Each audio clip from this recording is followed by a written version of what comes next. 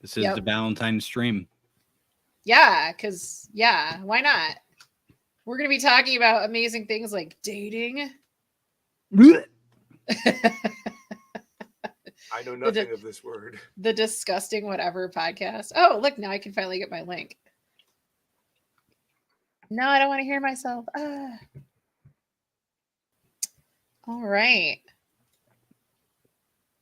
YouTube and then Rumble. Oh, that's not a whoops. Hey, everybody. Welcome. I'm Dive. This is the Pirate Panel. That's right. We had one last week, and now we're doing it again because we decided to do it twice a month, which means we had to change the schedule. So, all right. Where the hell did my StreamYard go? There we go. Hey. Same. I am Dive. I'm almost not streaming anymore. And then we have Llama, who got featured today. So he's got a huge posse of people over at his side. Tell us what's going on, Llama. Who are you? Oh my God. We can leave it at that. No, I'm just kidding. Fucking OG Rumble Viking streamer. That other guy, the Scottish Viking. Yeah, don't even pay attention to him. He's a goof nugget. You got Baby Llama and Mrs. Llama on a stream. She'll be starting streaming once we get into our new house. We're currently house shopping. Wait, are you guys staying in the same town or where are you going? Yeah.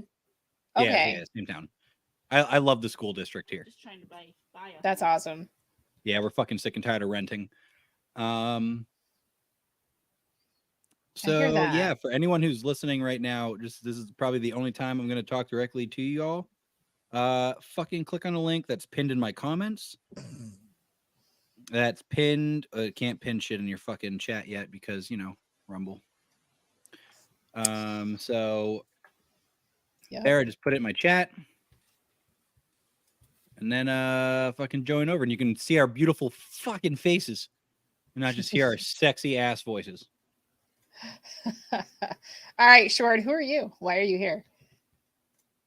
Oh, I didn't have anything prepared. I'm here because I have friends who invited me to be here, and I'm happy to be here and to talk about things. But I am currently in quasi-retirement. I actually am getting stuff together to start a new series of gaming / commentary. But right now, work has me with my nose to the ground. I will be quitting in 2 weeks, and then within the next 2 months, I'll be moving. So everything is going to be a little bit busy and crazy, but I'm hoping to be able to start pushing out a little more content here exclusively on Rumble for the moment. And yeah, that's about it. That's right. You are going to Texas. I was going to ask you when that was going to happen. So hell yeah, that's going to be a little involved, hey? Yeah. And what's crazy, so my sister and brother-in-law are already down there. My mother and stepfather are moving down there. They currently live in the same area that I do. They're moving down there also sometime in the next 3 or 4 months.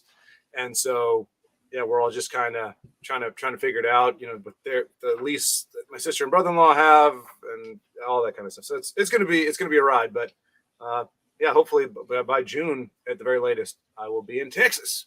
So wait, you guys have family down there or what? So what's your connection? Because you're in Indiana right now, right? Yeah. What's your connection to Indiana, or did you guys just move there one day? And no, so I had hit a really rough spot in my life, and my mother and stepfather lived up here. We're living up here. They moved up here he just retired from Geico, so he got a job for Geico that moved him up here. I was in a rough spot, and my mom was like, you know what? We got an extra bedroom. Why don't you come up and just kind of chill for a little bit and get back on track. So I moved up here just for that and got a job for the first time in like 3 months. I'm like easy, and everything just kind of clicked when I was here. And then as soon as I could, I moved out and I got the place that I'm in now. So, dude, I have so much to say about that. Oh my gosh. I have been getting back on my feet over and over and over again since like 2005. Yeah. It just, you get back on your feet, you get knocked back down again. And hopefully for me, things are good. I work for a great company. And if we have another COVID, I'll still have a job because of who we supply. So just don't want I feel that. Thank God. I don't want to lose a job again. It sucks. It's tough. Yo, Luther, good to see you, man. It's been forever. We also have Killer in chat. I don't know who the hell this son of Sven guy is. He's a pussy. Look at him just shilling his shit. Luther, it's been a while, dude. I hope you're doing well. I hope your family is good. All right. Well, I was digging through the dark side of the internet today, and Konda also shared some stuff, but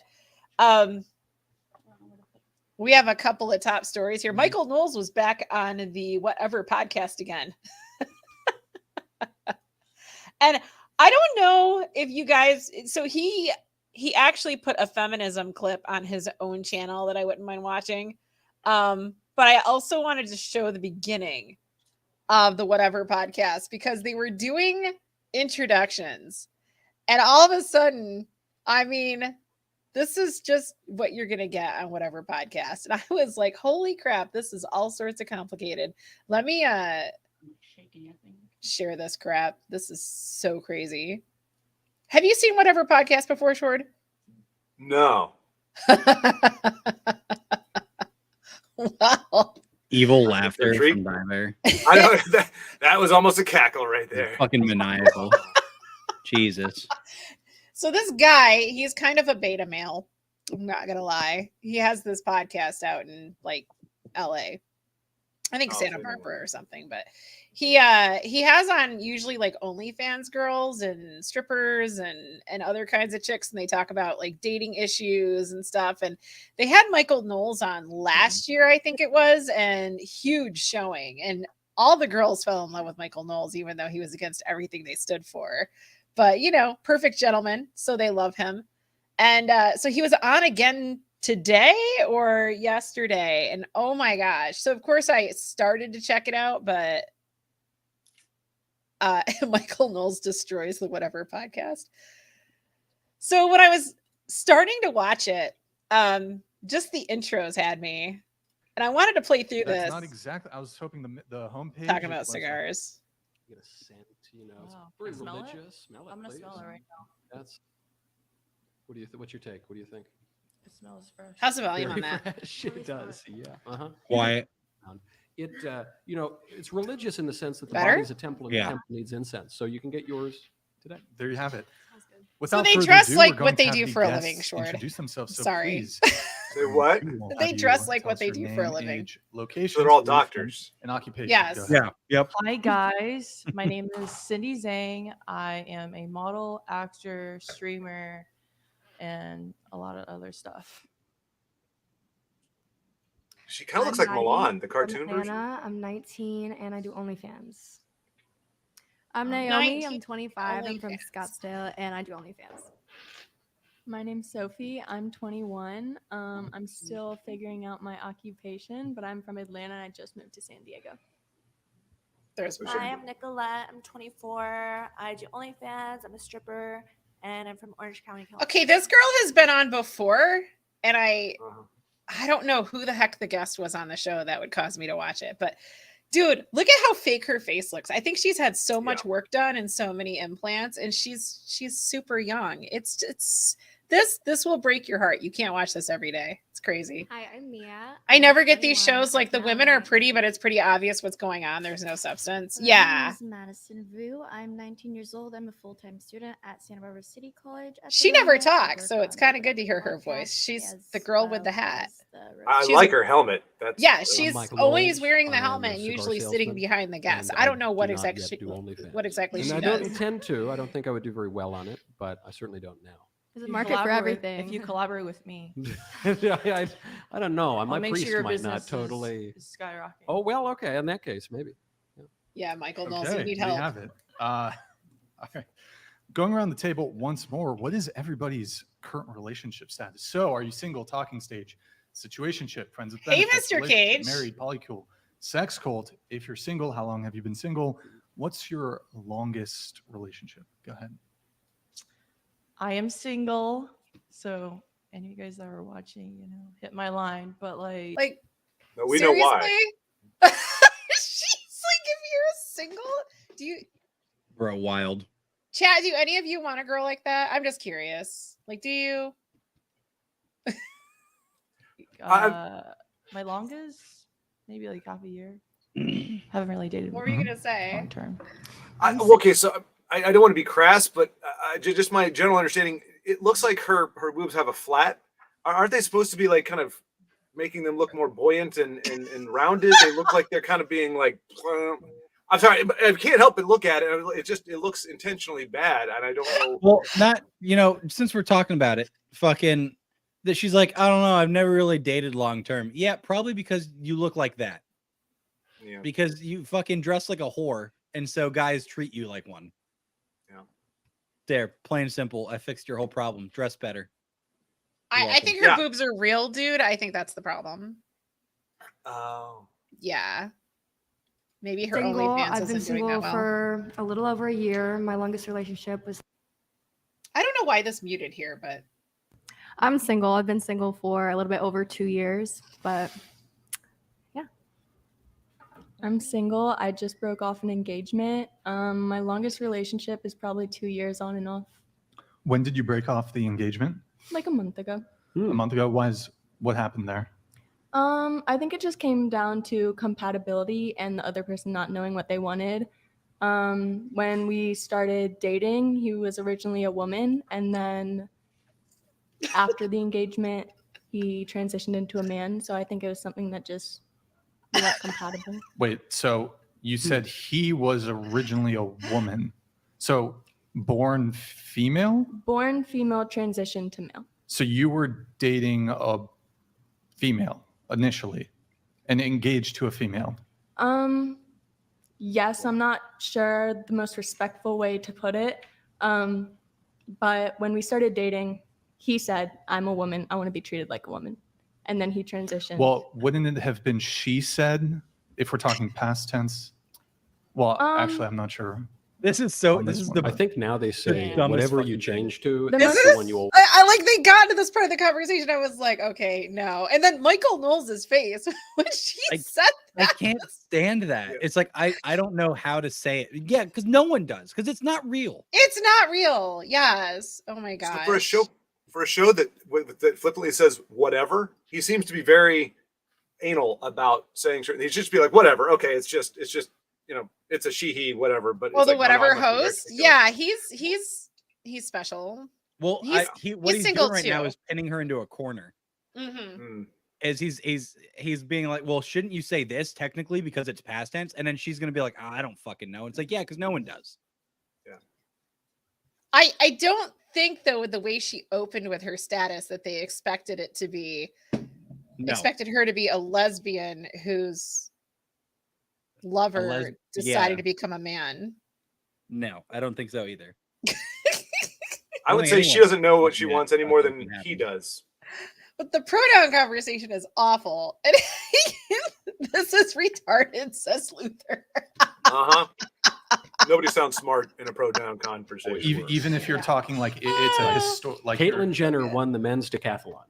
She did a great job. That's what they want you to say. I think. Now the he most prefers to be called he. The most respectful way to put it is to use their chosen pronouns. Okay, even when. Okay. Even when. So it didn't start off that way, but now he prefers to be called he, so she respects that. But if you're talking about something in the past, can you retroactively change like, it? Like I he think said X, but at that point he was a she. So then would it not? Could you say she? I love it. I think everyone's. I gotta. So Schwartz brought it up. All right, that is not a good freeze frame. Just staring at the camera. Oh, I think she can hear us. What? Yeah. He made a comment about her boobs, but this is the chick who needs to have a totally different top on because this is not working for her. Well, see, they're doing two opposite things. Hers are being pushed horizontal. Hers are being pushed vertical. And I could have sworn She they were looks supposed to like look. she's 50. Don't ask me how I know. Well, how? Opinion is different, and it's Okay. just what I'm is not most 50, I'm respectful to the gravitationally person and what they challenged. prefer. And so midway I through think. your relationship, she wanted to become a man. Midway, like halfway through the engagement, one day out of nowhere, he said, Okay. I'm a man. I'm going to start my transition. I'm going to get on testosterone. You're on board or not. Where did that come from? I genuinely don't know because it wasn't talked about ever before that. It was just kind of one day. It was like, this is what's happening. Did you ask? Were you just like, well, sure, I definitely sir? was interested. Okay, doesn't she look like a Muppet? Sure, sir. Yeah. This one here looks like a Muppet. Oh gosh. Wait. I gotta Looks find like she's the wearing a Muppet. waist trainer. There's like ooh, this one. Yes. I know exactly which Muppet you're talking about. Oh, I gotta get the picture. And I love that you made that reference because it's true. You totally see it. Open image, a new tab. Don't download it. Mother trucker. You know what? Fuck it. This chick right here. Yep. Oh, jeez. Wow. Oh no.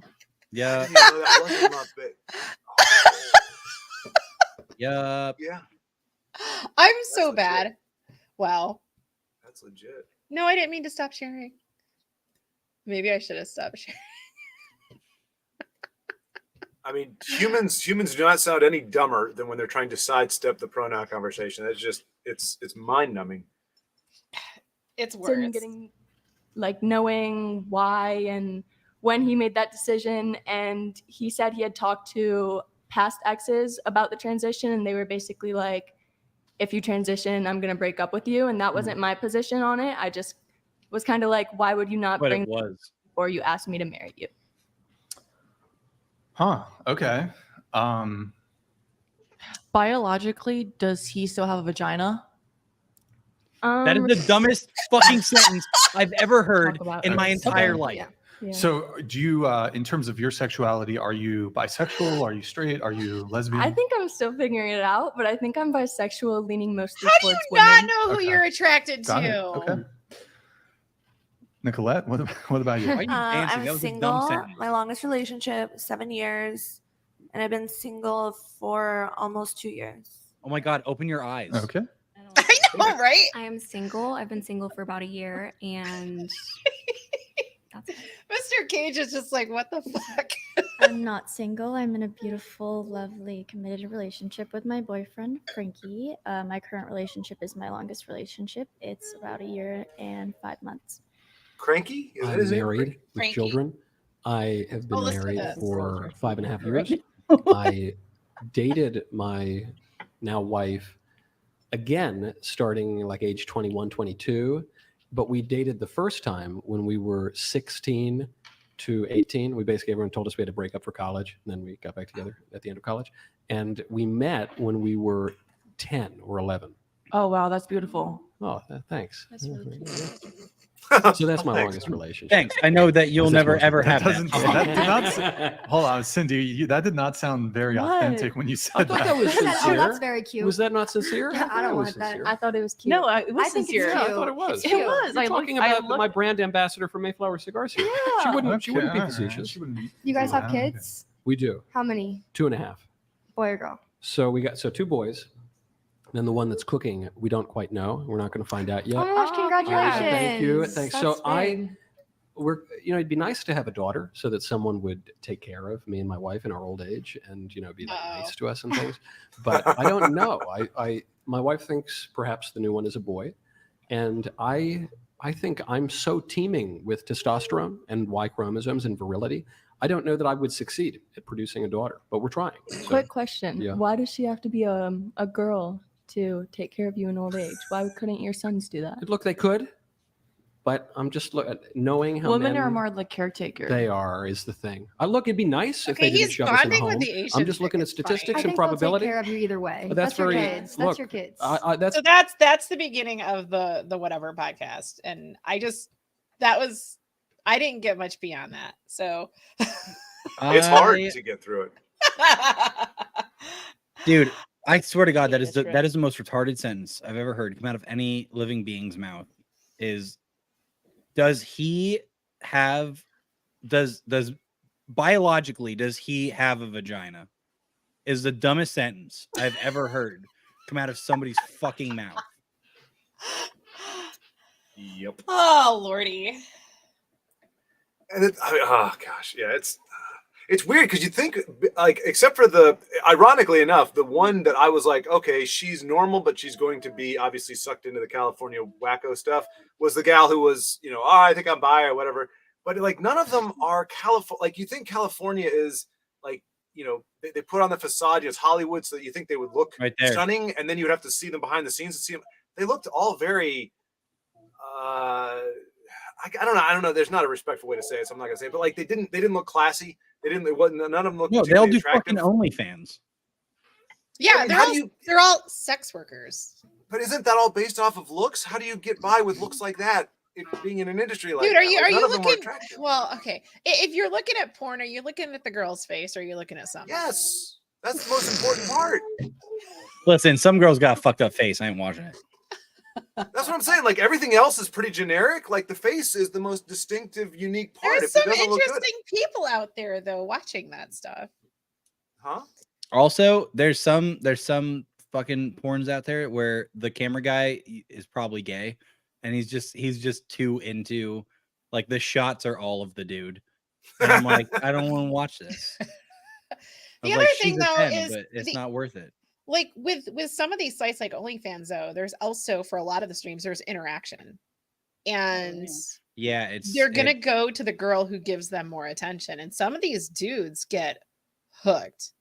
Oh yeah, it's really, really, really, really sad. So it's not like they're just looking at porn. It's just like a lot of the cam girl sites. Like, it's like going to Llama stream, dude. Like, everyone's there's a reason why his viewer count is high. I'm just saying. It's facts. It's because I'm shirtless under here.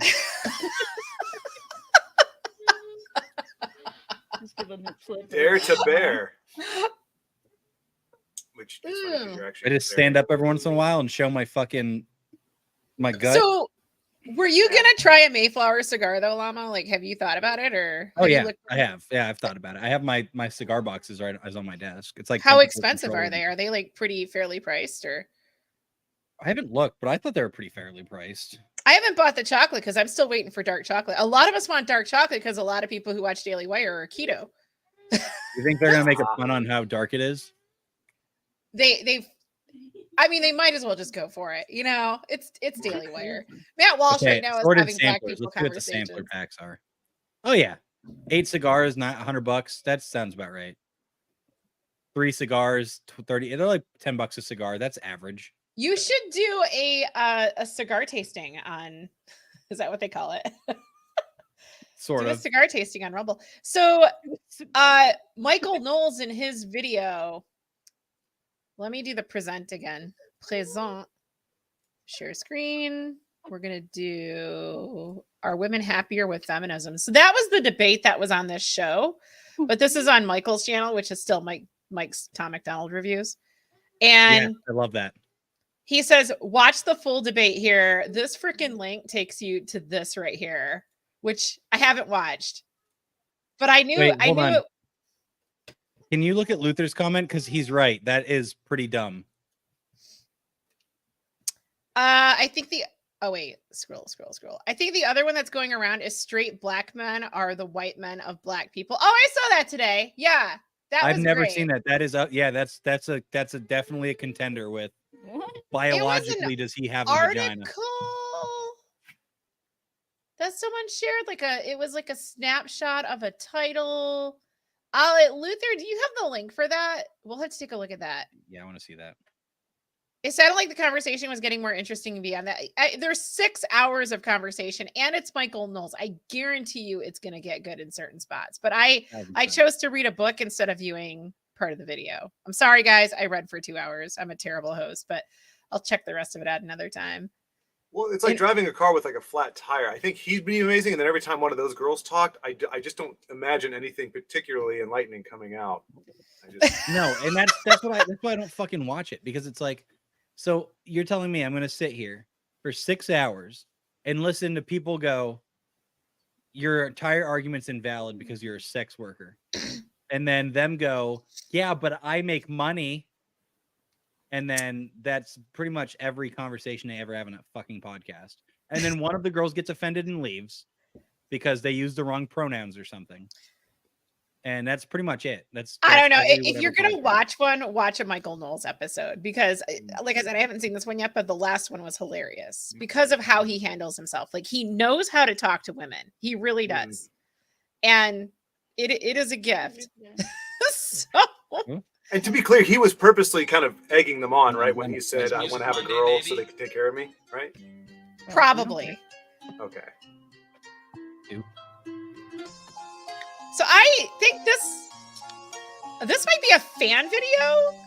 Oh, it's got to be. Yeah, this is not him.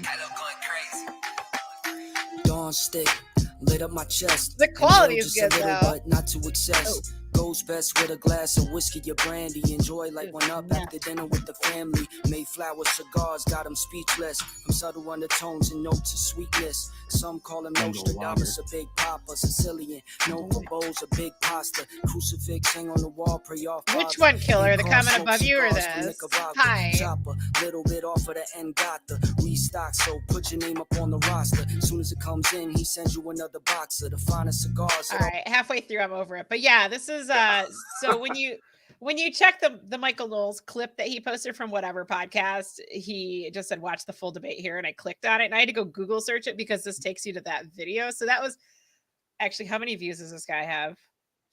He has 1.3 thousand views now. So it's not like not a lot of people clicking on links in YouTube chats. Crap. Apparently not a lot of people clicking on links in my chat. What the fuck's wrong with you? How the hell? I don't understand. What? Share. There we go. I guess it's not bad. 1 out of 22 clicking on the link. That's not too shabby. All right. I'm going to make you guys sit through part of the feminism debate because I think the most these common are different definition is girls. the social, political, and economic equality between the sexes. So, according to that definition, I would definitely identify as a feminist. Oh, this girl's a In general, lawyer. I agree with that I think. definition. I believe that we should not be discriminated unfairly on the basis of sex. If I had to add in addition to feminism. I would agree with all that. And then I would also add on just kind of adding political currency to just female spaces, women's interests, and just women's proclivities in general. That last Oh my gosh, whatever. Fix your sound. good if that's what it were, but I actually think feminism does the opposite of that in practice. And frankly, going all the way back to the beginning of feminism in the 18th century, probably my definition of feminism would be Gloria Steinem's definition. She was the very famous feminist of the second wave, which is that a woman needs a man like a fish needs a bicycle. Feminism is the idea that men and women are not complementary. They're not different and helpful to one another, but they're identical and indiscernible. That there are some superficial differences. You ladies might be a little prettier perhaps than I am, but all in all, we're basically exact. Okay, they brought out the smart strippers for the feminism debate. I don't really want to sit through this. Okay, Di, just because she's wearing glasses doesn't mean she's smart. They're way too big for her face. I heard the one girl talk before, and she actually puts forth good arguments, although he can totally beat her in this debate. But yeah. All right. So Luther shared the oh, you actually got the freaking article, bro. That's awesome. Okay. Do we have any black people in chat? What a fucking wild way to start this shit. Are there any black people in Llama's chat? I'm just curious. Then I want to know how many are straight. We need diversity. Yo, Purdy! What's up? Straight black men are the white people of black people. Damon It Young, feels you're a moron. counterintuitive to suggest that straight black men as a whole possess any sort of privilege. Let me see. Verguy says sadly.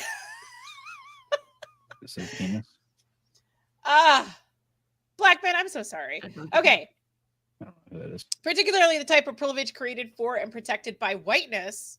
In America, we are near or at the bottom. Okay, think of me as a black man as I'm reading this, okay? A straight black man. Apparently, that's who's writing this. Damon Young. I'm not doing a voice. In America, we are near or at the bottom in every relevant metric determining quality of life.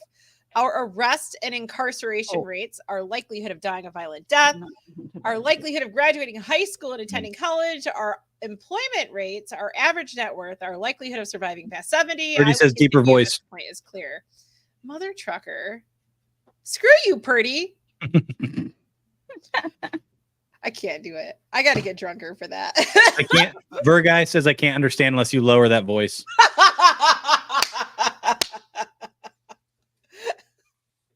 Oh gosh.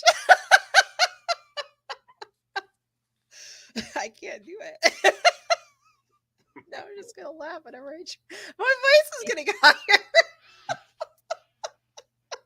Who's like, all right. I wish I had a sound thingy. But assessing our privilege or lack thereof on these facts considers only our relationship with whiteness and with America. What the fuck is whiteness? Come on. Intra-racially, however, our relationship to and with Black women is not unlike whiteness's relationship to us. Wait, what? In fact, it's eerily similar. What? We're the ones for whom the first Black president created an entire initiative to assist and uplift.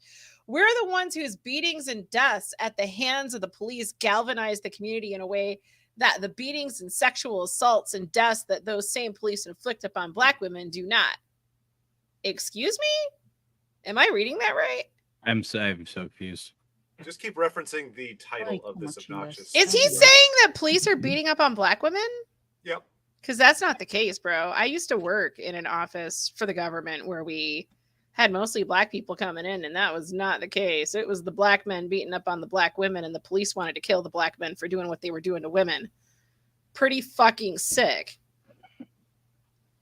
And that's in Detroit, where everyone's friendly. So imagine what it's like in places like Chicago. Yeah, but like, are we really? We got to asking the question, like, what did the women do to deserve to be beaten? You know? You're right. You're right. You're right. All right. This guy. Wow. No, it's a neighbor.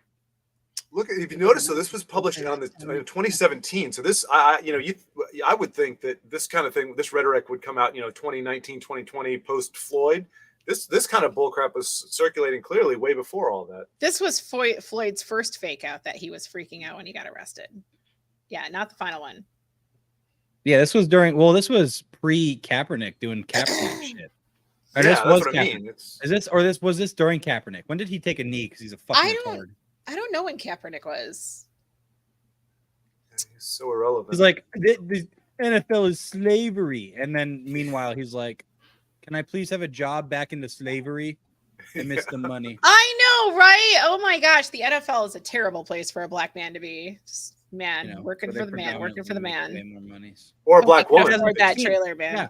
Yeah, 2016. So this is because of that. I guarantee. True. If you're a lion, you're probably working for a woman. Last I knew. This came out in 2017. So this is definitely because of the Colin Kaepernick shit. Okay, that explains the next one. Okay, so we're the ones whose mistreatment inspired a boycott of the NFL, despite the NFL's long history of mishandling and outright ignoring far worse crimes against Black women. Wait, what? We are the ones who get the biggest seat at the table and chicken at the table, despite making the smallest contribution to the meal. I'm sorry. I feel really strange being the one reading this article as a white woman because it's like I'm so confused. Trust me, as a white man, I am equally as confused. Who shared this article? Was Purdy, it you need to get on the podcast. What are you doing? Purdy, get in here, bro. I haven't been into mainstream rap since the 2000s. I did become a fan of rap. Yeah. Oh my god, Ryan, you showed up at a good time, bro. This is. He's not a Black man. Case that we were doing an extra episode today. Well, no, our schedule changed. Yeah, I'll change it. Yeah. Logic should win Black Rapper of the Year.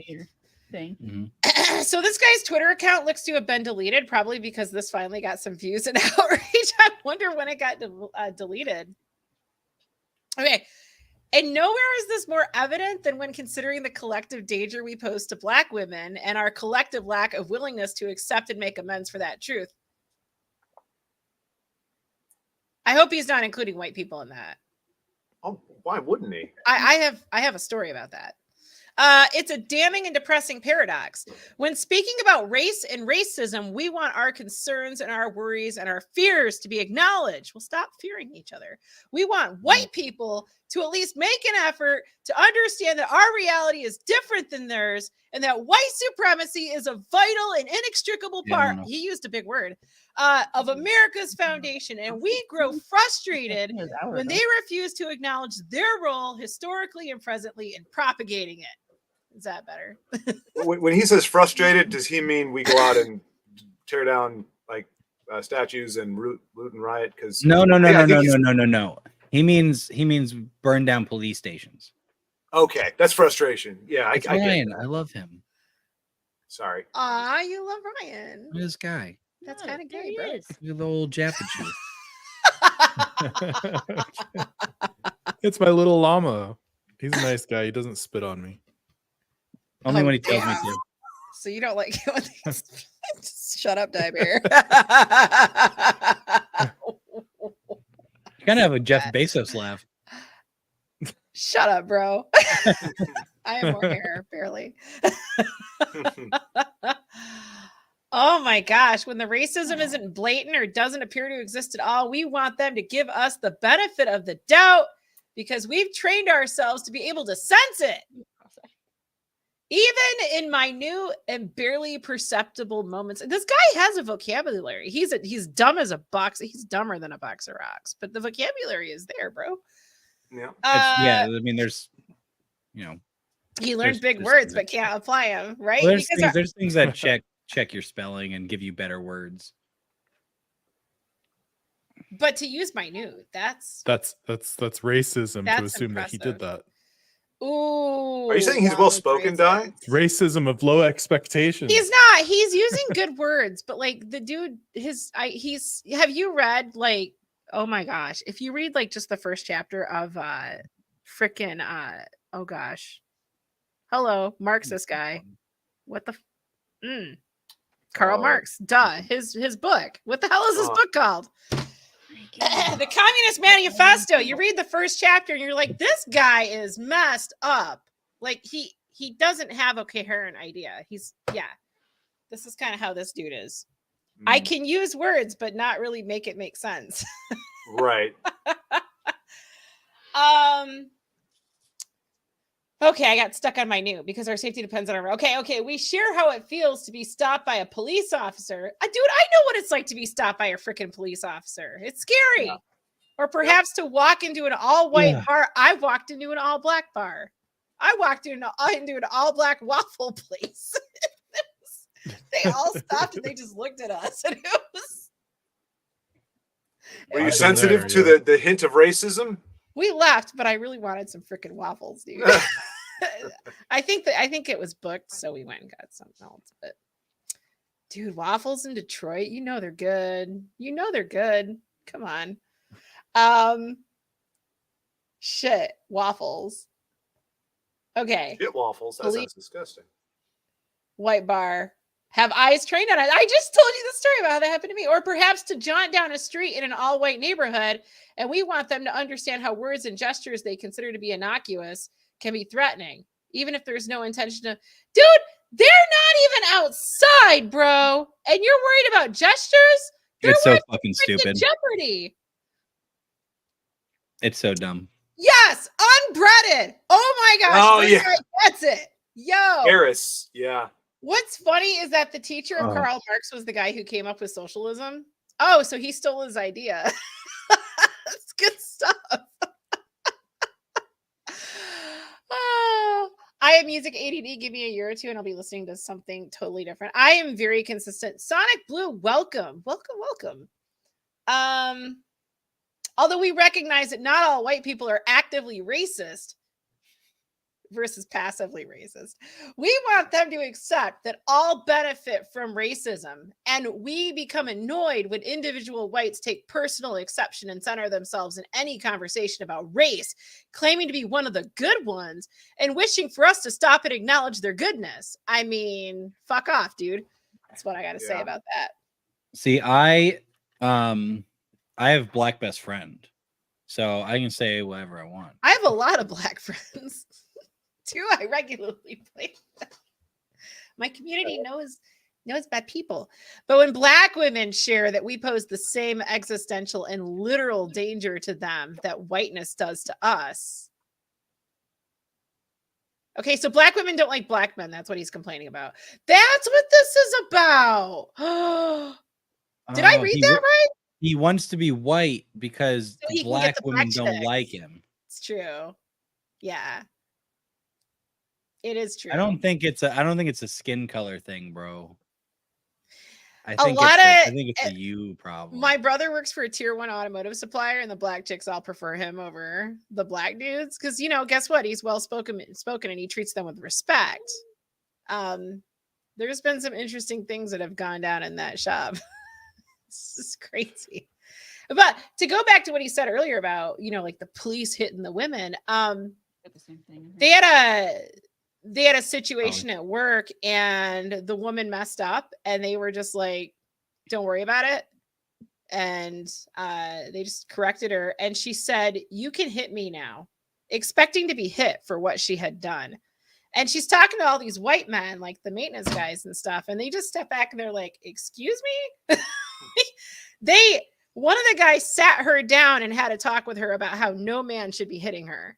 But that's the shit that you have in the culture here. And I learned about that when I moved into my office in North Detroit. And I was taught that by the women who I worked with. Like, it was common, very common to hit women. And I'm sure it still is common. It's only been like 10 years. It still is, right? Right? Yeah. What? Right. In the Black community. Oh. It's fucked up, dude. It's there. It's there to see if you actually get to know people there. It's insane. Oh yeah, for sure. I don't like much of them either, to be fair, at least not American. Wait, which American people? Are you talking about Black people? It's crazy. Maybe he's talking about the women who don't like him. You don't like the women who don't like you, or you don't like women? We're gonna learn a lot about. Maybe that's it. Maybe he's gay. Has anyone followed up on this guy since 2017? Is he now a woman?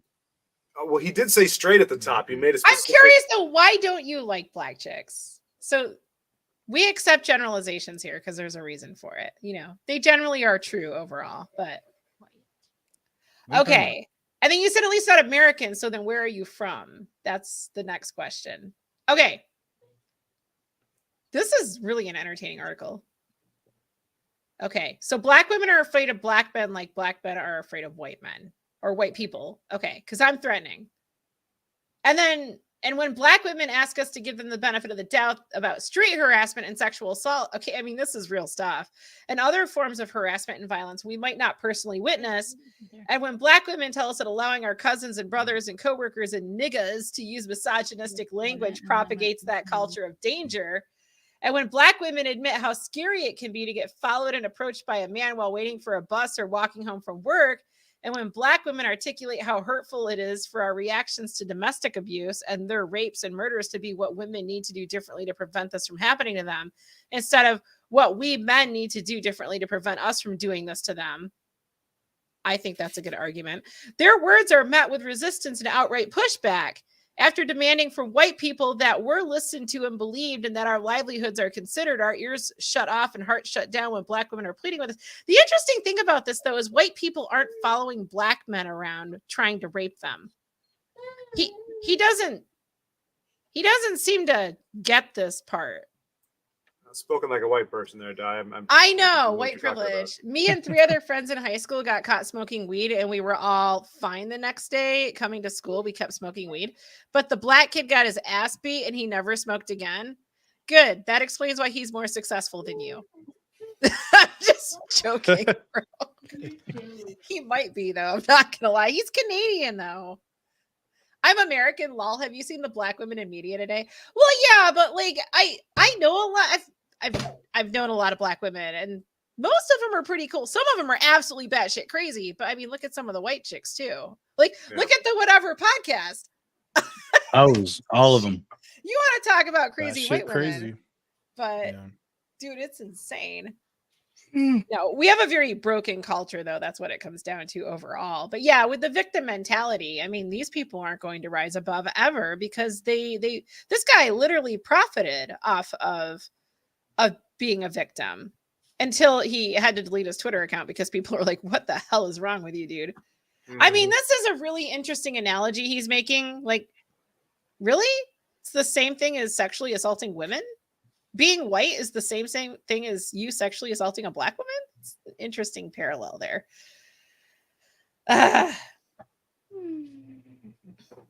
Making things worse is that black women and girls are also black people in America, a fact we seem to forget whenever possessing a bad memory is convenient. I don't think that sentence came across how he intended it to. The effects of racism, metaphysical and literal, and the existential dread and dangers felt when existing while black are not exclusive to black men and boys. They face the same racisms we do. Okay, that was that's not correct. And the same doubts from whites about whether the racism actually exists that we do. So if you're getting doubt from a white person, maybe, just maybe the white person in front of you isn't racist. I'm just saying. Yeah. If you're not a dick, you could be friends with that white person. But that's not how they perceive it. Because you're not validating their paranoia. Or I wouldn't even call it paranoia. You're not validating their desire to be a victim. Right. Racisms. That's like trainings. You're going to take trainings. I hate that word. Saw that in the government. It's terrible.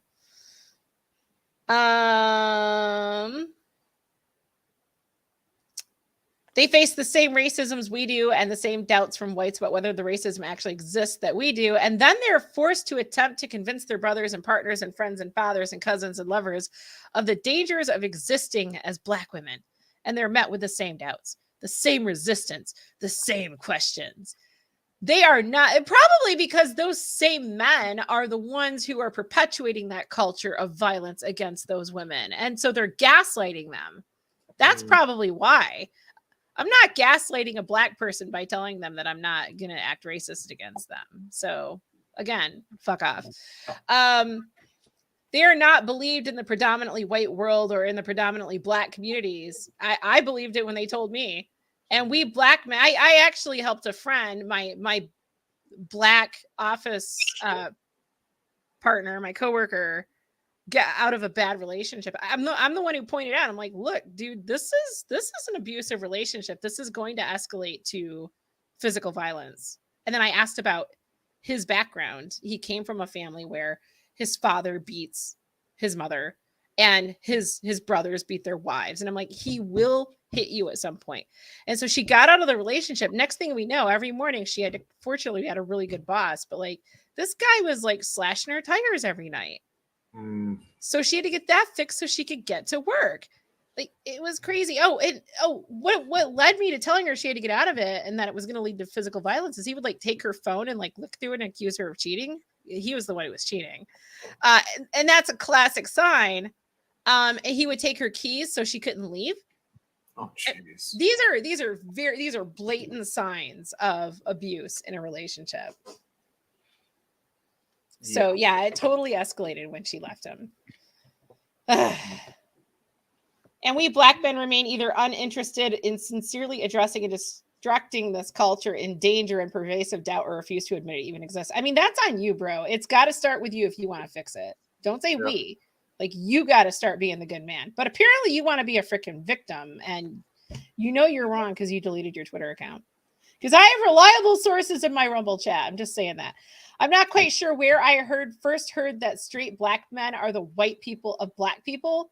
I know I read a version of it recently in Saki Benibo's The 444 Effect.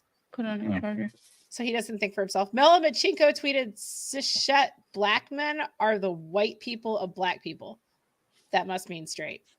Over a year ago, and apparently received so much criticism for it that she temporarily locked her account. Do we need to read the rest of this? No. It hurts my brain. I mean, that's Dude, it says continue reading. I didn't even think we were going this far. I thought it was over. I mean, it got good. I stopped listening. I was sitting here. I'm watching Baby Llama go to fucking town on one of those books that crunches in his hands. Sounds like something a white man would do. No, yeah, God there's forbid I not. have free time. Well, it says continue reading, but it says And it's true. What a troll move. He made it. He spaced it just long enough that it would say continue reading. That's so funny. That's it. That's great, dude. I mean, you can't argue with that. He says it's true. So what are you gonna do? Oh yeah, it's on the Read internet. his word It's count. Wow. Like, where do these people live that they have racism in the shadows? Because I go outside here in Ohio and I feel like I'm the fucking minority. I swear to God. Oh yeah. Now, how do they treat you? Are they following you and accusing you of stealing stuff and afraid of being beaten up by you? And Only in my head, apparently. I'll tell I you refuse what, to though, acknowledge at that. night they get noisy. They're out there blaring their fucking vehicles, sitting in their driveways with their wait, who are they? Like- Like, what kind of neighborhood do you live in? I don't. Black. shadow people. You're living in a shadow people. Wait, are you in a black neighborhood? I'm in Columbus, so everything's black. Oh, everywhere I okay, look, okay. So, yeah. So I mean, so, did but, you so me also- going out, I feel like I'm the oppressed one here. So I don't know where the hell these people writing at the root live, because I don't know. They're definitely the majority over here. Did y'all fucking die? Did you see the senator that claimed that she was stopped by a white man while she was trying to go vote on a bill, and he said, "No, I'm sorry, only senators are allowed in here." And she goes, "I am." And she showed him her pen or whatever that all the senators have. He goes, "Yeah, well, where'd you steal that from?" Was she black? And yes, she was Okay, claiming that better it was question, was she racist. Democrat? Yeah. Oh, he's and I doing was his like, job. okay. And then the news reporter's like, "Oh my God, that's crazy." Where's the follow-up questions? Like, who was the man? Was he just a random man guarding the elevator?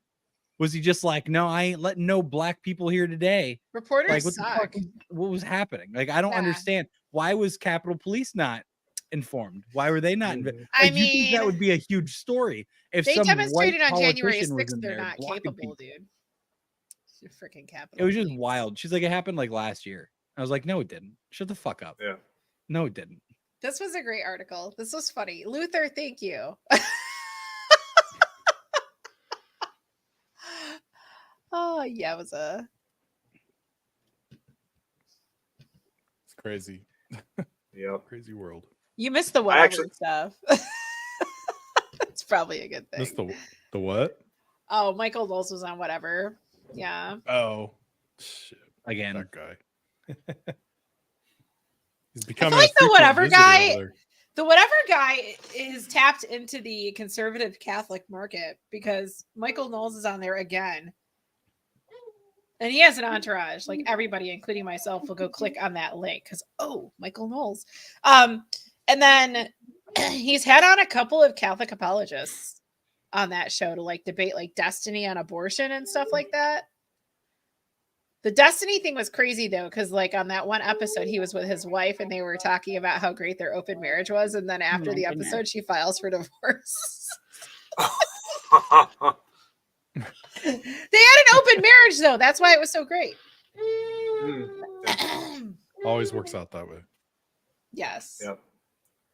Yeah, I had a coworker who was telling. No way. I saw Conda or something. 51 minutes. Sorry, Jordan Peterson did a 51-minute psychological breakdown of facts.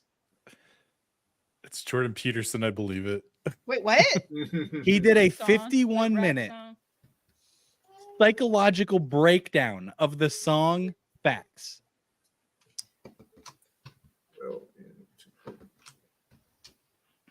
Do we want to check it out? It's 51 Probably minutes. I'm analyze sitting here for an hour. everybody's I will do that tomorrow. childhood. I mean, we don't have to I go sent through it the to whole you, Di. thing. Check All out. right. I sent it in the chat. I sent it in Rappers the are chat. having I'm incredible watching it at work tomorrow, but fencing. what the actual fuck? I'll determine right now if I'm going to watch it at work tomorrow.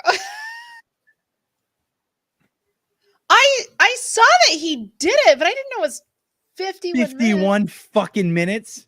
He did an Bruh. hour breakdown of the song of the 2-minute song Facts. Well, you have to remember, whether you like him or not, his sentences take a very long time from beginning to end to actually finish. So I can imagine that there's actually about scary good. That is very good, Schwartz. This That guy is one of the best impressions I've heard of him. We came for a reaction, but we got a psychoanalytic commentary instead. God, I love this man. Only Dr. JP can analyze a 3-minute long rap song in a 50-minute video with such a profound and intellectually stimulated commentary. He is one of the greatest minds in this era for a reason. Wow. Oh, Lordy. Hi, everybody. So, as you may or may not know, though most people know if they're vaguely awake, Ben Shapiro and Tom McDonald have the #1 song in the world at the moment. And it's very comical because it's a rap song. And just the idea of Ben Shapiro doing rap, hip hop is comical in and of itself. It's even more comical because, you know, he's been a critic of that particular genre. So it's very interesting to watch Ben step out of his presuppositions, let's say, and also his domain of previous competence, although he is a musician. Anyways, on with the analysis. They call me offensive, controversial. There's only 2 genders, boys and girls. Okay, well, the first thing we might point out here Damn, that was fast. with regards to use of language is Like that 2 seconds. Tom does use genders. And I think that's actually, what would you say? That's an interpretive mistake because he should have used sexes. Sexes.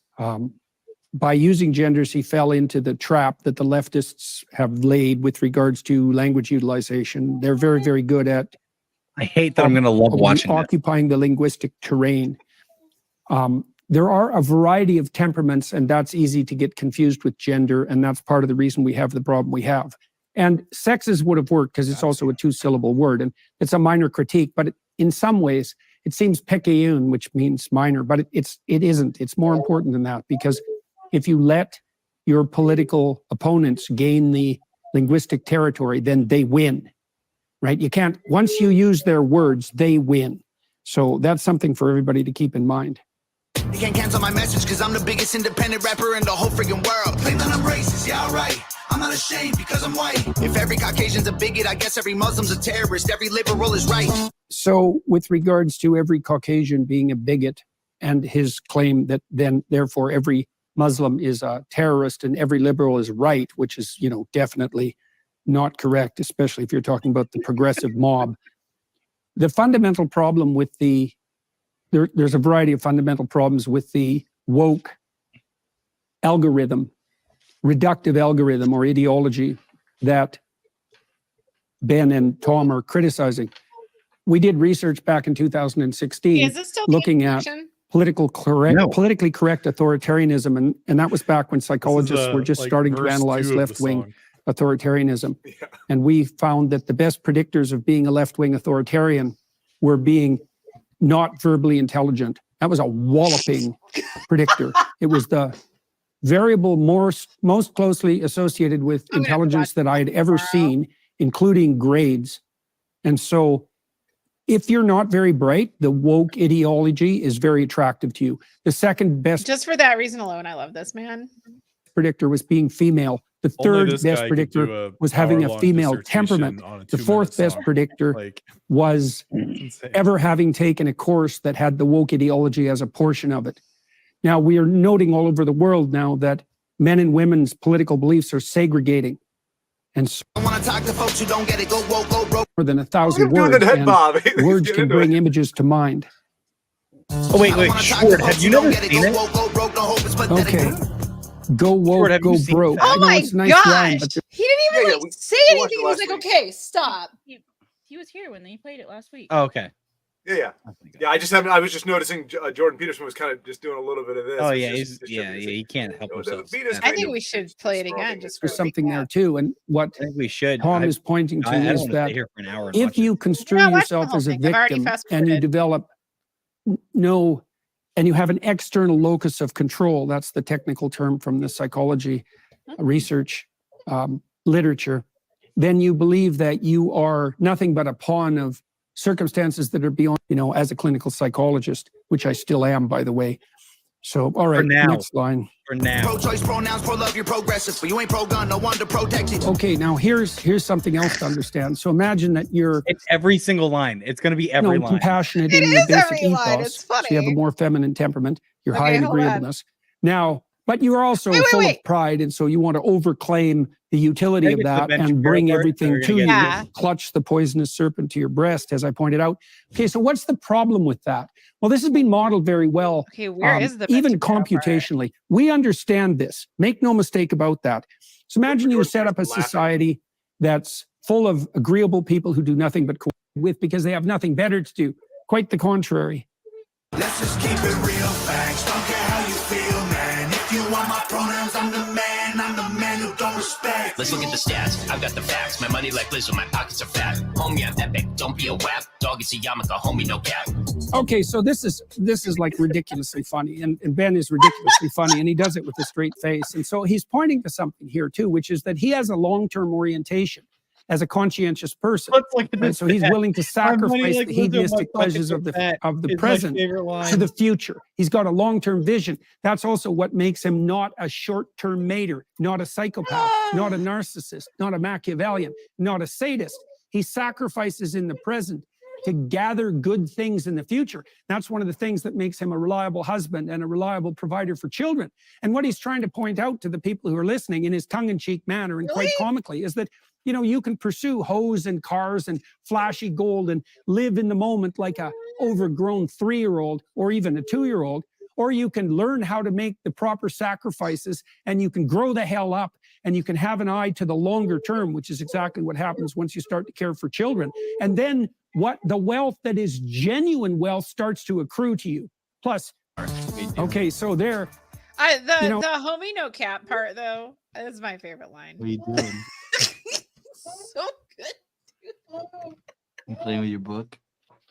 I have to believe that a lot of these words, especially like that, like it's not a more succinct way of saying lie. It's the same amount of syllables. And I gotta believe it is expanding the quote unquote vernacular vocabulary for the purposes of rap. Not Ben, but like a lot of these words that come out that, you know, is in our culture. I'm like, I'm guarantee we have this because somebody wanted to rhyme with a word and the word didn't exist, so they came up with some BS word for it, and now you have it just so that they didn't have to think of something more appropriate. Because I'm like, well, isn't cap from Kappa though? So it was longer. I think. No cap, lie, right? Yeah. No cap means it's not a lie. Right, but we're talking about where cap came from. I think it's from Kappa, isn't it? I don't know. Maybe like not. Latin? No idea, but Eminem found ways to rhyme orange, so anything's possible. Yeah, I guess. syringe. Hey, what did he rhyme he with messed up orange? the syllables. Syringes, oranges, syringes. Oh, true He- Eminem fashion. Yeah, I mean, he's not making up words; he's just making up pronunciation. Donald Trump signed a tractor. Huh? That doesn't surprise me. Well, he That was down tractor because they did suddenly that. worth $200 million. They Sounds did like a that Trumpian freaking. thing to do. Yeah, it's worth $1 billion now. They did the freaking that went down to the border bullshit. I know where was he visiting somewhere? I don't know where he was, but he signed this fucking tractor in big old fucking, like, not a little signature, big old signature. like, Freaking J Real showed me a video about a tractor. It was a rap song. Are you familiar with that? It's some of the stupidest shit I've ever seen in my life. Very possible. Let me find this.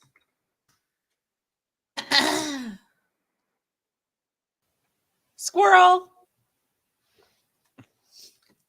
Where? Is it just called tractor? Chat, you know what I'm talking about? Uh-oh. I might have to tag him. Tractor rap. Hey, there it is.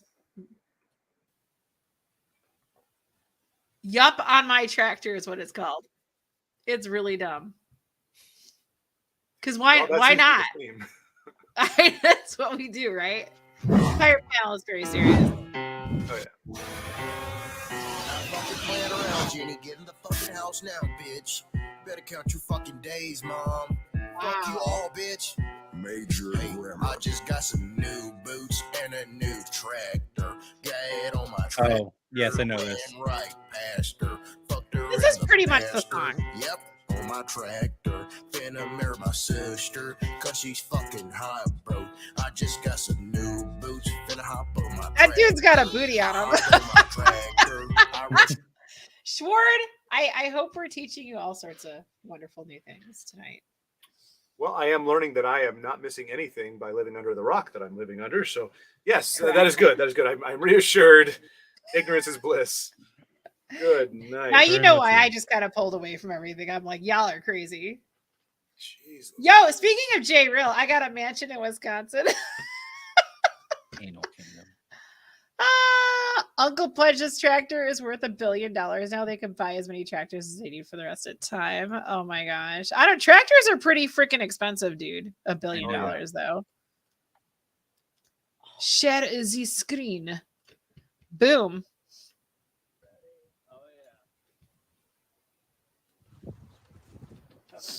Yeah.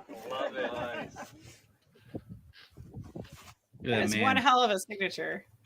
That's what I'm saying. How many names? You think Biden can do that? I don't know. That's very true. You think Biden can do that? I don't think so. That's the greatest signature in the world. That's what they tell me.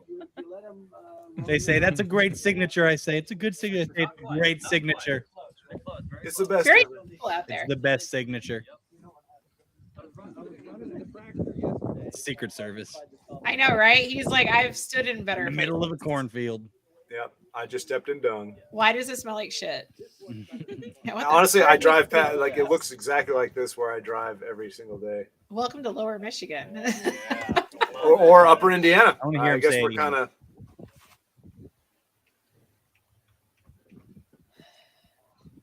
Masterful scribbles. I don't think. I don't think. You think Biden can do that? I don't think so. What kind of tractor is that? Because it. I'm guessing a John Deere because it's Oh, yellow. no, it's and definitely. green. It's Yeah, John it's Deere, a but I'm Deere. wondering, like, oh, okay, never mind. I'm seeing the. Yeah, John Deere. Because you have those combine things that are, I don't know. There's different. Well, it depends on what you're doing with the tractor. Right. Cool.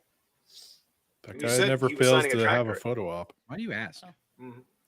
Ryan, are you rocking like a wondering. green screen or something? I'm telling you, man. It's my new rooms. Yeah. My Yeah, hands it's his are new supposed- room. Flawless. I like how you Yep. you have a little window there. It's Just got, like, it's got black holes everywhere that makes things disappear if you're not careful. He's in the See? Spider-Verse, I just don't ate my talk to arm. him. you're just like it's like Matt Walsh's green screen. He has a window, and same with Michael Knowles. I know. I suddenly studio. have a. I suddenly And it's can't daylight. do it, but I At have 9 a o'clock budget. at night There in you go. Ohio. You kind of look like a midget with your hand.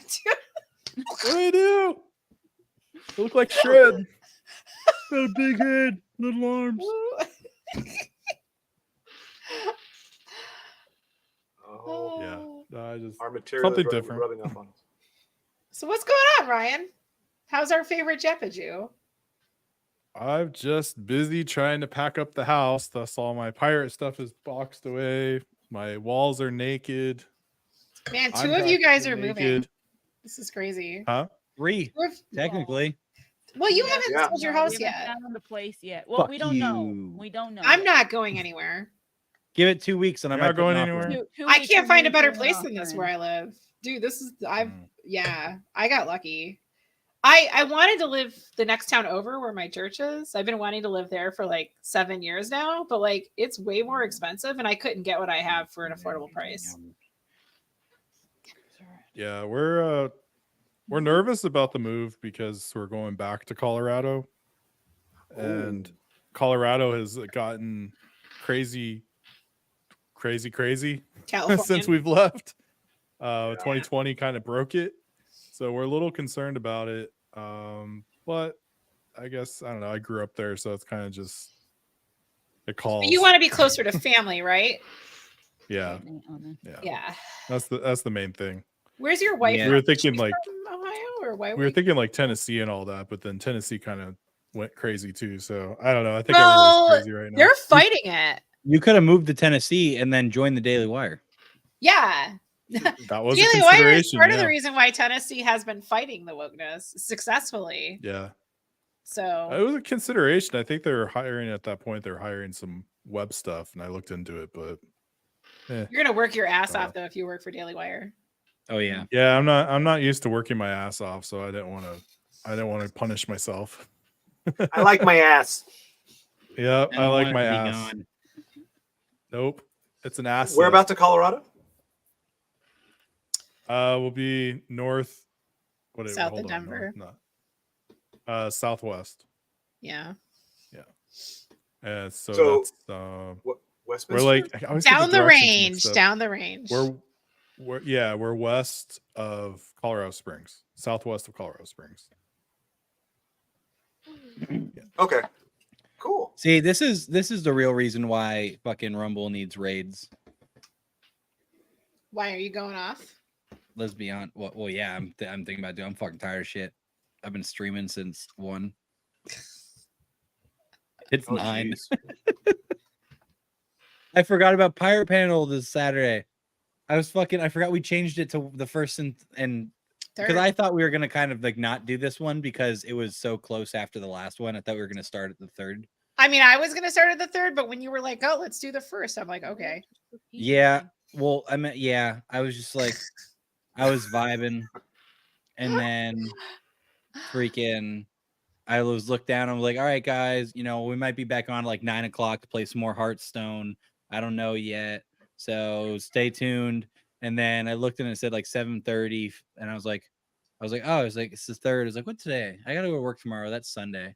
Oh shit, Saturday. And then I looked into Discord because I haven't had it open all day, and I was like, oh fuck, we got Pirate Panel today. I was like, I just haven't kidding. been We're on it gonna much keep the stream either. open. I mean, I disappeared for real. And then yesterday, I just wasn't online. I was like, you know what? I don't want to deal with anything. You're the only reason I have Discord.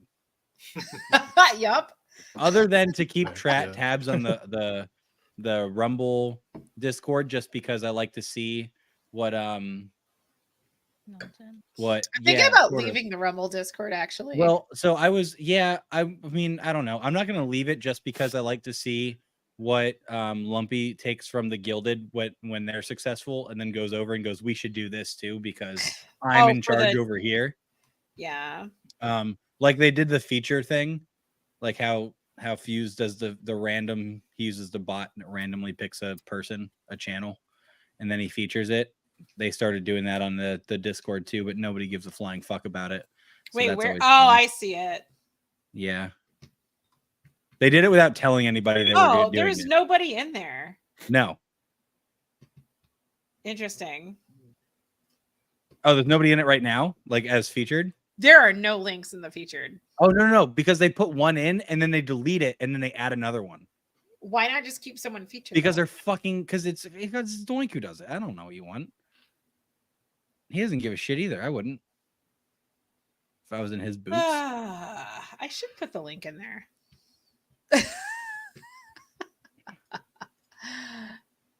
I don't know. So we are live for the first time on YouTube with Pirate Panel, and then we've been on Twitter before. But yeah, I decided to expand it to the other platforms just because we haven't gotten any support from Rumble. We've never been featured. We don't get any kind of promotion.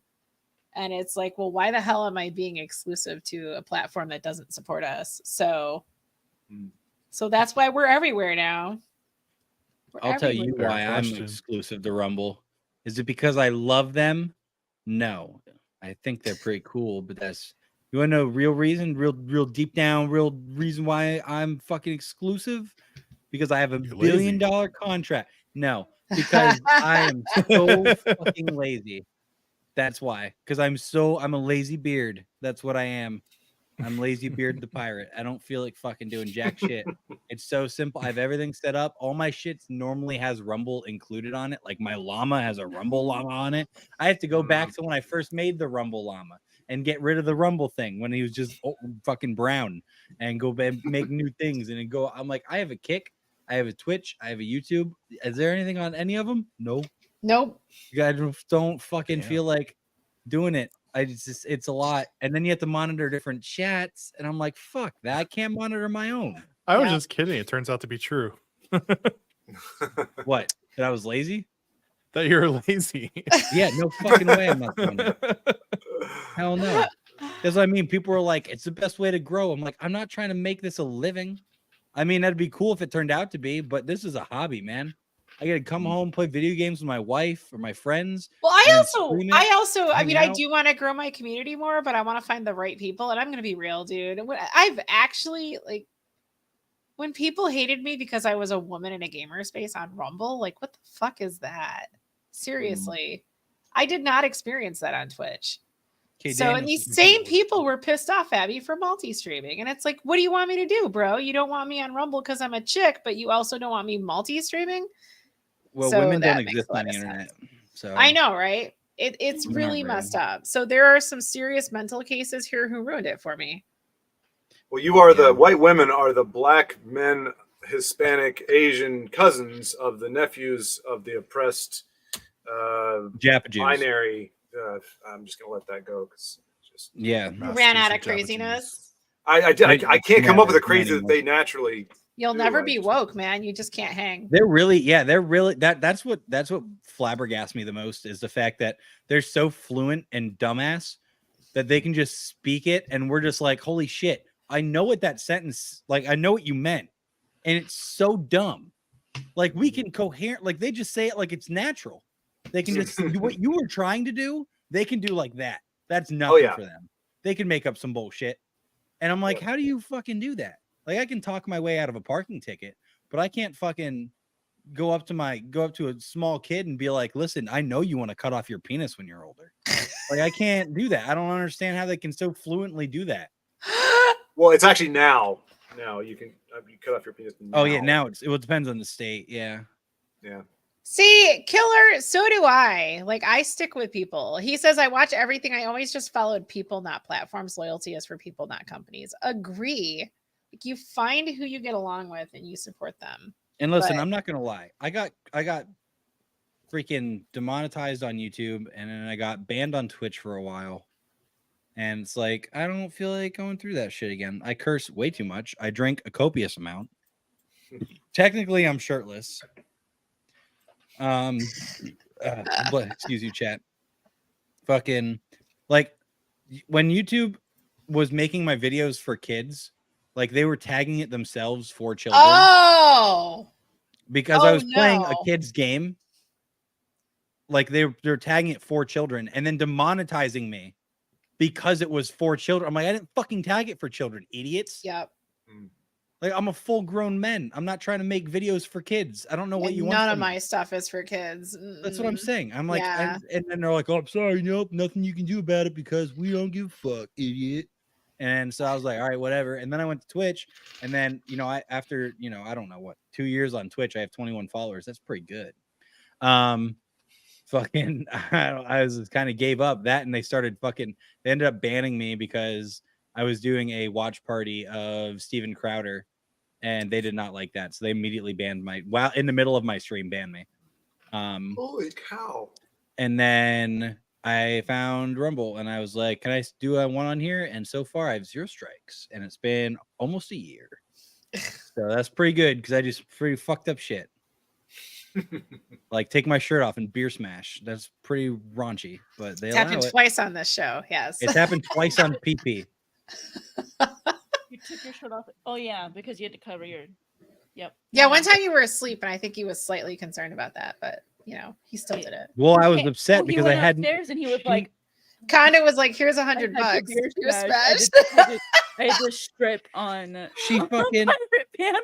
I was She's like, the one oh. who gets me my other clothes because when I beer smash, it's all over my clothes. So then I'm like, ah, shit, I need a new shirt because it's fucking soaked over my shirt.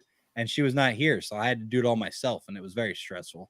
What's funny is a lot of those nights I'm there for most of it, and then I'm like, honey, I'm going upstairs to go to bed, and I'll go upstairs, fall asleep, and then he'll come up hours later and be like, babe, so this happened, and somebody said, well, whatever, and I'm like, I know, I was there for that part. I know. I can see that. Yeah, well, okay. He's like By so the drunk, he time- does not remember by the- anything. By the time somebody fucking beer smashes me, I'm usually fucking like 10 beers deep. So it doesn't like I'm fucking gone at that point. I've been streaming for 2 hours. I'm 10 beers deep, and they just had me fucking kill 2 beers on stream for a beer smash.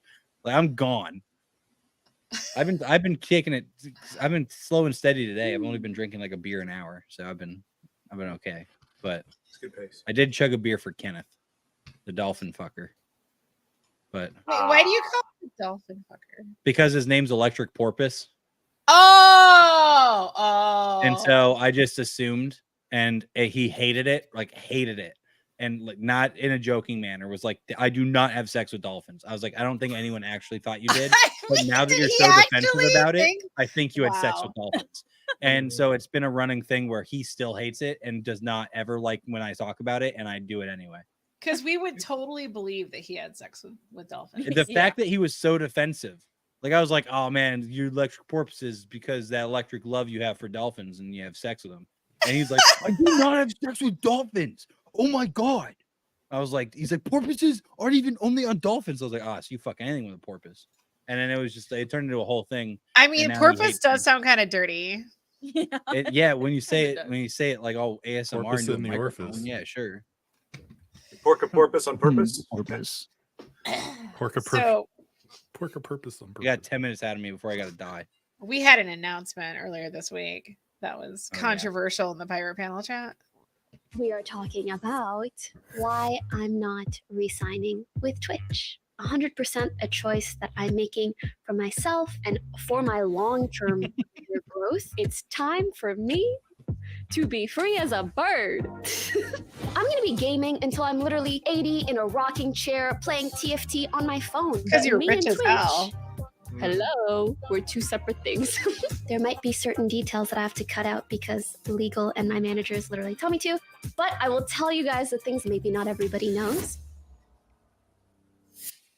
We are talking about why I'm not. Oh, that was it. It's just a short.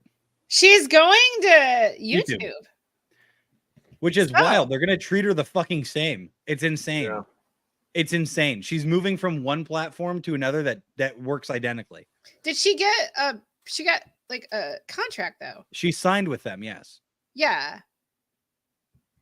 So it's money. It's She always sure money. has white teeth though. Mine Yeah, are purple. 'cause- Pokemon. Yeah, fucking 1000%. YouTube probably paid her more. And don't get me wrong, I like Pokimane, but I have no problem with her. I mean, she's just moving. She's just shifting to the same platform. she's a hot chick who's been on Twitch forever. And look, if you're one of the early people, you have a following. That's simply how it is. Yeah. And people like to shit on her just because she is a woman who got big on Twitch. And that's a reality. She had to cap donations, was it? The amount of donations she could receive so the simps couldn't over simp. She's the only streamer who had to put a cap on the donations she was received. So not But guys donations, hate girls. tips. I know, right? So Well, it was also a fact of like from a she's not the bathwater chick. attack. No, God, she's not. She's not the bathwater That's chick. not Pokimane didn't sell her bathwater. It's Belle Delphine. Pokimane, she hasn't done anything like that, has she? She's No. She's no. been actually clean. If you've seen if she like that is probably the lowest I've ever seen her shirt. Yeah, no, Well, that's not the bathwater chick. Pokimane is legit clean. People just shit on her because she's a hot chick who makes money on Twitch. That's it. Pokemon. And that's the problem is you have women like Amaranth and the other fucking Twitch thoughts that yes, Amaranth I think also sold who she sold farts. Didn't Amaranth sell her farts? What the See, heck? Pokimane doesn't do porn though, but No. Well, what I'm Amaranth saying is does. that's the problem. Because Luther is- said, didn't Amaranth do it as well? Yeah, Are you talking about the I'm bathwater? sure. Yeah, the bathwater. Amaranth I'm sure it is won't be long before she disgusting. has an OnlyFans. She did, like I said, she did the farts in a jar. Ugh. Ugh. But anyway, I fucking mean, do I farts. digress. By my farts, I could make it. Pokimane, like that's the problem is Pokimane is getting roped in with all the fucking, what is it? The art. It's now art, right? It's nude art. That's what's allowed on Twitch now. Oh my I God. think they had to resend that. Yeah, they did rescind it because they just made it a fucking porn site when their TOS is for 13 plus. Because everyone got pissed off. They're like, we're not gonna allow this. Like, there's my low voice. So I all don't those hate her. I'm artists just that were tired of hearing actually about her. That's a different story, though. all those artists that were actually doing like really cool work on their bodies can't be on there anymore. Like long before all this other crazy crap. No, not anymore because they fucking opened it up to just allowing people to be nude to express themselves. And of course, all the Twitch thoughts immediately went over and were just streaming naked. Oh no. And then Yeah, it 'cause that's- fucking, they were just like 2 days, like a day later, they were like, just kidding. Oops. Because a guy 'cause did I've it. seen some of those artists do that crazy body art. Like, A guy years did it. ago. That was the thing. A guy went over and was completely naked on stream, and they banned him. Painted up an And elephant. They were no, he wasn't painting shit. And they were fucking, and everyone's like, so you ban him, but you leave all the other, you leave the women, so we see how you are. And they're like, oh, and then they rescinded everything. Okay, apparently she had 2 nip slips. She has had nip slips. Yes. Like Janet Jackson nip slips or genuine nip had- slips? You can't be streaming for 10 years and not have a nip slip. You know, Oh, I beg to differ, no, sir. well, I've never had a nip slip. Come on. If you haven't been 10 years yet. These are so big Don't. though that there's a It's lot gonna of happen. coverage. It makes it look like Don't. a lot is showing, but they're not. I'm actually very concerned. I guess if It's a you're matter of tiny, time. Pokimane will slip. She'll slip. only one side popped out. Did you see it, Mr. Cage? Like, is this how you know? Did you go in there and Right. do the research for us? Oh, for sure. This happened back when I was in high school. Oh. Screen grab. Screen grab. Back when you had to take Wardrobe malfunction. No, So killer. because We're not popping boobs out on this stream, except When for fucking- Llama. We've shown his. when fucking when Snapchat started like notifying whoever was taking screenshots, when you had to start using other phones to take photos of the pictures on the Snapchat so that they wouldn't know. That's when this whole thing happened. It's Native's first freaking comment for the night. I already whipped it out. If you didn't see it, get bent. Your fans are here, Llama. I know. The other ones are listening. Get the fuck over here, you douche canoes. If you came into my fucking Llama Noises stream and expected not to get berated, you're an idiot. Tell him Diber has cleavage out tonight. They might be already into been a- furry dudes though. The llama nips out. I know. Fucking Switzerland came in earlier. I don't know if you know who that is, but he's pretty. I like him. He's on Rumble. He's pretty funny. I have And no he idea who started that calling is. me a furry because, and I was like, you know what? Whatever floats your boat, buddy. I skinned a furry and then wore this, and I'm like, wait, that would just make me a furry. Wait, your phone died, Pretty, you have an invite, bro. I'm just saying. Using another phone. No.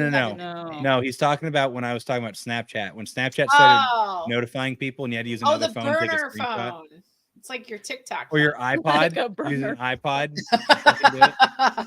You got to check that stuff after a while because I mean, you just have too much on it.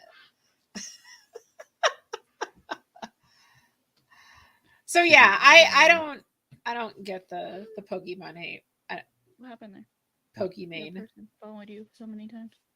I don't know. Well, the only thing I'll say is the little bit that I've seen, and because I don't watch it with other than on things like this, is a lot of the appeal of streamers or the YouTube this whole type thing is being genuine, and she comes off as a performer, which is there's nothing wrong with it, but like that the appeal is, hey, I want somebody who's natural, and it's like she seems very aware that she is presenting herself. Well, so here's the problem: is Even when if you're natural, people are gonna shit on you. So well, saying for me so personally, especially now. But what I'm saying is, when she started back in like 2012, 2010, a long time. when she started back then, like obviously you had to be.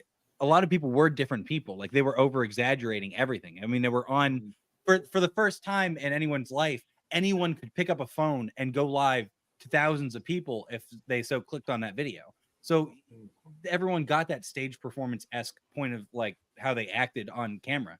It wasn't this like being natural wasn't a really a thing, because the people who were being natural were fucking idiots. They were 50-year-old women going live on accident, and that was the equivalent of what you had to go up against. And to get views, you had to do something that nobody else was doing. And so she's been doing that her whole life. So now that she has the following and can be natural, it's just part of her personality. And she's just stuck like that. And that's like when PewDiePie, he got huge. And I followed his career since 2010. I was one of his, like, I was one of the first 100 followers. Anyway, fucking, when I started following him, like watching his arc of like him get dramatically more fucking eccentric and just crazy, and his videos were fucking wild. And then he tamed it. And now he's just doing once a week family vlogs. He has he's gotten married, he has a kid. He's still, yeah, he still streams games once in a while. And he's still posting. Wow. Once a week he posts. Sometimes he still collabs with like Cinnamon Toast Ken, or I think Jacksepticeye, who's on his channel once or twice recently. But yeah, he just posts like his family vlogs and fucking chills every once in a while with a fun video, or like he's just doing him. He's being him. And people shit on him all the time for it.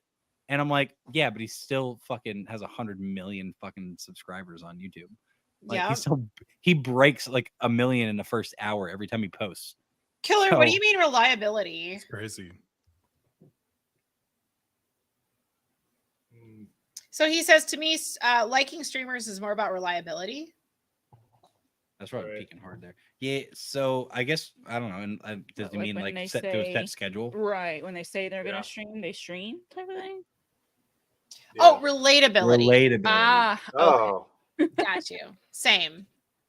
Yeah. See, Killer likes really furry men. I put on this shawl. You totally wrote relatability of He wrote reliability. Yes, he did. Yes, he did. Auto spell, yeah. I was just because relatability is not. It's not how you spell that either. But I could still read that. Well, yeah, we knew what he said. It's Killer. Listen, his typing skills are fucking that of a third grader. You know, his typing skills are way better than a lot of people. They're better than noobs, that's for sure. I can hold a conversation with Killer and it's all good. Where is Killer? Noobs? Is retarded. He's not like, if you looked at him, you wouldn't go, he's retarded. But when you hear him speak, then you're like, oh, it's Sloth from the Goonies. You know, I have invited Noobs on this show before. Fuck you, Killer. Keep talking about crayons, man. I'll come over there and eat them out of your asshole. Noobs needs to be here. Babe. Wow, you like you want to avoid Marine. Marine. Yeah, there we go. Yeah, I got it. She's there. Oh, no. All right. On that note, I'm going home. Wait, I am home. I'm going to bed. Enjoy your crayons, bro. I was gonna say right after that comment. That requires sub. Killer, I'm pretty sure you are sub. Rock the pink, Mrs. Llama. We out. I got a box of 64 Crayolas upstairs. I'm out. Dude, those are the cool ones, the big boxes. Lots of variety. They make 128 pounds. Like they make ammo cans full of crayons. It's one of the coolest things my dad bought me were crayons. Hey, there's Noobs. Oh my god, I talked about him and he popped in. Oh my gosh, it is Noobs. You did, but Saturdays I'm just so damn tired. And yeah, I've been lurking this whole night. Dude, what are you like? You act like you're a 46-year-old woman. I love it. Jeez, Noobs. All right, everyone who's watching my stream, if you're not in Diebear's stream, because I know you're not, because I'm looking at our view count, fuck you. I wish we had raids so I could just dump you. I know, right? Idiot boys and girls. Anyway, have a fantastic night, everybody. Love you guys. Good night. 2 weeks from now, we'll do another pirate panel. Follow me for more fucking dumb shit. Bye. I love you. Come see the Bear Truth. Hi, Llama. Noobs. So from one tired person to another, if you grab a glass of wine or some other alcohol, you'll wake up. I'm just saying. And then we have Native. Eating crayons out of Killer's ass is how you get Jacksepticeye. Yowza. You I feel like I'm old. Late nights were never my thing. Dude, I hear you. That's why I haven't been streaming that much. Of course, this schedule I'm on, like I work 11:30 to 8 and I'm usually just freaking tired and I want to be left alone, which is why I haven't been doing Bear Truce. I was supposed to go back on my normal schedule this month, but it looks like next month is what's going to happen. So we will be getting Bear Truce off the ground again. I want to start doing regular podcasts on Thursdays. And then, yeah. And that's the truth. That is the truth. Rawr. Whatever, bro.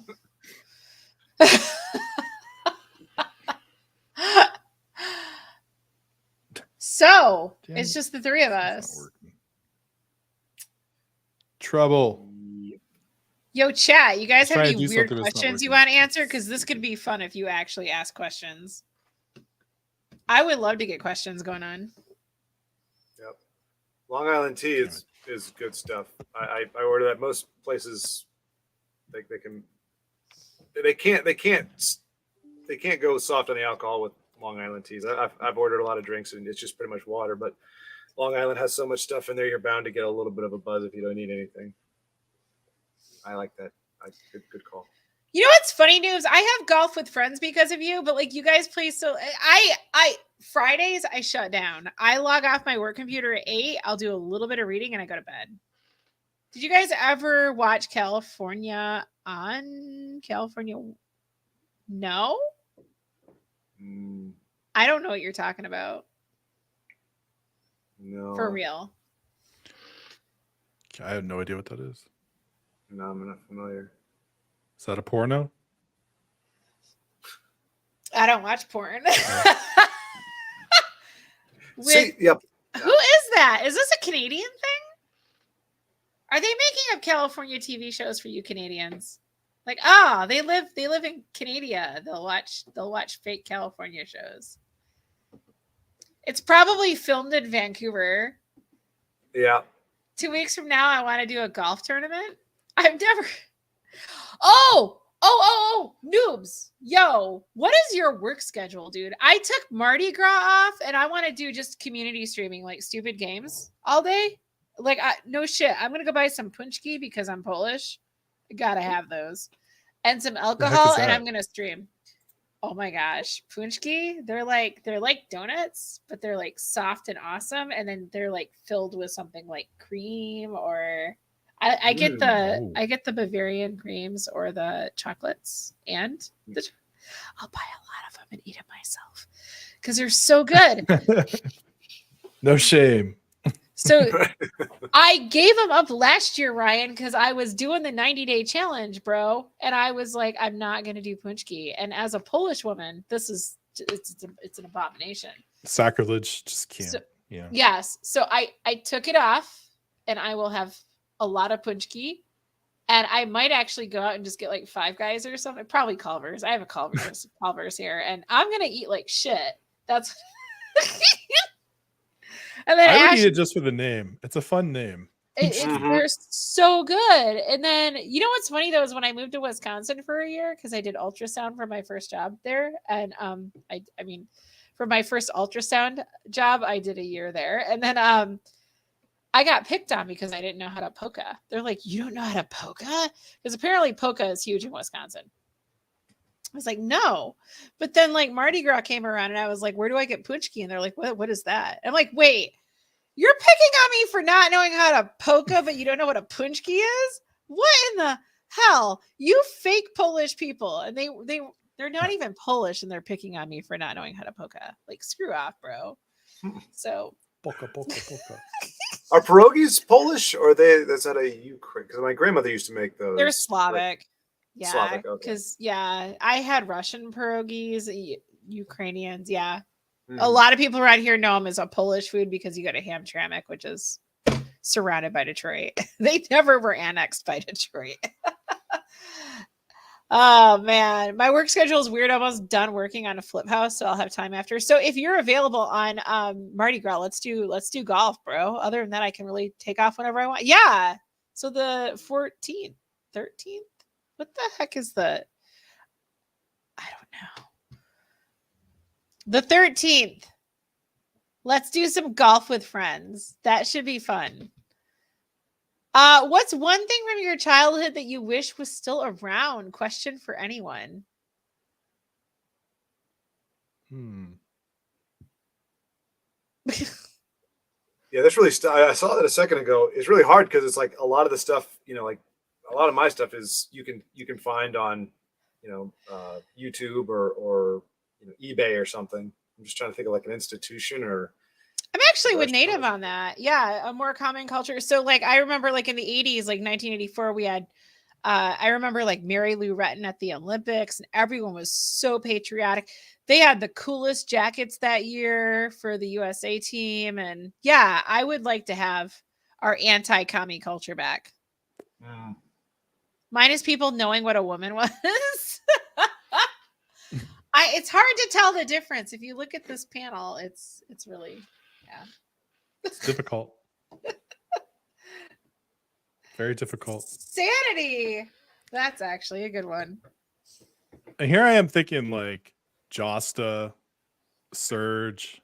I mean, don't know. Tonka truck Stuff was like one of the that. first things I thought of, or like a big wheel. Bro, Oh, big I wheels. was little back then. Okay, I thought in terms of Tonka trucks and big wheels. Well, I was gonna say Micro classic Chuck E. machines, those are cool. Cheese. Barbie Corvettes. I never went to a Chuck E. Cheese. Oh, they had one, and I've been to a lot of them, but they had one that actually had, because you had the animatronics on the stage. Underneath of it, it looked like a giant block of cheese, like Swiss cheese, but it was like a labyrinth. So you could actually go onto the stage and take these tunnels and do all that. I mean, it's really cool. And of course, they got rid of that after like 3 or 4 years because, you know, people do stupid stuff when you can't see them. So, but man, that was the birthday. That cheese once, but that was it because there was a shooting in the Chuck E. Cheese near me. A bunch of employees got killed, so I never went to Chuck E. Cheese after that.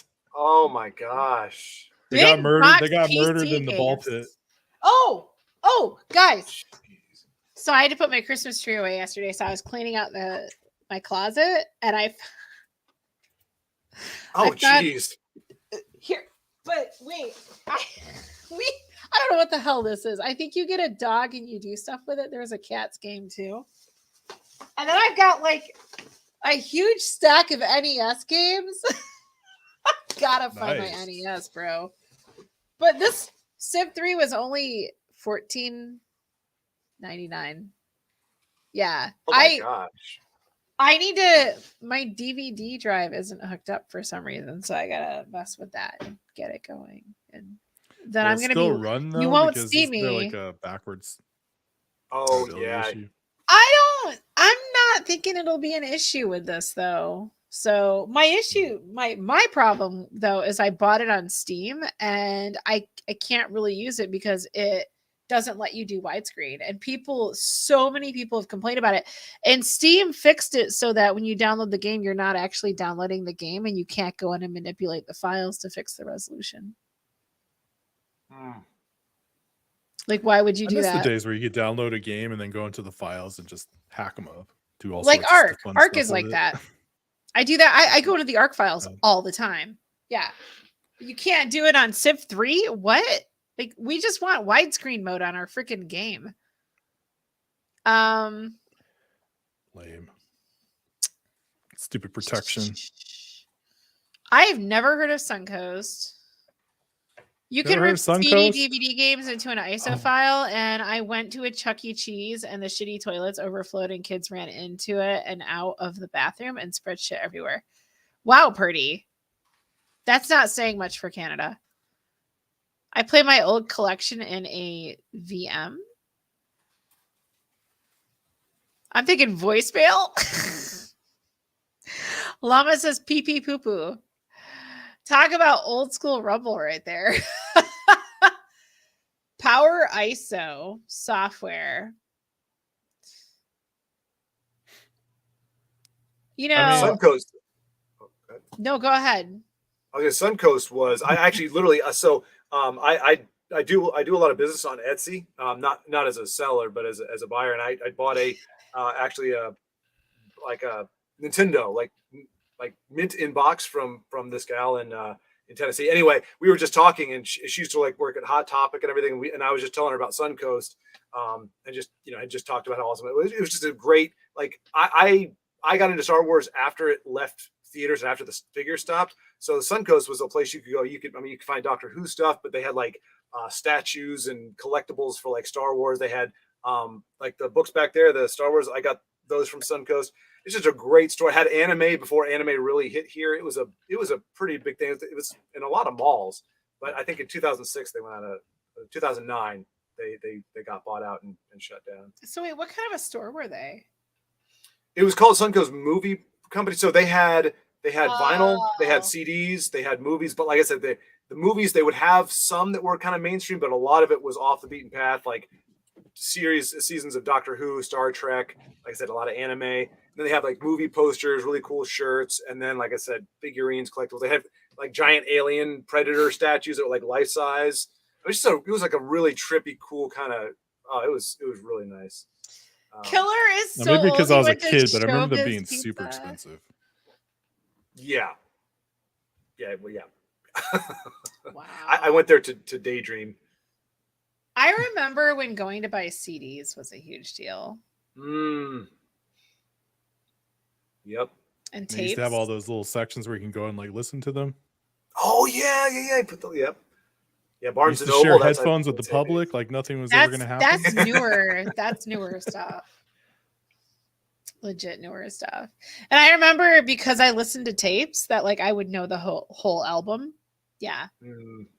Yep. I will say that's one thing I don't miss is the rewinding. Like I remember Blockbuster, Be Kind, Rewind, like all your media at one point before CDs and digital took over, everything you had to rewind it or fast forward it in real time. And it was just like, oh my gosh. Or you get charged. Yeah, $2 and some change, I think. Wait, really? That much for not rewinding a tape? I thought because the rental was like $4. I think they really wanted you to rewind it. Gee. They had the power rewinders though. They weren't even VCRs. They were literally just machines you would put the tape in, and it just did like I think it took like 15 seconds to rewind a 2-hour tape. It was crazy. Wow. We always looked at it as we're giving somebody a job. Like, I don't know. Don't take it away from them.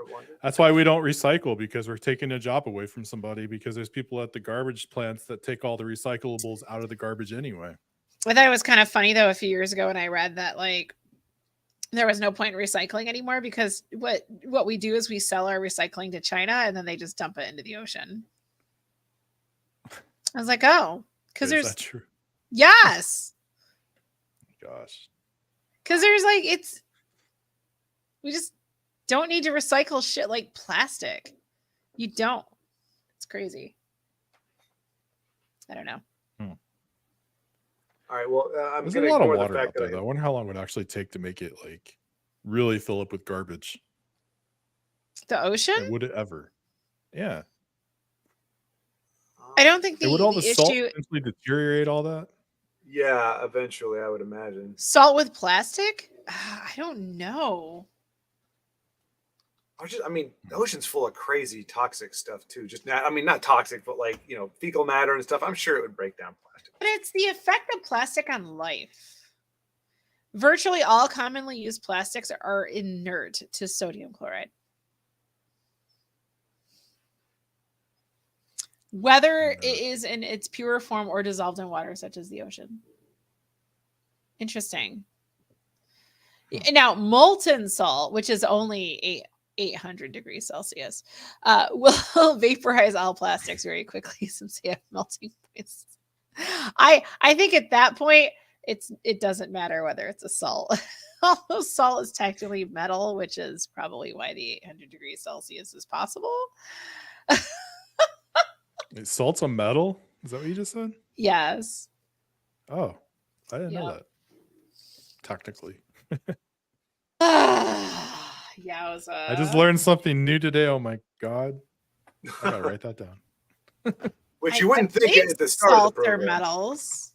I did not come on Pirate Panel to get educated. Oh no, it's not. It's not a metal. They do contain one or more metallic elements, though. That's what it is. Well, that's disappointing. They are metal hybrids. I apologize. Misinformation. Yeah. You I learned know. Hidden flag. Cancel die there. Swore you didn't have YouTube's a tape gonna reminder remove that you now. sounds like a buzzsaw. VM is a virtual machine, a program that can run a self-contained file that emulates a PC. Got you, an emulator. I heard some plants can burn trash to produce energy. Oh, recycling plants. I had the double take on that one. I would think though, native, aren't those high polluting plants though? It's kind of funny because people are like, oh, green energy saves the air. And it's like, when you look at the production life of green energy, though, it's actually highly polluting. Mm-hmm. Thus, China. And you don't realize it But we because know. China.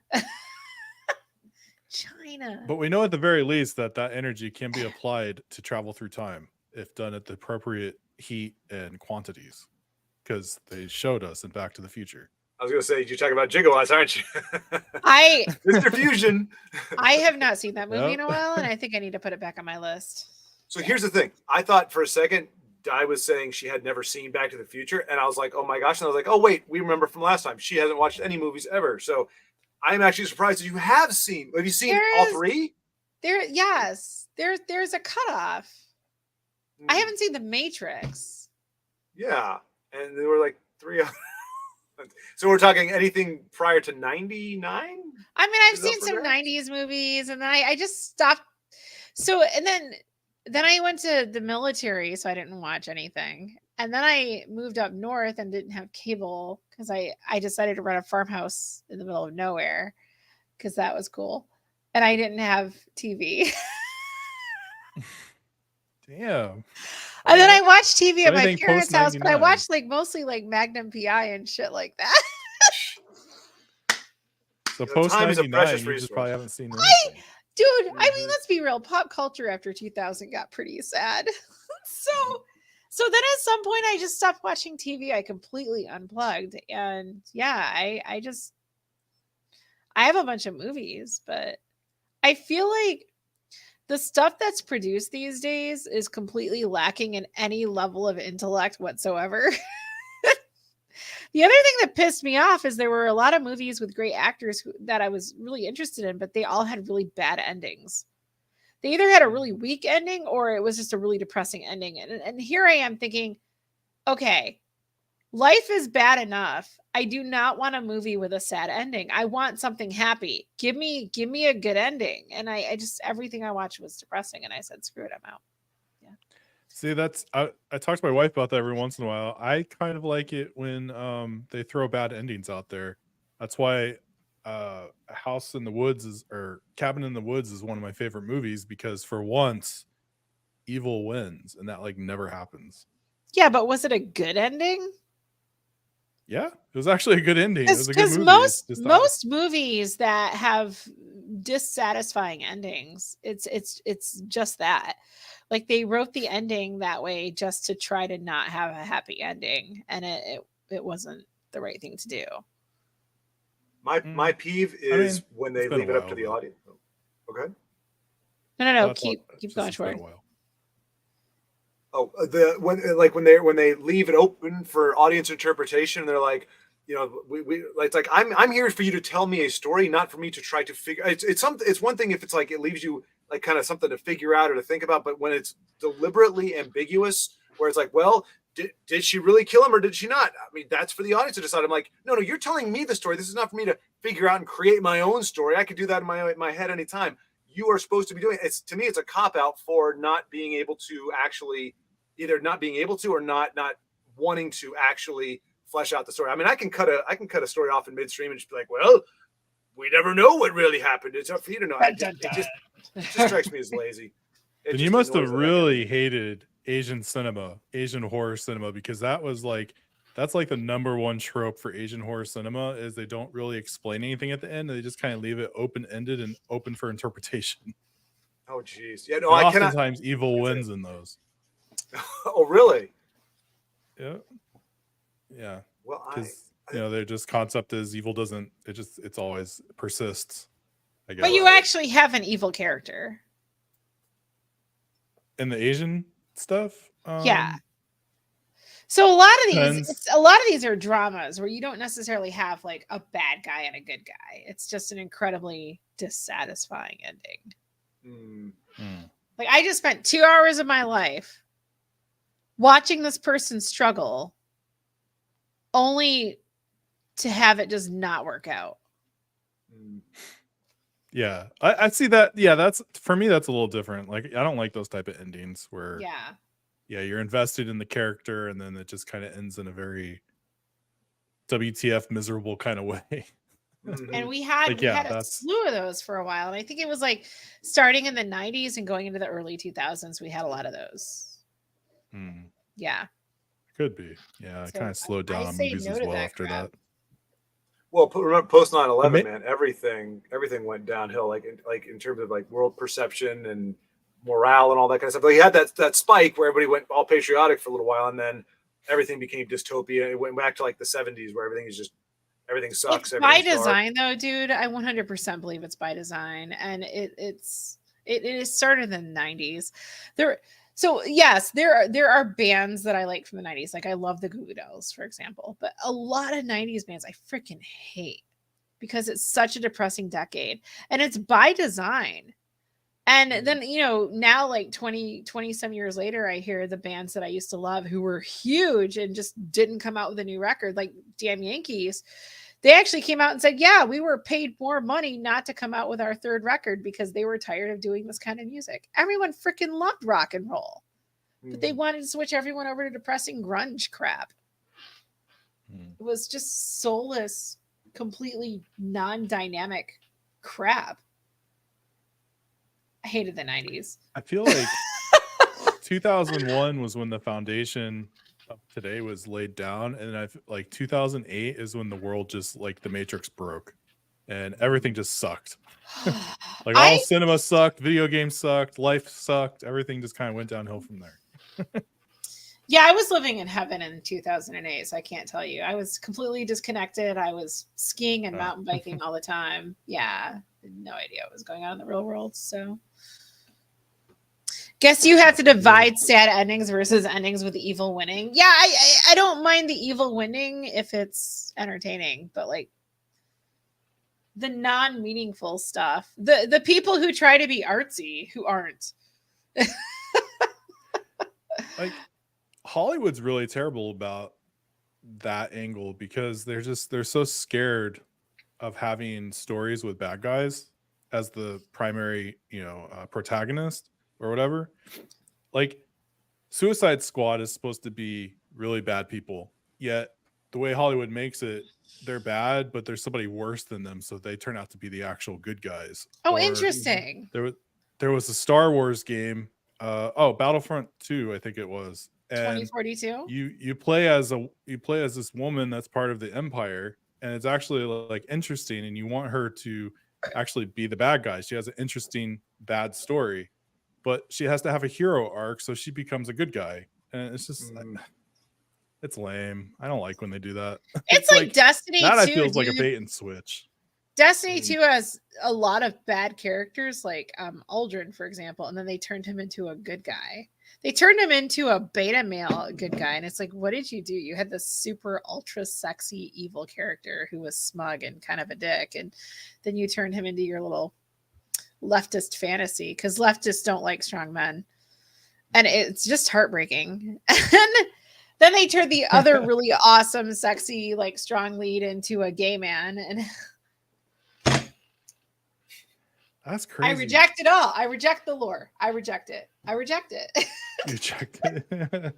See a fan canon. And if you look at some of the DLCs, it's like, where the hell did you people come up with this? But what's interesting is like, okay, so I thought he was super sexy. You played Destiny, right? Didn't you, Ryan, play a little bit?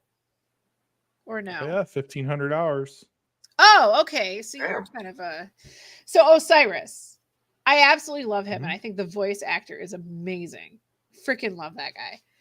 And I liked Curse of Osiris. I understand the complaints that the veteran players had about it, but I think overall as a story, it was fun. And it was a fun campaign. And there was a little bit of repetitiveness, so I get it. And a lot of the hatred towards year one of Destiny 2 had to do with not having the stuff that you earned in Destiny 1, which I get. But aside from that, as a new player, I thought it was amazing. And during Curse of Osiris, if you listen to Ikora and Osiris, dude, there was legit like some chemistry there. That seemed very romantic. And then next thing we know, Osiris is gay because of Saint 14. What the fuck is wrong with you people? He was a paternal figure in Saint 14's life. people, these Marxist leftist assholes in Seattle, Washington have no idea what love is, and they're writing their perversions into what was a great story. The writers of Destiny 1 and the beginning of Destiny 2 handed these people a gold mine. Like, not all the writing was great, but the lore was freaking fantastic, and the character development was fantastic, and they fucked it up with their Marxist, leftist, immature, insecure perspectives. They fucked up a great video game. Okay, this is why I get pissed off about Destiny 2, guys. I have 9,000 hours in the game. Yes, 3,000 hours are in orbit, but I have entirely too much of my life invested in this video game. Yeah. Can you understand why I take it personally and I'm pissed off? Okay, fucking hate Destiny. Yeah, it's an annoying thing. They do that with everybody now. Like it's like straight characters with love relationships. They just can't exist. You can't have a brother figure. They have to turn into a gay guy, or you can't have a Batman or no, I guess a Superman. I don't know, one of them. He can't love Lois Lane or he can't love whoever. Because he has to love this other guy because he's suddenly bisexual. Or they did with X-Men with the Iceman guy. He like had this whole relationship with this girl, and then all of a sudden out of nowhere they're like, oh yeah, he's a bisexual and he likes this guy now. It's like they just have to do it.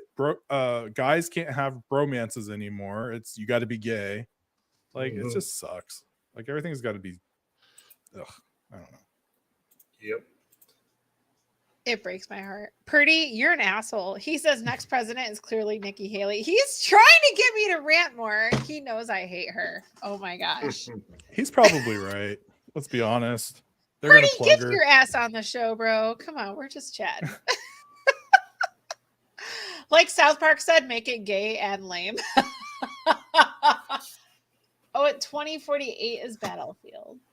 Nikki Haley can fix You can fix everything. I'm gonna call my next pirate panel freaking native. Okay, let's talk about Nikki Haley since chat clearly wants to talk about her. So, gentlemen, would you vote for her? No. From what little bit I know, no. Honestly, but I've she'll been fix not online in trolls politics with lately. gamer ID. Huh. Dude, when she came out with the My Heels thing, I was like, what? Are you playing the woman card with high heels? Excuse me? Yeah, I heard about her playing the women card, and I don't know some other. Oh, she's what is she? Indian or something? I had no idea she was Indian. I don't think anybody did. I think she hardly even realized until she looked in her family tree. It's like, oh yeah, I'm an Indian. Okay, well there I go. There's Like, my, I there's faced my talking racism. point. I'm like, I don't think that was racism, honey. I think you were just a big fat bitch, and no one's like, shit. Yeah, I don't know. I noticed that ever since she said that, maybe it's just me, like maybe it's a psychological thing on my end, but I feel like ever since they started playing the race card with Nikki, all of the publicity pictures and stuff of her skin's darker now. She just sounds like a Democrat to me. Oh, totally. Yeah. 100%. Ever since the She's heel she's thing, a rhino she at sounded like a best. Democrat. Yeah, dude, she's been playing identity politics, and it's like, okay, wait. You don't know your audience. You want us to vote for you. You want Republicans to vote for you. Primary season, Republicans vote for you, not Democrats. Of course, it depends on the state. And you're playing the victim identity card? Excuse me? We don't do that on the right. And I have a very serious issue with women because yes, in the workplace, it's women who knocked me down, not men. And that's a very common experience. And then when it comes to politics, women seem to be the sellouts most of the time. There are a lot of sellout men too, but there's just more men in Washington. But the people who generally stand up against the government are men, not women.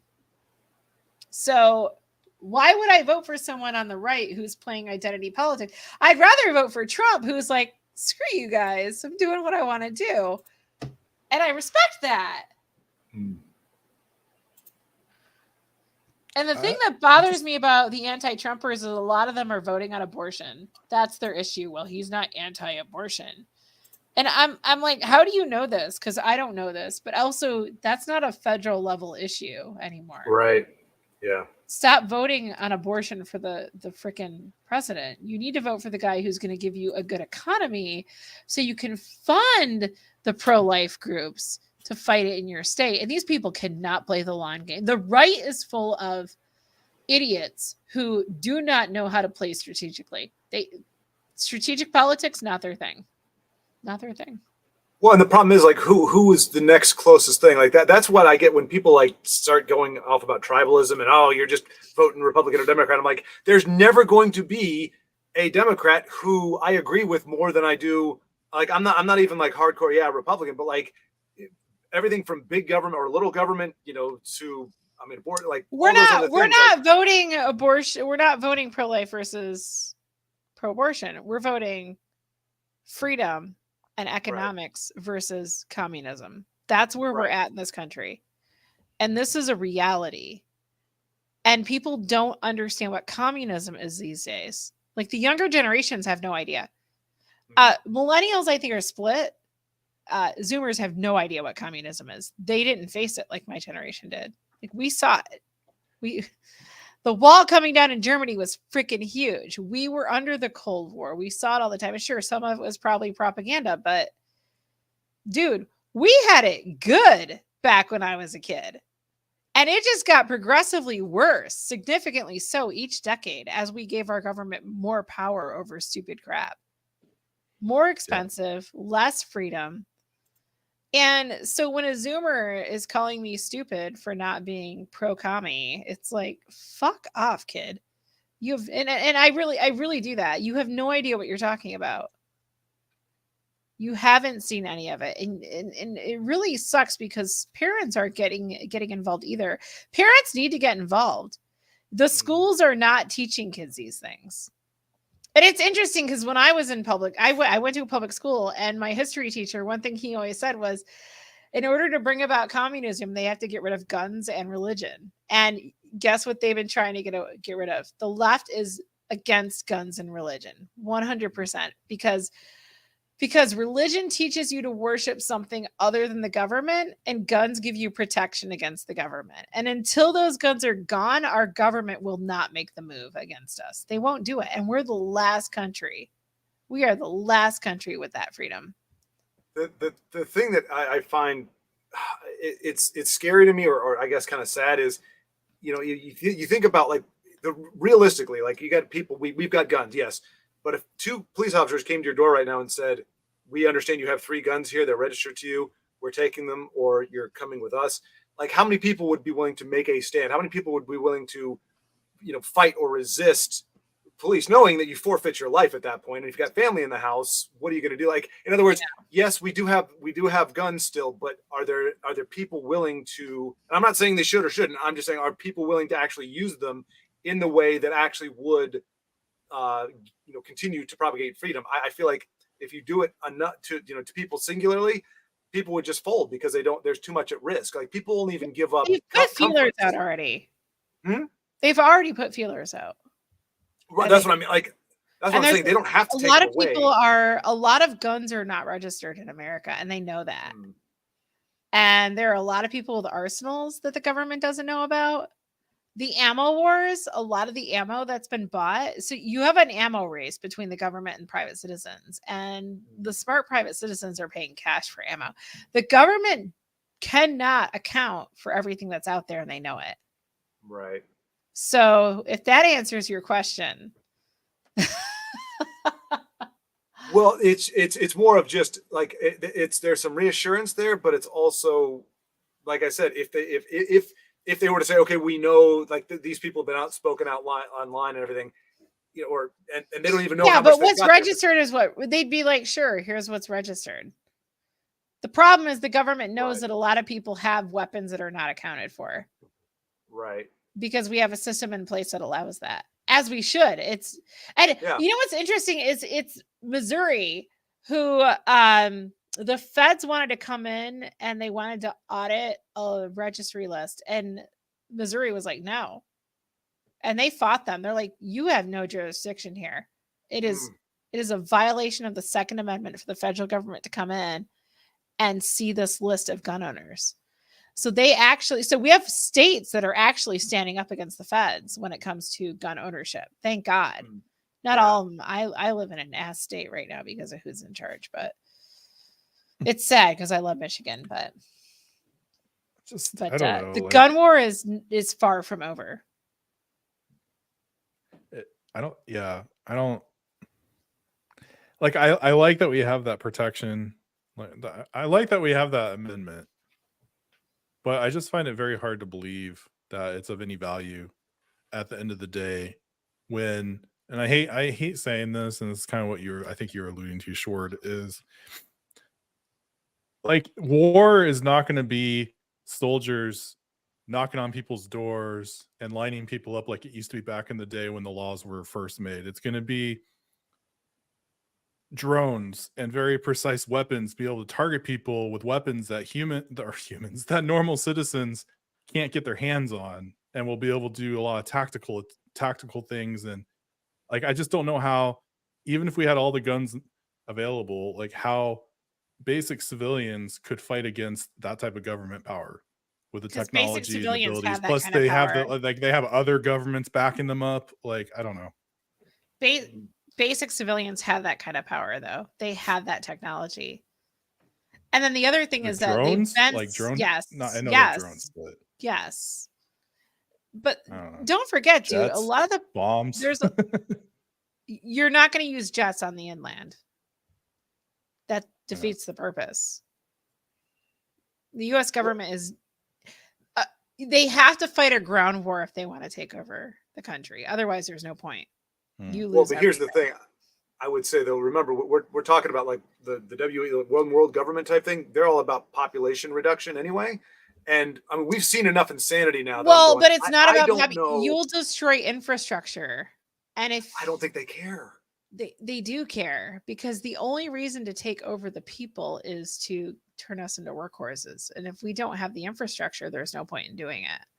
Right. I'm just saying most of the stuff they're doing now doesn't make logical sense. It's driving towards destruction. That's it. They're driving us towards a cliff. That's the end game. Evil. Yeah, exactly. And but yeah, something's holding them back, though. I mean, you got to think about that. Right. But that's the if question. They were going to make a move, why not do it now? Well, that's what I was wondering. Like, what? Because you could have a YouTube blackout. Like they could have all the channels, like Stephen, all these different Daily Wire, all these different things that are the channels that are like opposition or whatever else. They could shut them down in a second. I mean, they just take them off the air. Like, why wouldn't you just, like, you have a bunch of conservatives in Michigan. A lot of people want to think that we're a Democrat state. We're not. We're not a Democrat state. We simply are not. That was a fucked up election. That's kind of how Colorado is. Yeah, it's been hijacked. But if you were to just drop bombs on Michigan, do you understand the problem with that? And it's funny when I see the Canadians on Rumble who were like drawing maps of like which states they would have to create a whole new country. It's like, you guys are idiots. Why aren't you including Michigan? Do you not understand the value of this little piece of land? Like, you could drop a bomb here, sure, to get rid of the conservatives, but you're also getting rid of the leftists, but you're also getting rid of the infrastructure and all the manufacturing. This state was producing tanks for World War II. We are a major manufacturing center. We are a major tech center. We have all the fresh water. We have fresh water that's being pumped out throughout the United States. You cannot just nuke this place. Now, if you're China and you want to destroy the United States, yes, nuke Michigan, 100%. But with a civil war, you don't want to destroy this place. You don't. And you know where there's a lot of guns? Do you know where one of the biggest veteran populations in the United States is? Michigan. And that's the problem. When there's a civil war and it's the government versus the people, you don't want to just destroy the infrastructure, because guess who builds the infrastructure? It's sure as hell isn't the government. It's the people. There's a lot of skilled labor here, and skilled labor tends not to be leftist. In a rational world, I 100% agree. I don't think that, like, when you see what has been done in the past 5 years, I don't look at that and go, yeah, they're not going to do something incredibly stupid and self. They're playing economic games, though. That's not an infrastructure war. I mean, I figure that's they keep testing us. They keep putting out feelers. Right. And they keep failing. That's what I think. They realize the pushback is still there. Yes. The gun ownership thing isn't going anywhere. And we have a Supreme Court that won't support the federal government against the people when it comes to guns. It's not going to happen. We have a Supreme Court that has already proven that they'll stand up to public pushback. Like the fact that Roe v. Wade went the way it did. Yeah. Did you see the harassment those judges went? And those people legally should have been arrested. Oh yeah. And they weren't. And those judges were like, no, we are firmly standing on what is just here in this situation. So, but then they turn around and rule like they did on the borders. Well, from what I read, that was a just ruling. Because you had to look when it comes to laws, and people need to really be. And this is okay. Let me give you an example with Rand Paul. I freaking love Rand Paul. I cannot disagree with this man because I remember they voted on something with Obamacare, and it was about giving the states permission to do something, and he voted no. And someone actually said, and this is a question they should always ask if they don't anymore, is why did you vote that way? And he said, because if I voted that way, I would be validating the government's authority over this issue, when in fact, the government doesn't have authority over this issue. So I can't vote whether or not they have it. I had to vote no for that reason. And that made a lot of sense. Like this man is very constitutionally based, and he's right. You cannot vote to give authority to the states when they already have authority to do something. And this is the kind of mind that we need in this country to fix it. So with the border situation, and I can't remember the details of it, but when I did read about this, and it was Amy Coney Barrett who voted with the Democrats, the more left-leaning justices, because you're not like associated with a party. But it's true. It is the federal government in that particular instance who has jurisdiction over that. So she had to vote that way for real. So she had integrity in that situation. But what was interesting is that the state of Texas was still protected because it didn't say that they couldn't do some of the things that the state of Texas was doing. Now, the only conflict I see in that situation is with Border Patrol, because they're the ones who are saying, screw you to the president of the United States. You know who they work for?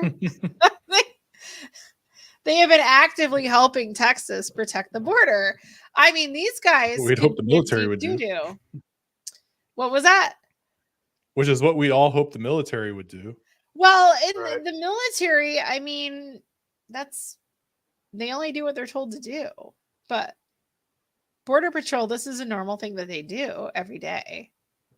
And they're down there helping the state of Texas, and they're saying, we're not enforcing your law, President Biden. Now, I'm thinking that since the director in charge of the Border Patrol is allowing this to happen, that there is a protection in place. There has to be. I don't know what that protection is. But yeah, I don't know. I don't know. But either way, Border Patrol is doing what I would totally not expect them to do. And not because I think they're bad. I worked with the Border Patrol because, like they would come to us for jobs. And so we had to hear about like what they did and what was going on. And it's hard freaking work, but like these guys are patriotic as all get out. So yeah, it's an interesting situation. And I think what was happening with Texas would have been a spark for a civil war perhaps, but it didn't happen. Now did it? Well, that's a convergence. Like everything in history comes down to timing, the right mentality, the wrong mentality. Like it's a convergence of a bunch of different factors. You can't make it happen. So it's one of those things. Anything you can look back and say, oh, this was the match that lit the powder keg. But I mean, historically, you see the powder keg had been sitting there for a decade, 2 decades, 3 decades, however long, and just building and building, building. And it comes to opportunity, it comes to propaganda, whatever. There's a convergence of factors that cause it to ignite. And so we're clearly, I don't know that it's no longer, I feel like there is still an underlying unrest, then it's just a matter of is it going to trigger? Is there going to be something that kind of diffuses it first? I mean, I think that's what we're hoping for. 2024 is something that kind of downplays it. Because I'll tell you right now that the one solace I have now, you mentioned military versus the people, government versus the people, which I don't even know if that's. I mean, would that still be like a civil war? Because civil war was, citizens against citizens, and yeah, the governments were involved, but like you had people taking sides. It's like if it literally is just the military complex against U.S. citizens, because I don't see there being much of a fight between right and left. You got gun owners and non-gun No, owners. there would totally be a fight between right and left. That's Really? what it is. Yeah, it's not. No, because there's a lot of people in government and the military who are still quite conservative. Konda's one of them. No, right. No. I'm talking about like who like if you're not in the military complex, that's what I'm saying. If it's the U.S. military, a war that's fought within the borders for that state, for that country, that is a civil Right. war. Okay, so all right.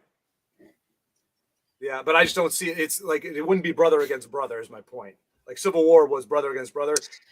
We don't have a left counterpoint. They don't own guns. They don't have any balls. Like we're not going to fight leftist citizens. Why do you think there hasn't been a civil war yet? Like the left is trying so hard to have that cultural overthrow, because that's what you need. You need a revolution brought about by the people, but like the right is still pretty calm and cool, even though a lot of them are so red-pilled it's not funny. But we all know that if a war started tomorrow, most of the civilian leftists would just have their asses completely blown off. Right. It's true. Yeah, that's what I mean. People don't know how to handle weapons. They can smash things, but like the right has all the weapons and the know-how and the strategy. And then when it comes to military, I believe the last study I saw was under Obama. Still, like half the military they would leave. They would leave the military and fight with the civilians. So, and then almost most of the veterans are conservative. They would, and look, as a veteran, I can tell you, we take that oath seriously. Like we're there to protect the Constitution against all enemies, foreign and domestic. That's the special line. Their next move will be to recruit a bunch of illegals into the military. Yeah, so you Guarantee can, it. and then they will become Americans. So that's a longstanding thing too. Is if you join the military as a foreigner, you can, when you leave the military, you can become Americanized. That's part of the deal. But You could look at it as the open borders as their process of getting those illegals over here, so they can arm themselves as part of the military and take on everybody that left. although honestly, dude, I think they're desperate for a war for economic reasons, and they just want to, like, who better to blow away than illegals? I mean, these people are nothing to them. Like, oh, we want to go into a ground war where a bunch of people are just going to get murdered. Yeah, let's throw illegals in the military. I just don't understand the grand scope of, if I was a rich person in whatever industry, whatever, banker, whatever, like I wouldn't want my people to be sick. I wouldn't want them to be dying off, like, because they're the ones that are supplying the money that's making me rich, and I want to stay rich. So I just never understood this concept of why is the government, like your own government, and then why are all these institutions against society, wanting to decrease society? That's literally like taking the money away from them, because there's going to be less people to produce. And like, I don't understand why there's just not this like symbiote, like this good, like just this round relationship between the workers and these rich people. Like there's always been. Why all of a sudden they want to kill everybody? Like I just don't understand. You're that. right. Like, It doesn't make economic sense. So why do you think No. so many people are looking at this like it's diabolical? it has to be, because it just doesn't. There's no logic to it. Like, Exactly. This isn't about money. It's about I get life why. and death now. Nah. I get why the health industry wants people sick, but like all the rich people that, I mean, they want their money, so they're probably like, don't make our people sick, right? I don't know. I guess that's too common sense. Let me give Native some love here because he's been chatting like crazy, and I've been reading your chats. So, bad times make strong men make good times make weak men make bad times. That's killer. Native constitutional carry should be the standard. 100% agree. Every state should have that. That shouldn't even be an option. Like that should just be the default. Never say never when governments get desperate, and desperate governments are terrifying. Cities can dominate states now, only the weak ones. Not Flint. Flint is a shithole. Like they bitch all the time, bro. No one freaking listens to them. The Supreme Court has only 2 decent justices. I disagree. I think the interesting thing, as I said earlier, is there's well, I didn't say it quite like this, but there is such a complexity of the legal system, and a lot of what is right to do seems counterintuitive. But we have to keep in mind, generally, the right thing is not what you think it should be. And we're so desperate for team sports and politics that some Supreme Court decisions don't make sense, but most of them do. So it's always important to ask, why did this person decide to vote this way? And that was my question when Barrett did what she did. And when I found out what it was, I was like, oh, this isn't that big of a deal, and this actually makes sense. Fuck that bitch. So Native disagrees with me. But the reality is Texas is doing fine in spite of that ruling. Nobody with any power or rank or know-how is willing to risk it all for the people. Agree. Yep. Wars keep the population down. It's about time for World War III. The elites need to keep the populace down. We're ready. We're getting... Yeah, I'm more... Okay, Native, I think this is where I'm more conspiracy theorist than you. As I may have brought up with what I said to Ryan, like, I do think it's more diabolical. I think it's demonic. I do. I think there's no reason for population control, especially when you understand the reality of this world. And then like, it's so cute how people are like, well, we need to redistribute the wealth. No, we don't. Wealth is created in a healthy economy. It's created. Like, there's no reason to take money from Elon Musk. I just need an economy that allows me to earn money, keep the money, and pay down my debt and build up for myself. And the government is the only one standing in my way for that. True. Yeah, I think it's interesting that there's so many people. I wonder if this is going to turn into, like, I don't know. I have my feelings on the whole voting situation, but I wonder if all this economic stuff with these people coming out with their videos talking about how their prices have increased so drastically, and they're typically like left leaning or something, but they're seeing these numbers on their receipts and it's like freaking them out, or they're complaining because they can pay for rent, but they can't pay for anything else. I wonder if that's going to have like a strong impact moving forward into this year, or if that's just like a small little blip. And when it comes time to get to the polls, they're going to do what they always do. Vote the way they always vote. What was that for? There's been a lot of videos circulating of people talking about how the economics is affecting them now. Like everything is blowing up on them. Yeah, and I just wonder how that's going to impact, positive or negative, everything that's going to happen this year in November. Like, or if Americans are economic idiots. They are. I would agree. I'm not the greatest at it either. I mean, the fact that someone to this day and age will blame Trump for their economic situation. Well, they blame Trump for everything. I got a zit today. It's Trump's fault. Stressed me out. That's why I got the zit. Second term, they were blaming Bush for things. And it's like, really?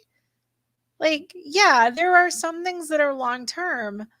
But when it comes to economics, like the minute Trump got elected, the economy changed. Everyone suddenly started building and expanding. They had that much confidence in that guy. And then we had an amazing economy under him because of it. I would vote for him just for the economy. Yeah. Ryan, to your question, I think the question comes down to if people are still going to buy the BS. Like they're going to see the receipts and everything. The question is, are they coming out of the disillusionment of believing what the media says? Because if the media is perpetually going to tell them it's Trump's fault, it's whatever, anything but that it's the actual policies that are based in their ideology. The question is whether or not they can say, okay, we're pissed off about the economy, and okay, I'm not buying the BS from the media anymore. I'm calling it like I see it, and I'm going this way. If they can stop being deceived, if the deception goes away, I think we could see a big swing. But if they're just going to continue to digest the same bull crap, then they can be convinced of anything. And they don't want to be wrong. They don't want to believe that what they believed in is creating these problems. So they have a very strong motivation to continue to buy into deception. And I'm a little skeptical that it's going to change, but who knows? Same. I feel like that happens every year, every election year. You get this whiff of positivity with people seems to be waking up, but then when the time comes, it's just the same old, same old. Right. Okay, can we talk about Ramaswamy? Who? The VAC. Huh? Vivek Ramaswamy. Vivek. Oh, the other guy that was Indian running or is guy. running, or okay. Yes. So, Trump's in-house squishies merchant. I feel like people have such short memory. So he did a thing with PBD podcast where they sat down and they just interviewed him. And I had not paid attention to him at all. I didn't have time. And then that one day I was like, oh, cool, PBD, I'm going to watch this. And he came, like, every time he was asked a question, he stood up and then he did like this canned response to everybody. It was so rehearsed. And I really hated how fake he came across. And then when they asked him, I can't remember what the question was, but then like all of a sudden God came up. He's a fucking Hindu. And he starts talking about the importance of God to our country. And I was like, okay, no, that right there, huge red flag. This guy has zero integrity. If you don't have any integrity when it comes to your own religion, we have an issue. You're telling me how important the Christian God is, the Judeo-Christian God, and you don't believe in him? Excuse me? And people caught that. They were on board with that for a while. And now they've forgotten it. And yeah, I just that is a major thing that I take issue with him on. Yeah. I mean, I don't know. I feel like there could be some transfer of thought or transfer of philosophy. Just because you have a different religion, like some of that could transfer over well to being like, you could still be a good leader. You could still lead good policy based on moral principle, even if you differ on what you call your God or, what you believe, you know what I mean? Like, I don't know. I find that hard to be for myself. Anything I can really judge a politician on. Now, if they're coming out saying straight up, like, I'm a Satanist or something, then I'm like, okay, yeah, fuck off. No. I think Schwartz is onto this. What I'm saying is based on what he said, he's a liar. Like, he's not. What he's telling us is it's full of crap, dude. Yeah, like he came out and said, as a Hindu, I believe these things and blah, blah, yeah. That's fine. But he's saying, no, I'm a Hindu, but no, it's Jesus Christ or whatever. I believe the Christian God is important. Why would you believe that? You're freaking lying to me, bro. I call my God Amy Schumer. Is that bad? Yes, Native, you're fired. Wow. Talk about a bad God. Yeah. Yeah, I mean, he's coming in and blatantly lying. He doesn't believe in the Christian God, but he's saying how important the Christian God is. No, stop. Don't blow smoke up my ass. I would respect you more and trust you more if you were just honest about politics rather than telling me how important my God is. My God that you don't believe in. And yeah, I'm sensitive to that because that means a lot to me. I don't want someone pandering to me. Yeah, that's politicians do. They're just big panders. Well, and that's so I was gonna say, like, because when we were talking about, what's her name? I don't even remember her name. She's so Nikki Haley. Yeah, there you go.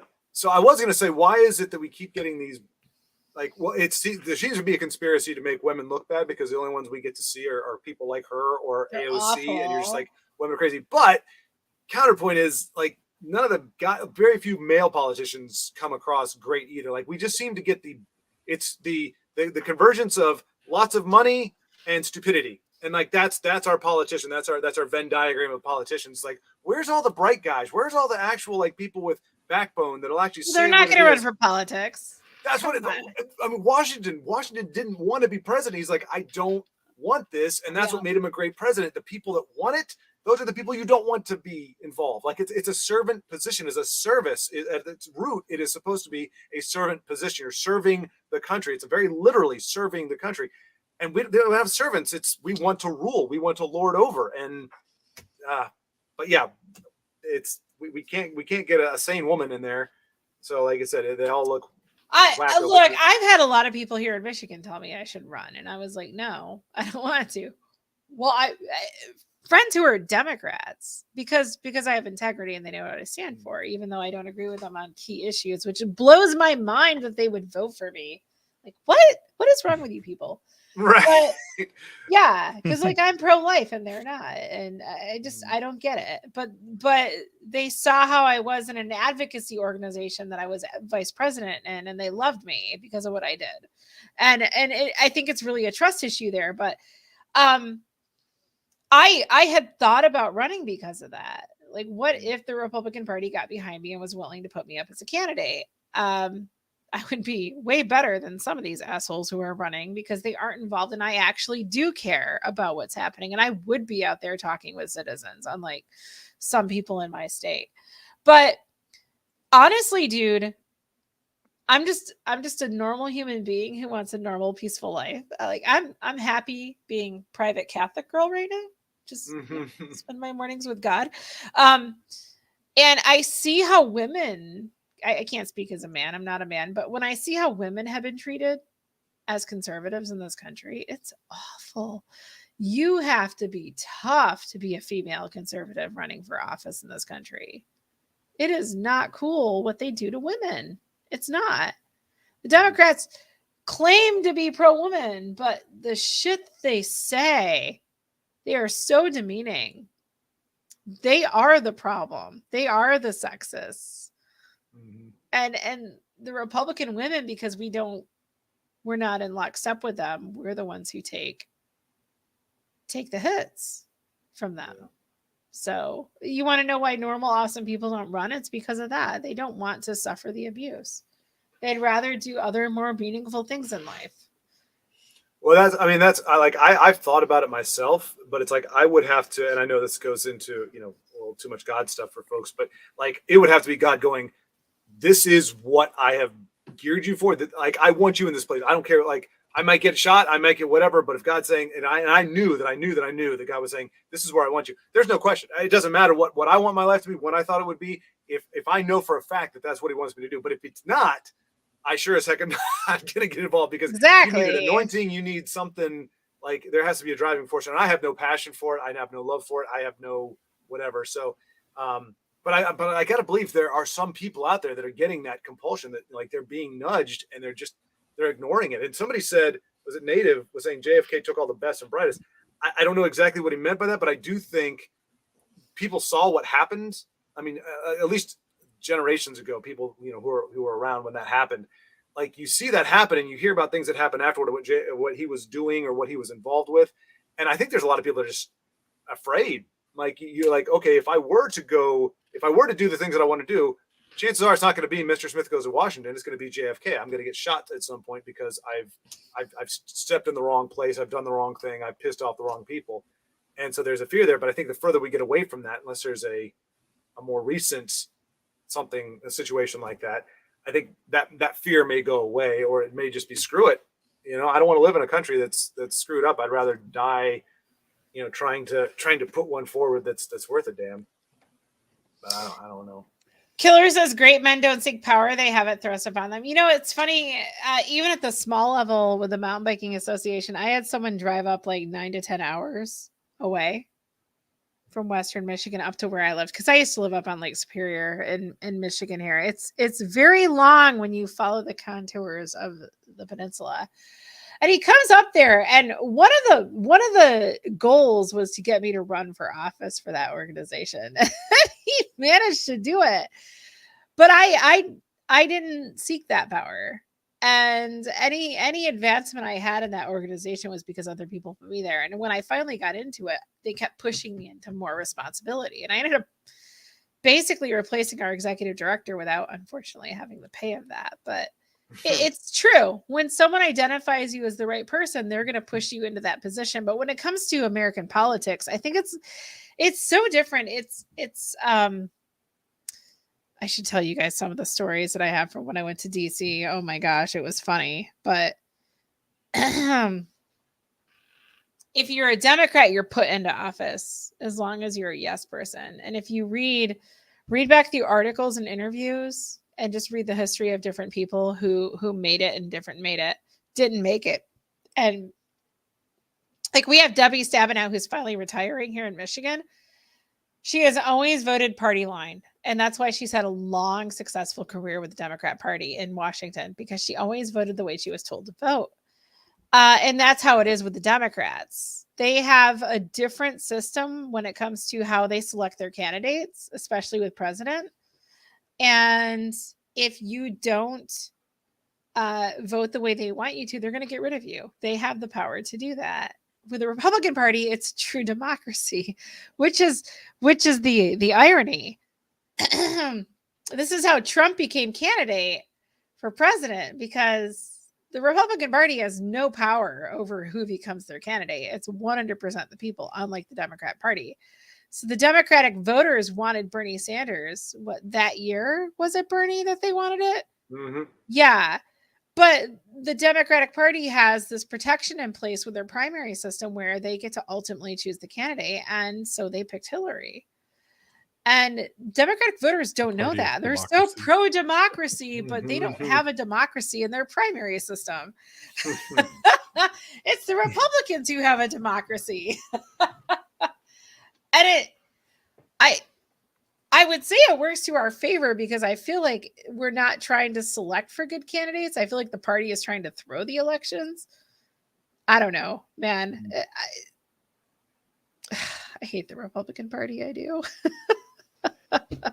I mean, I guess it's pessimistic, but I just feel like it doesn't matter at the end of the day. I feel like the government has become such a oiled mechanism, an oiled machine, that it's all just an illusion of giving people control. Because I mean, as far back as I can remember, every election year, both sides of the aisle they're always talking about the same topics. It's the same problems. It's immigration, it's education, it's healthcare, it's war. It's always the same stuff that they talk about, which tells me that year upon year upon election, they don't fix anything.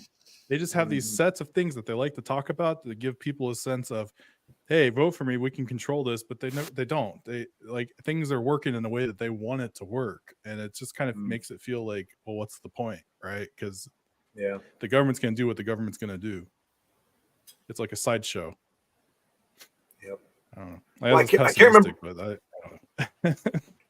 No, there's somebody I wish I could attribute the quote, but he said, if you're the party of the poor and the oppressed, what motivation do you have to make them not poor and oppressed? Because then you lose your entire voting base. And I think it's on a bigger scale. That's what politics is. It's like we need to have these problems here, otherwise we don't have.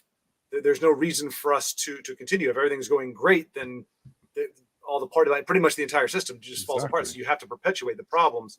I think you're 100% right. And it's the question though. It's what always I hit my head against the wall. Like, as an individual, is there jack diddly squat anybody can do to change it? Because it's like anything you do, like you could say, well, you know what, I'm done fueling the government. I'm going to stop paying taxes. You get thrown in prison. Like what can a citizen do? What power do we have at this point in time as an individual? Do we have action items, or are we literally just on this freaking roller coaster and we just have to go, how much do I want to get thrown about and how much do I just want to keep my head down? And that just feels like a horrible choice. But I just don't know kind of the reality. I don't know. And when we do vote people in allegedly and they get in, we've seen the system. Either you comply with the system, like that dude in the wheel, like specifically, I forget his name, the guy in the wheelchair. He went in there and he seemed like a good guy, a good candidate, and he was the citizens' people or the citizens' choice or whatever. And he ended up getting kicked out of the club because he didn't want to comply with what the establishment wanted. And I think that's kind of what they do. It's like a lot of people that we tend to like get in there, but then something happens and they turncoat on everybody and they become part of the system or they're rejected from the system. So it's almost like there's a moment of control that we feel we have, but then ultimately it's washed out. And yeah, it's like, okay, so we can't vote and guarantee actual change. So what is it that we can do? Well, like you said, we can't not pay our taxes because then we'll get arrested. We can't do this. We can't do that. We can't do this. I'm like, I don't know. I don't know what I do other than just sit here and let it happen. Right. I really don't know. Yeah. We game, damn it. That's what we do. I guess it really just comes down to just in your personal world, just be prepared to do whatever you have to do if that time ever comes, and everything else outside of you is just going to happen. It's going to happen the way it happens, I guess. Well, I think that's why there is so much talk about a conflict, because at least if that situation happens, you can do something. Nobody wants to lose their life or anything, but I mean, at least you get to a point where like, okay, I can fight something and it will go away if we win because it will no longer exist. Like there is that, I hate to say it, an appeal, but it's like, it all that pressure is building. And I feel like, cause I got to that point now, granted, I'm a single guy. I got nothing really going on per se. So I'm like, screw it. You know, if something were to go down, I'd probably do it. I'd say I'd rather just go here than keep living in the way things are, keep the status quo going. And how many people are getting to that point? I think it's harder when you have families, when you have things at stake, but I think the appeal of having a direct impact on what happens next is settling in for more people. As the helplessness and hopelessness increase, you keep looking for a way to definitively make a statement and make a stand. Yeah. Oh, Madison Cawthorn's his name. Yeah, I guess he couldn't get a leg up on them. Oh no. He took it sitting down. They said they caught him running dirty. Oh jeez. But they just sitting on the job, that's not good. Wow. Wow. How about that? Man, I gotta look that. So he ran. Who was it? What state? Who was he? Madison. What was he? Cawthorn? Wisconsin. That's a bit on the nose. A guy named Madison running in Wisconsin. He's the one that talked about the orgies. Oh dang, he's like Captain America. Wait, no, that's David Madison. Wait, yeah, U.S. North Carolina. Cawthorn? Okay. Oh, there's a David Madison Cawthorn, served in the U.S. representative for North Carolina. Yeah, he's North Carolina. So that is him. Hey, yeah, he's just a young guy. Oh, dang it. I understand we had a period in time where almost everybody was doing this. Like I'm scrolling through, I'm like, damn, he looks, like I said, almost got that Captain America look. And then I see him with a freaking mask on. Damn it. Like I said, I know there was a time where everybody was doing it. Even by default, just kind of going, okay, maybe this is a thing we do. But every time I see a picture with somebody wearing a mask, I'm like, poo-poo. But yeah, it's they fried him. Fried him. He came out talking about things, and then he's like talked about like a gay scandal, or they created like a gay scandal or something about him because he talked too much and just like wrecked his whole political career to the point where I don't know if he resigned or he got voted out, but he's not there anymore. That's like, I can imagine how hard it would be, like, because how many times you hear in like a movie or something where they say, well, if I don't, they'll get somebody else who would. And so it's like, okay, you're in this situation now. They say, we can either slander the crap out of you and your name will be mud, or you can go along, have a decent life, and maybe get a few things done here and there. Like, it's a lose-lose. You either don't get to do what you came in for, or you get kicked out anyway. So it's kind of I'd say it's like a mob. There's two mobs in this world, or two mobs in this country. There's the government and there's Hollywood. And I think they basically run the situation. They run everything the same. And I don't know if did you see that video that dropped from what's that thing now?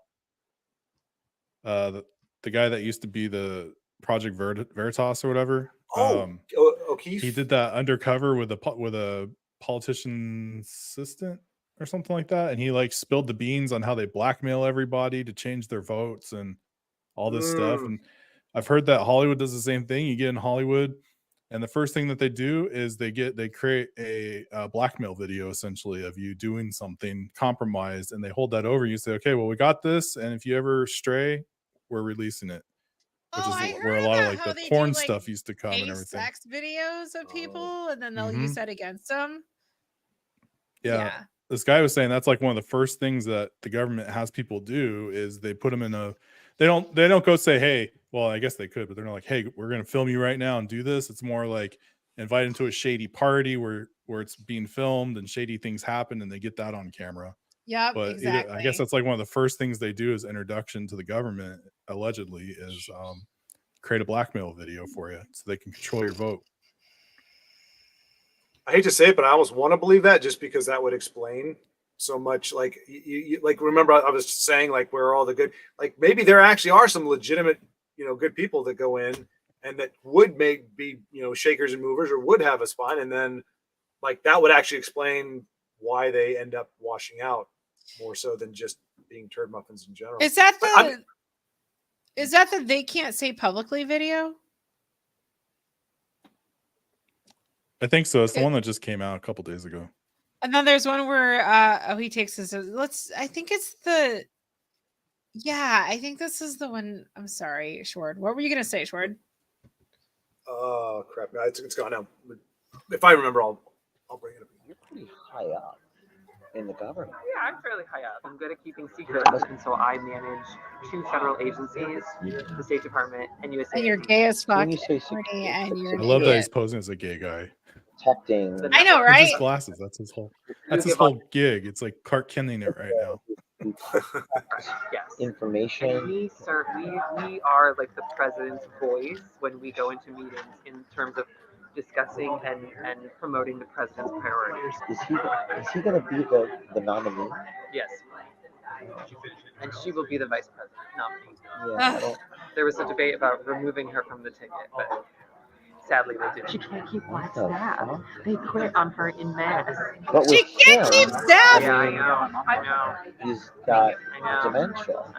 Yeah, well, he's definitely slowing down. But they know that he has those issues. I think so. But they're not willing to say polling it. shows it. And They're not willing to say it correct. publicly. And same thing But with why Kamala not? Harris. She's not popular, but you can't remove the first black lady to be vice president from the goddamn presidential ticket. Like, what kind of message are you going to send to like the African American voter? How would you spin that?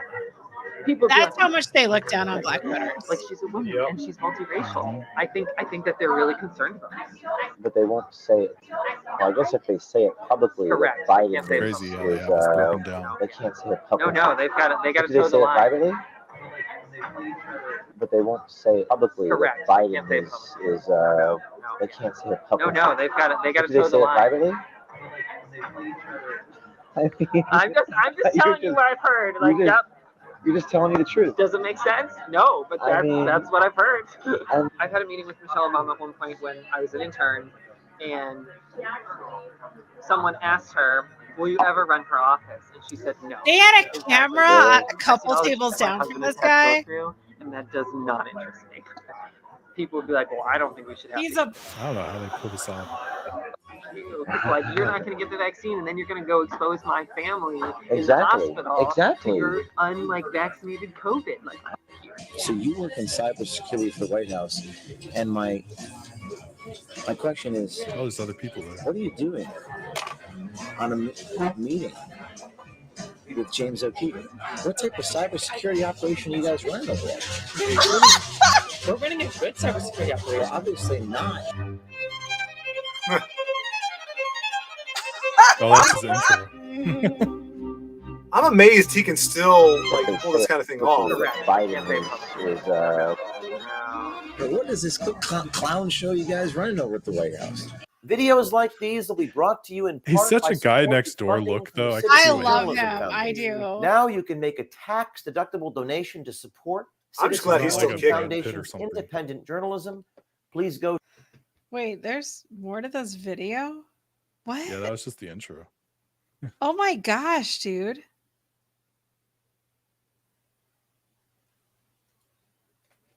I met But with yeah, I him think this is the undercover one he's talking on about where he Sunday, starts talking about January how the they blackmail 21st, people with and my hair shit. dyed, wearing fake eyeglasses. Not only did he not recognize me, he sang like a bird.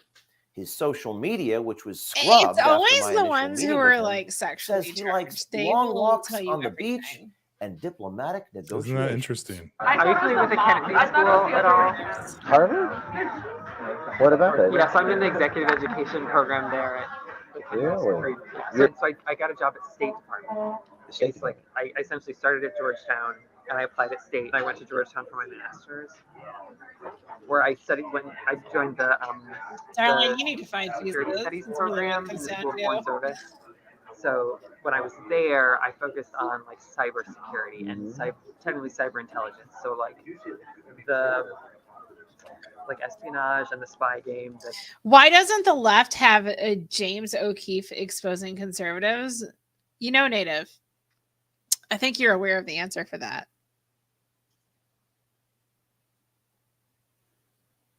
And you gave it away in the next line. Yeah. And Schwartz like truth because he's ahead of me. And O'Keefe exposed one of them. He exposes so many of them. They're idiots. Yes. Yeah. Cyber intelligence. You really are James Bond, aren't you? I know. My grandmother. My grandmother Wow. was like, he's a spy. My parents were What like, a "Can't line. say that." Don't tell people. You Don't really say are, people that. Don't say that you're a spy. That makes you like a target. I mean, yeah.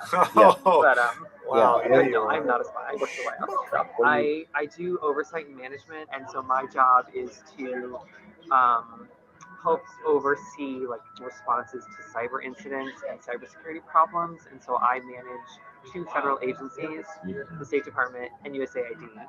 So I like have recurring meetings with them where we talk about goals and we talk about the president's priorities and like how are they coming on certain executive order deliverables and like all of this kind of stuff. Charlie says he's responsible for protecting the networks of the federal agencies. So when you say Rhino's security, totally like you're protecting the networks of the federal agencies You're that you give all your information to. that through commerce or Everyone. Yeah. So you're commerce. protecting the networks. Yes. And I'm not like sitting there coding. Yeah. I'm meeting with like the senior level decision makers and we're talking about problems. You're doing it at senior level. Spilling it out for that dick. The mission is to protect Yes. information. That's very impressive. Thanks. Wow. That's cool. That's really cool, Mr. James Bond. Charlie Krager, who works in the executive office of the White House, says he's the president's voice, and his mission is to protect networks, promote the president's priorities, work with the Security Council and other parts of the White House. He's so good at flirting with it. Babylon Bee had like a one of their little articles, and it had like a picture of this, and it said something like, James O'Keefe goes gay once again to get the story. It was pretty much. I think I shared that. Yeah. Oh my gosh. He's like, maybe it I was would you, go yeah. gay again. I'll keep going gay. Right. Why not? I just, wow. Our world's insane. I don't know what to say, chat. Our world is so insane. But yeah, O'Keefe is just, and from what I've seen, I mean, I can't vouch for ultimately his character, but from what I've seen, it is just like you were saying, Native. He'll expose anybody. It's about the exposure. It's about the truth, and that's the biggest tenet. That's whether you're talking about pronouns, whether you're talking about this kind of stuff. You stand on truth, no matter what that is. And if it means you have to change your worldview, if it means you have to accept something that you had thought of differently before, that's fine. You want the truth over anything else, and it's when truth becomes subservient to an agenda or subservient to what you're trying to do or what you know, that's when you have problems. So He's anybody a who's real journalist. yeah. Yeah. He's awesome. We are like the president's voice when we go into meetings in terms of discussing and promoting the Say corn president's pop. priorities. And So you're like the enforcer. kind of, yeah. And the State Department people are more difficult, high maintenance. And Why is that? They call me demanding. Why are they more high maintenance in the State Department? Because the State Department has a big ego. So tell me about you. So you went to Rutgers. Yeah, I went to Rutgers. And what did you major in? Well, I majored in journalism, and I designed brochures and pamphlets. I'm very, very good at it. I'm probably one of the best there is. And I'm also very good at sales. Why do you think you're one of the best there is? 20 years of experience. Okay. But what I do is not as interesting as what you do. That's okay. What you do is a movie, I guess, or something. Charlie Krager, who works in the executive office of the White House, makes his politics crystal clear. And I like had several dates where people would be like, well, I don't think we should have to get the vaccine. And I'm like, it's like, you're not going to get the vaccine and then you're going to go expose my family in the hospital. Exactly. To unlike vaccinated COVID. Like, Charlie. So when I was driving for Lyft before the COVID lockdowns, and I actually, this is so weird. One day while I was driving for Lyft, and then another day while I was just out like partying with a girlfriend at a bar, and we ran into these people. One person at the bar, and then one person that I had to pick up through Lyft.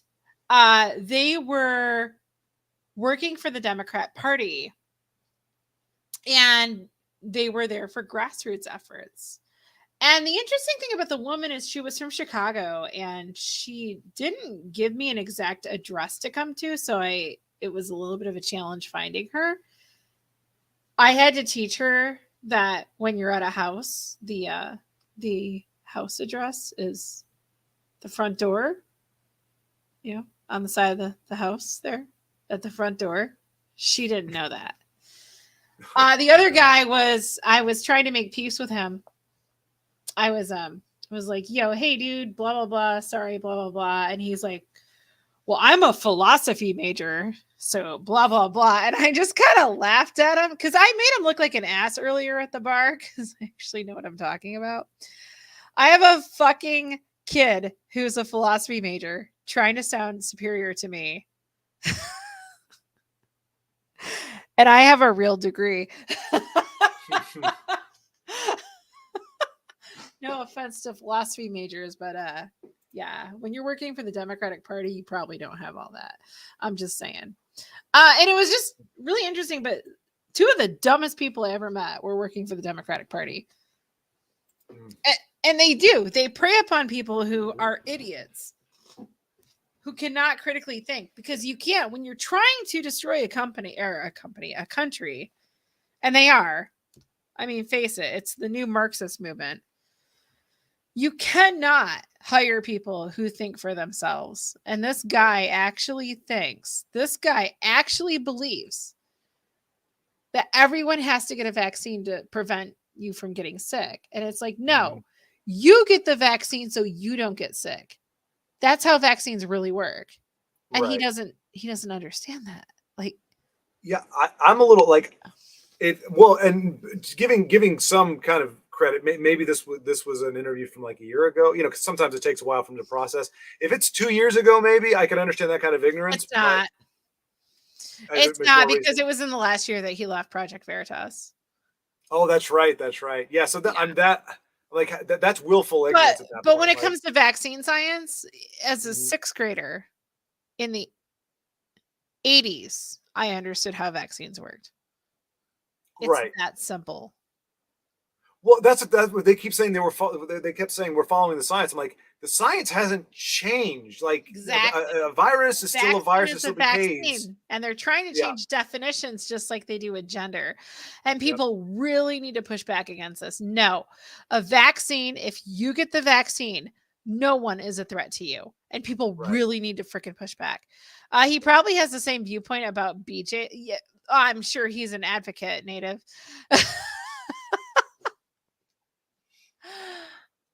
Krager, who works in the executive office of the I White can't with House, people. got to talking about President Joe Biden. I told him I love everything that Joe Biden does, but asked Charlie about Biden's mental fitness. I love everything that Biden is doing. I love his policies. It just seems, just witnessing it, just looks, it's a bad look. I mean, he can't, struggles to talk. Yes. And Yes, he's no Barack Obama. Is he going to be the nominee? Yes. And she will be the vice president, not me. Yeah, I don't. There was a debate about removing her from the ticket, but sadly they didn't. I agree with everything Biden is doing. It's just his cognitive ability. Like, I have a Yeah, grandfather I know. who's 91, Okay. and Joe Biden is worse than my grandfather who has dementia. Yeah. You know, he's Oh, I sort of know. walking like this, and he's sort of like, you know, and I think that voters are going to look at that, yeah, I know. and it's going to hurt. I think that would be the hardest. One of the hardest parts is like having to shovel They're gonna be like, BS. I can't deal with that. Like, But with say things that him, you know I Yeah, I mean, know. is I absolutely know. bogus he's just got to dementia. win somebody over. Yeah, well, Tommy hasn't clinically yet, Not yet. but he's definitely slowing down. Well, my question is, are the people like your colleagues or in the White House or whatever, do they get it? Do they know that? You know? I think that they probably do, but no one in modern history has ever said, like, we're not going to renominate the president for a second term. That just hasn't happened. So they know that he has wait. those issues. I think so. But they're not willing to say Holy it. Kamala Harris, I she's not would. I popular, just but did.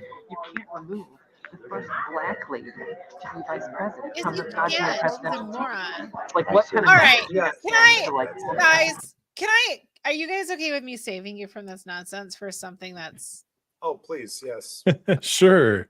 Since Like, we're there's- talking about the first black lady, I'm sure you've seen this before because I share this a lot.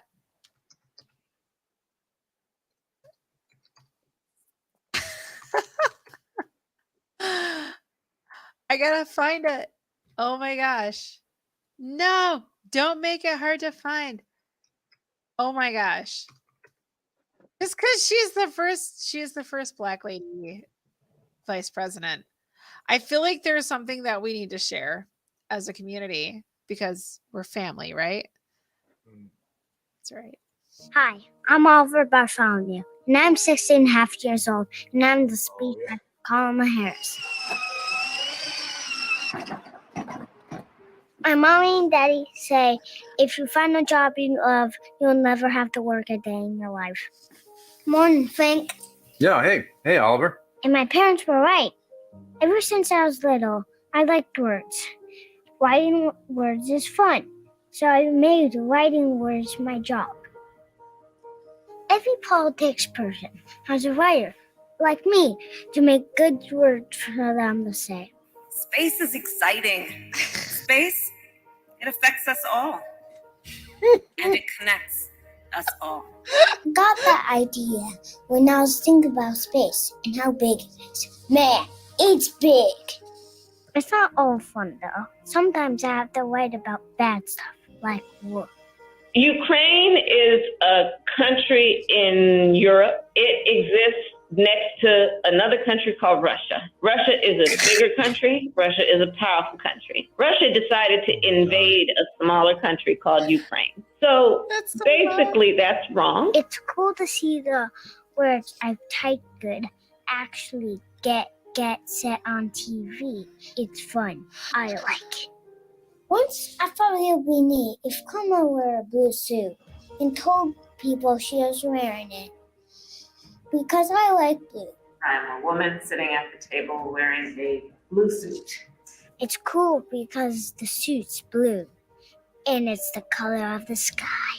Where do I get my ideas? From all over. One time, I was on the school bus, and I thought it would be neat if Kamala talked about the school bus. And who doesn't love a yellow school bus, right? Who doesn't love a yellow school bus, right? Can you raise your hand if you love a yellow school bus, right? Oh my I God. can't take all the credit, though. Me and Mr. Kamala are a team. You know, like relay racing? You know, you race and someone passes the baton and then, right? How disgraceful. It's crazy. And she kind of scares me. And you can't fake that kind of influence. Remember Venn diagrams, those 3 circles, right? And then let's just see where they overlap. I did inhale. What else do we know about this population, 18 through 24? They are stupid. You're either born with it or you're either not. It is time for us to do what we have been doing, and that time is every day. I need to get home in time for good. See you, my friend. God. See you later, Oliver. I'm going to be honest, Deborah. I don't know if I can do this show twice a month. We have to.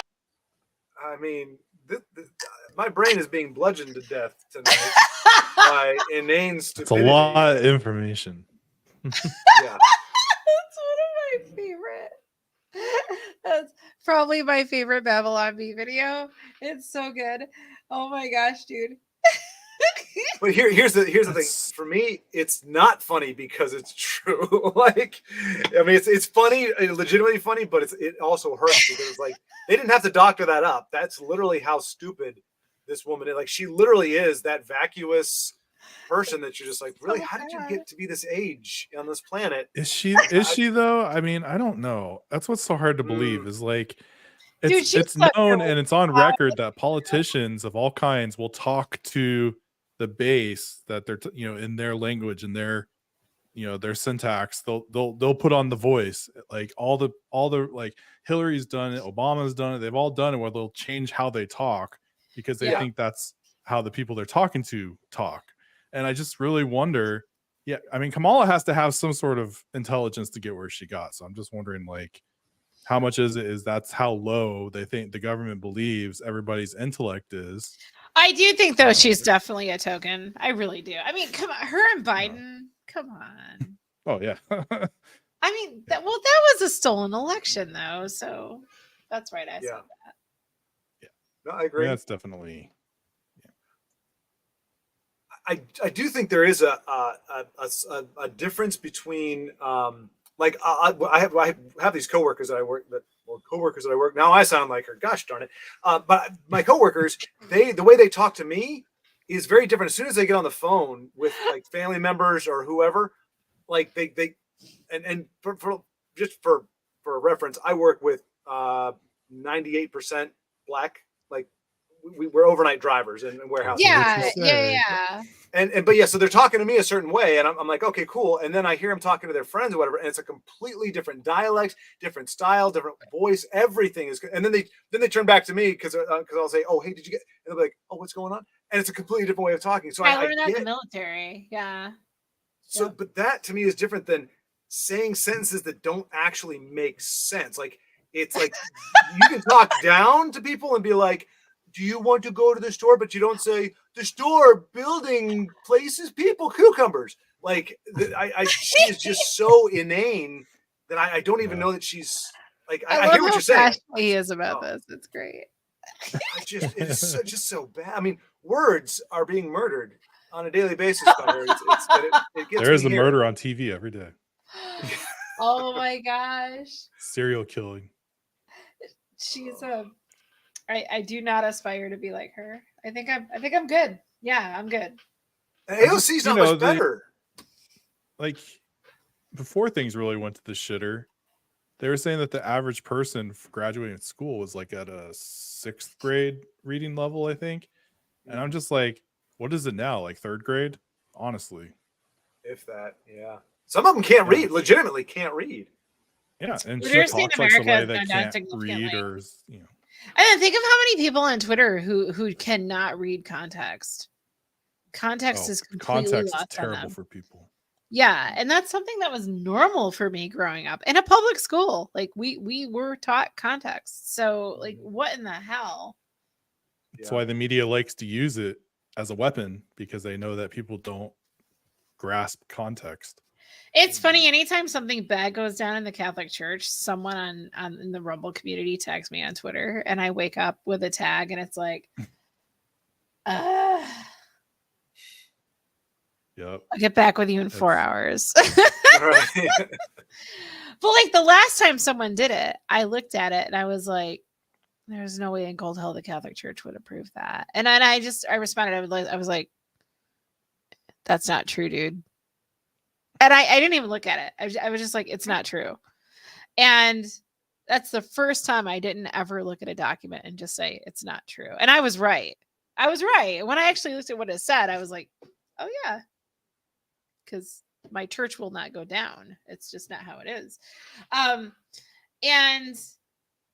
it just blows my mind though how many people believed what the press said about it, and not just secular press, but Catholic press. It was the whole blessing of same-sex unions thing that was never approved, and yet so many people were reporting it, and people were eating it up.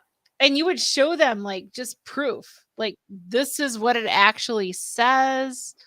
These are previous documents. The Catholic will deny it. Approve same-sex unions.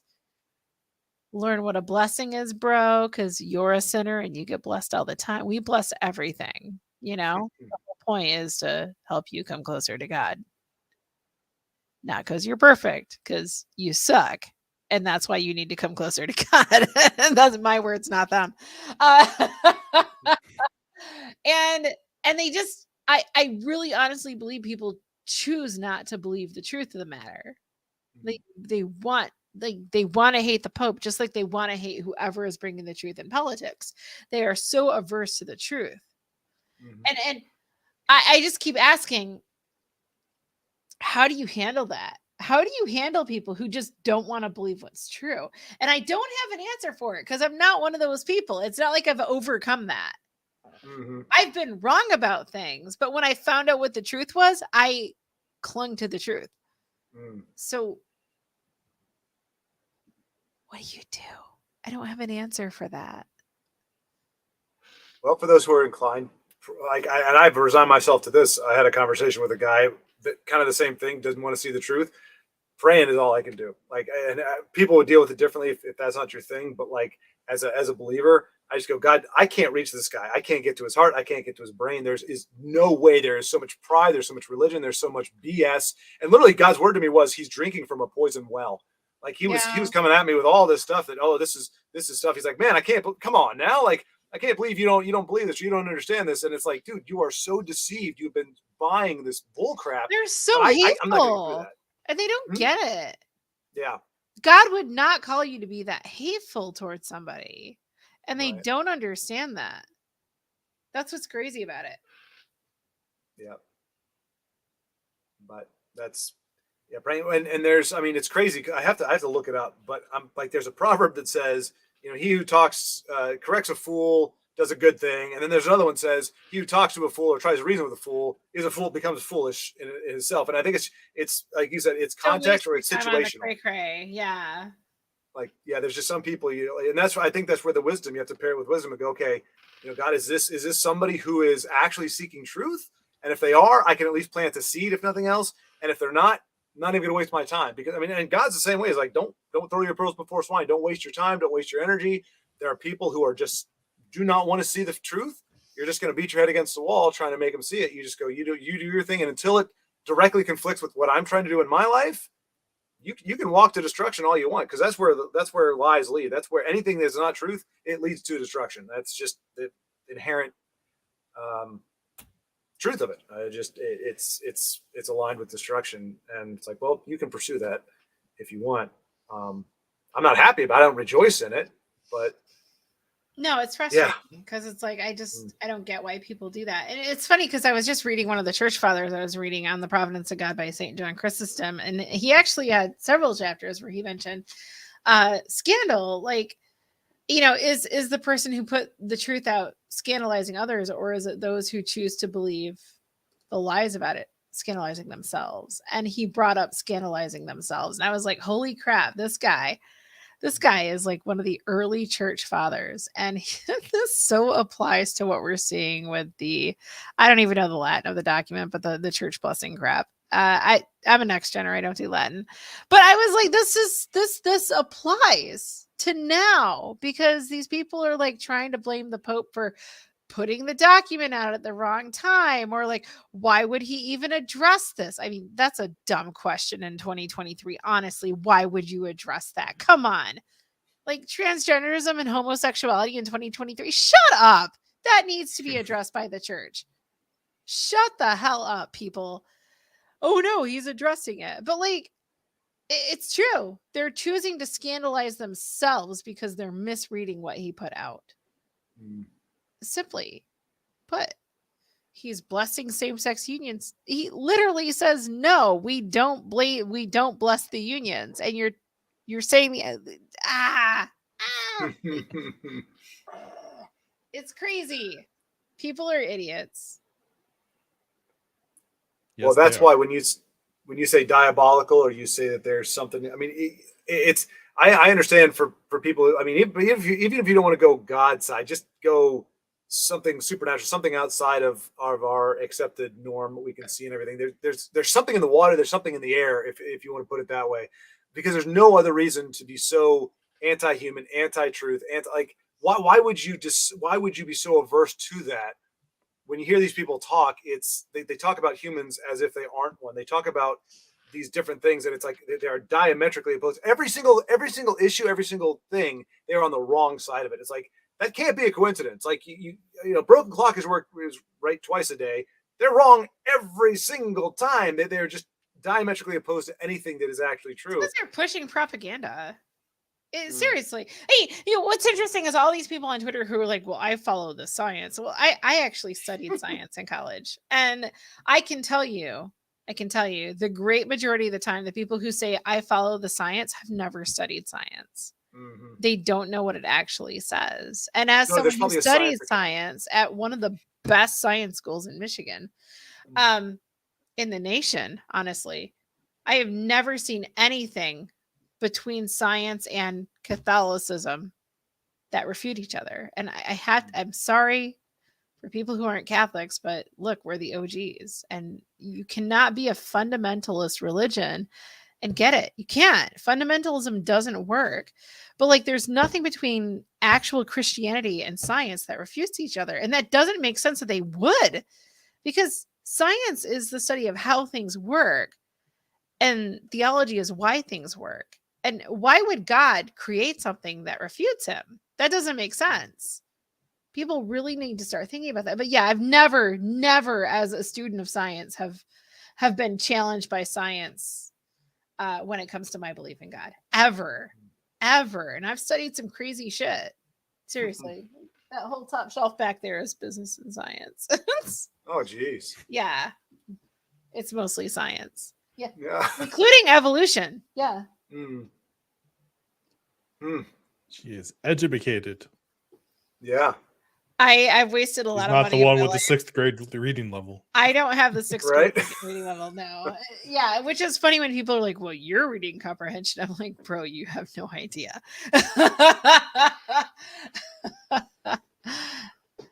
Yeah, I think they're okay. No, go ahead. No, I was just going to say, there must be a Twitter account called The Science. And so when they say they're following the science, they literally mean they're following some account. And it has nothing to do with actual science. It's literally just, there's an account called The Science. I follow it. Yeah. Is it good? Could be.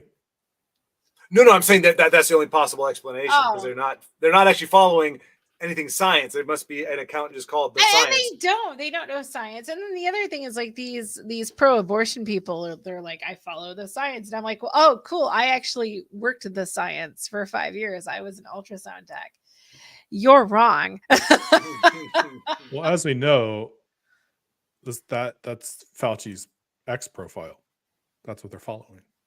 Because Fauci said he is the science. So. Wait, is he really the science? You're looking He's at the that science. right now, So when they say I follow the science, they're following Fauci. That's what that is. They're following his X profile. That is right. So terrible. He called it. I forgot he actually said he is the science. I am the science. That's yeah. Wow. The cult of Fauci. I'm speechless.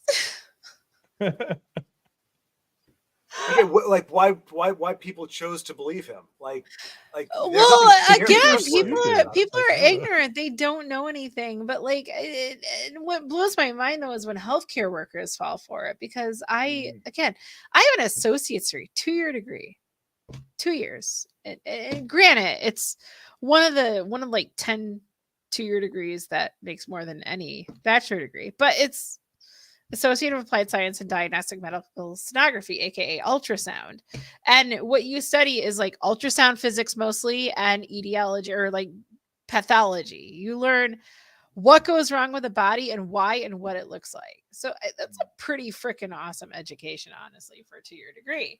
And anyone who goes into healthcare, they learn specific things, and including the basic science you learn in 6th grade, which is what is a vaccine and how does it work. And anyone who has integrity will tell you that whatever Fauci put out there that year was false, including masks not working. They don't work because the holes in a mask, I've said this before and I'm going to go off on this tangent really fast. The hole in the mask, imagine you, and then you have a hole in front of you that's as big as 20 garage doors. 20 garage doors. That's how big the hole is, okay? You're the virus, and those 20 garage doors, that's the hole in the mask. That mask isn't stopping the virus. Oh, but droplets. No, dude. The virus doesn't care about droplets. It's a virus. Right. But droplets. Shut up. You don't know what you're talking about. Well, didn't the boxes say on the side it doesn't stop viral transfer? Isn't that Probably, but the other thing that was interesting is how no one pressed the masks into their nose to close it, and they all wore the masks. Oh, down here. Mm-hmm. It doesn't work. It doesn't work. So, yeah, it's. Well, and then what was it? There was a guy I watched. Easy people could be manipulated. They choose to be manipulated, Ryan. I honestly can't explain it any other way. I really can't.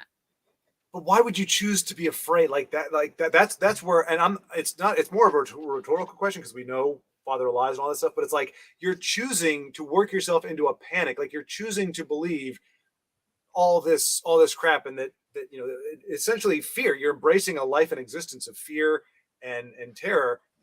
And that like you would think people would want to choose a truth that is, or if you're going to choose a truth, choose one that has you be like, hey, whatever, man. Like life is good. I'm just going to live my life like that. You would think by default, that's the truth you choose to believe, not something that is going to wreck your life and make you a nervous wreck the whole time. Like, I wish I had an answer to that. I don't though. Yeah. Maybe we got bored. Like life was good for a long time. I mean, now granted, as you said, some media and music have taken hits in the past 20 years or so, but in general, life was pretty mellow. And I think maybe some people just got bored with it. Like, I need something. Oh my gosh, this is the thing. This is the thing that, we can define ourselves by. People went off to war. We're going to wear masks. It's like some way to define themselves, some way to make their lives seem significant when you don't need that. I'm not saying people have insignificant lives. You do, but if you don't have anything to hang your hat on, you got to find something. And for some people, it was wearing a damn mask. That was how they were going to prove their nobility to the world. And I think that's why the government ran with that. That was their angle, was wear a mask, save a life. Like that was literally what they were pushing to people. And yeah, people have a hero complex and they want to be that person. Yeah.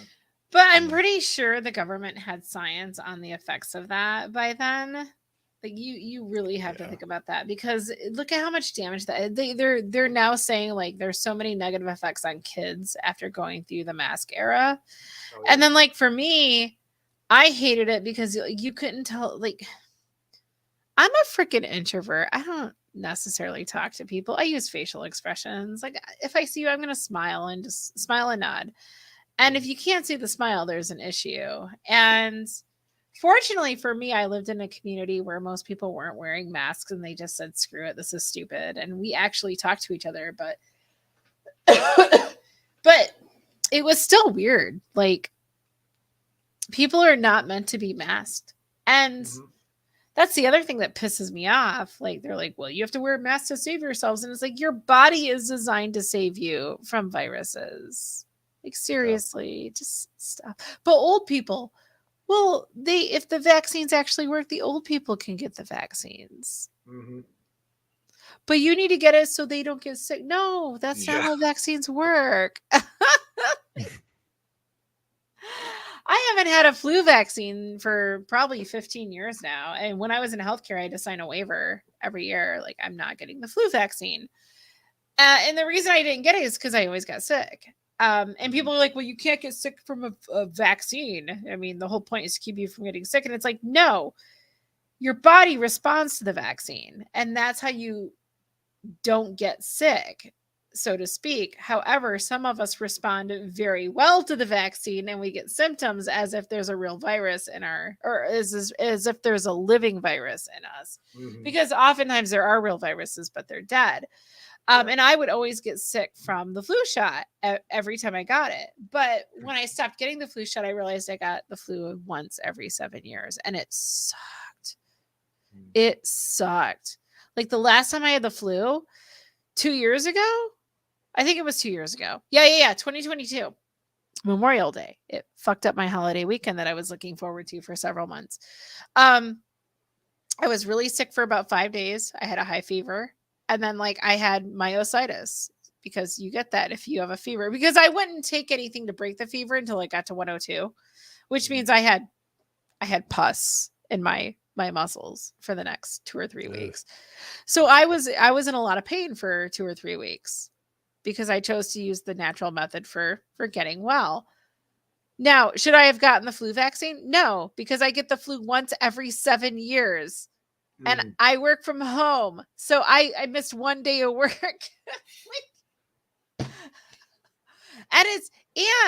And they know it's good for your body to get sick because it strengthens the immune system. Mm-hmm. So should you be getting vaccines for every little thing? No, you shouldn't. You shouldn't. Right. I haven't had a vaccine since I was a little kid. I need to go back and get my booster for what is it? For tetanus and all that? That's the one. Oh, yeah. Yeah, it's been a while. I haven't even had that. And with how I step on things, I should probably get that would suck to get tetanus.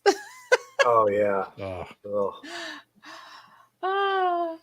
But yeah, I just get that one booster. It's like a triple. I forgot. It's tetanus and 2 other things. I can't remember. It's not hepatitis, is it?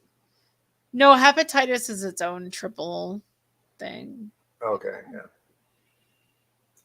Yeah, that's the problem. Okay.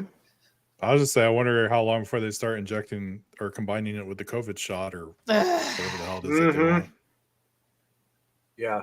Well, that's the thing. When we're all saying, "Hey, I'm not gonna get the shot," and it's in theory, I'm guessing they could distribute it in multiple ways without us ever knowing it. Well, they're talking about distributing it orally and putting it in meat, which is the one thing they're trying to get us all to stop eating. Yeah. Yeah, it's a little inconsistent though, isn't it? It's crazy, dude. Just yeah. Hands off my meat, bro. Don't touch my meat. Definitely different coming from a guy and a girl. Oh man. Yeah. I wish you could have been there. This conversation that I had with this guy. I mean, we did not see eye to eye on anything, but his thing was he actually said, "You're more likely to get diabetes from eating meat than you are from glucose or sugar." He's like, "It's the tar from meat," and he literally, he's like, "What? I don't. This same Last guy I was checked, telling meat's me, not a cigarette." I don't smoke my meat like that. I mean, I like smoked meat, but there's no tar in it. Maybe, yeah. He didn't get far down. I mean, I think he's a flat earther. Or does not believe. Last place I lived, we had people who would stand on the corner with signs about how the earth was flat. It's bro, do you even trigonometry? Come on, you people are dumb. Well, he tried to say the Bible makes it very clear that there's. He said because when God created the heavens and the earth, He put a firmament between the two, and blah blah blah, and that's why we've never been to space because there's a firmament. And I'm just messing with him, so I was just well, I mean, I said, what's a firmament? And I had him describe it. And I said, well, then, so the atmosphere is like a firmament. He said, yeah. I said, well, the atmosphere, you can go through in and out, no problem. The atmosphere it's not a solid layer. You can leave the atmosphere and come into the atmosphere. And he's like, well, but that doesn't mean you can't come back in. It was like, well, how does it stay round? Like again, just jumping from one thing to another. It was. Or Genesis is not meant to be taken literally. I don't know that. Well, I'm like, who was the eyewitness there? Like, God created us. That's one of the points. And then he created man for woman, and he loves us. It's Genesis in 3 points right there. Right. Yeah. He really should have added a line in the beginning. I created a blue orb. That was you not just flat. got blue orb. You're right. Let's get rid of the whole flat earth thing. That would have saved so many problems in the Yeah, just a single word or a single opening.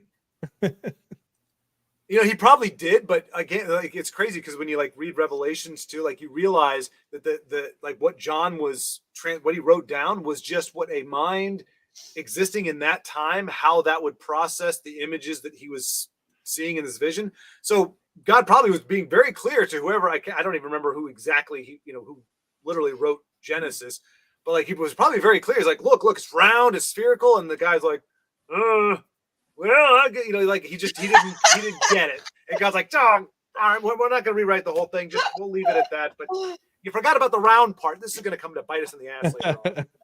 Okay, speaking of John, a quick question. What is your favorite gospel? Everyone has one.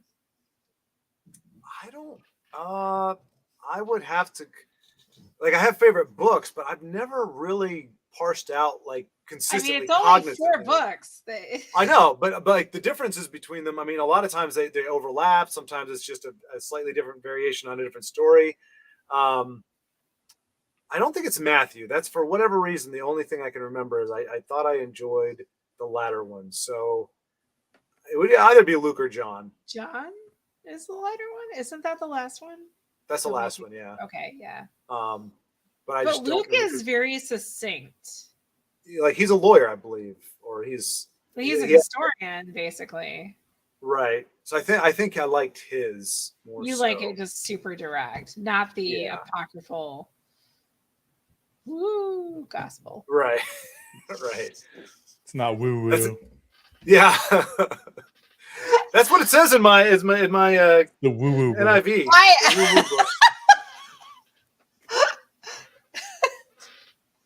I don't think that's an official term. I loved Matthew for most of my life, and I think it was. What is it about Matthew? It's the lengthiest and the most narrative one, I would say. But right now, with where I'm at, I freaking love John. For whatever reason, John is what is speaking to me. It is just like boom, die-bear language, and it's amazing. Yeah. It's just it makes everything make sense. Well, I mean, come on, John 3:16. Nobody ever says Matthew whatever. It's always John 3:16. John has the most quoted verses out of anybody. There's so much good stuff in Matthew, though, which is interesting. Didn't that have the genealogy though? Did it? I mean, but like the genealogy isn't that much. But it's like this massive Sermon on the Mount. Matthew is the kind of guy that like he had to write a 5,000-page essay, and he's like typing with feelings filler. It's like I got to write a book. Let me just start with the genealogy. That's a good way to fill the pages. Yeah, he's just. I think I blacked that out. I tend to black out the genealogy. So what I read today in Numbers was like the last census part, and I was like, oh yay, this is so not the Old Testament is. I can't say that. Okay, the Pentateuch is hard in certain spots, but like, oh my gosh, dude, so much of it is amazing. And like, so I did Bible in a Year podcast last year with Father Mike Schmitz, and I was listening to it while getting ready for church and all that stuff. And then back in November, it got to the point where like it was done with the Old Testament and it went just into New Testament. And I was like, holy crap, no, I want more Old Testament. Like like, who the hell says that? I want more Old Testament. And so I went and I completed the Bible in Your podcast listening to it, but then I went back and I got the schedule out and I started reading it. So November I started over while I was finishing it at the end, listening to it. And yeah, oh my gosh, dude, I totally fell in love with the Old Testament. I thought it was amazing. And people are like, oh, God's like this horrible God who punishes people. And I'm listening to it. And then I'm going back and reading it for the second time. And I'm like, no, that isn't God. Like, if you want to get to know God, it's the Old Testament and you have to read it prayerfully. Oh my gosh, you really get to know him in it. And it's so amazing. And I fucking love it. I do. It's not something most Christians say. I like the juxtaposition there. So holy man. Some words you use for emphasis, right? Yeah. Emphasis and humor. That's what they're there for. Yep. I'm where am I right now? Well, oddly enough, I'm finishing Numbers and Deuteronomy right now. It's just the most painful. Yet at Mass, we've been going through Samuel and we did Kings the other day. I freaking love Samuel. I love it. That is like, I think that's my favorite part of the Old Testament. Absolutely amazing. And there's so much to learn from it. Mm-hmm. And it really comes down to this. Just whine to God about everything in your life. Right. Yeah. Yep. Legit. Whine to him about everything and he will guide you and take care of you. And it's true. It's insane. But yeah, what an amazing story. I love it. And I'm looking forward to reading it. Yeah. Yeah, the Old Testament is by far, in terms of pure, and I know that's not what you're saying it's for, but like for pure entertainment value, just the stories and everything, they're just, you can't beat it. I mean, the prophetic books can be a little slow, a little bit, and a little odd because, and again, unless you have context for exactly what's going on, like what it's referencing when that book is written, like you understand, okay, this is where Israel is in this particular moment in time when this prophecy was being said and all that. But like you said, Samuel, Chronicles, Kings. I mean, I used to, as a kid, even I was entertained by that stuff just because it reads like, I think we talked about this before, but it's like Game of Thrones has nothing on Old Testament. Like the amount of crazy shenanigans that go on. I mean, it doesn't have dragons, but aside from that, I know, right? We need dragons, but even in the Pentateuch, like I was reading something like in the Psalms lately. I'm just seeing stuff, and it's like, oh my gosh, this is what's happening right now. This applies so hardcore to right now, and it does. Like people never change. Right? Yep. You were gonna say something. Speak. Oh, I was gonna say something that I realized I was wrong. I was gonna say, isn't there something in the Bible about dragons or beasts or something like that? But yes, I don't know. I think there's a unicorn too. Leviathan, yes, that's right. I don't know about the unicorn. I do know about Leviathan. I don't have anything of much interest to say. I think the most fascinating thing that I found out about recently is apparently the descriptions of allegedly what angels look like. And I'm like, it's absurd. Like it's crazy looking. Every single like illustration I've seen of it, it's just like, what is that? It's creepy. So now you know why people were frightened when they saw angels. Yeah, I was just like, what a weird way to show you, like to present your, like, I don't even know. It sounded like spaceships or creatures and I don't know, all sorts of weird stuff. I think I just saw something on Twitter where someone showed a bunch of pictures of what like Ezekiel described as angels. And someone said, wow, I think Ezekiel's been on some acid or something like that. but angels aren't like, angels are faceless, and I forgot some of the other things I've read about them. I mean, they aren't human, and we like to depict them as human, like, but no, there's a reason why they're freaky in the Bible. Well, apparently they have all the eyeballs because demons are afraid of all the eyeballs. I forget where I heard that. Interesting. Yeah, that's supposed to be like one of the features. I'm like, how do you even know that? I don't know if that's in the Bible. They have eyeballs because demons are scared of them. I think that was part of the one prophet's description. So someone was probably like, "Oh, it's because they're afraid of eyeballs," but it's probably because they're afraid of the power of God coming through those angels. That might be, yeah. Kind of like when you have an exorcist who is doing his thing. It's because it's not because of the exorcist and how he looks, but because of the power of God. Oh, it has to be, yeah. They sounded creepy. Well, Other than that, I like the story in Exodus, but Yeah. You like what? Which part? Moses. As a kid, I always thought that story was fascinating.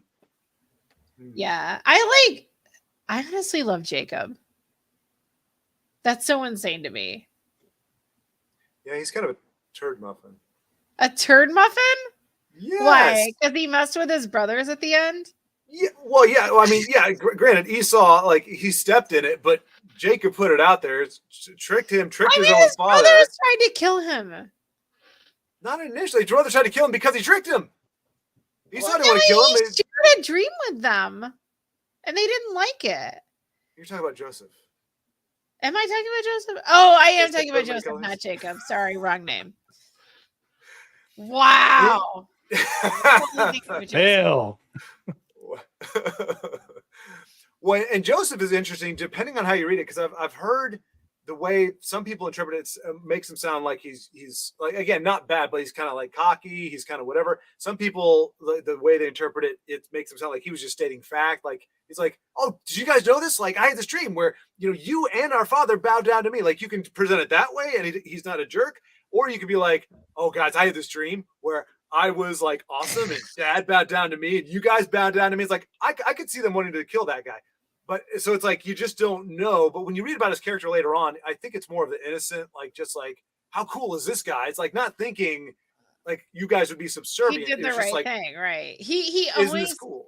The impression is he always followed God. He wasn't serving himself, right? Right. So I think you're right on the one count.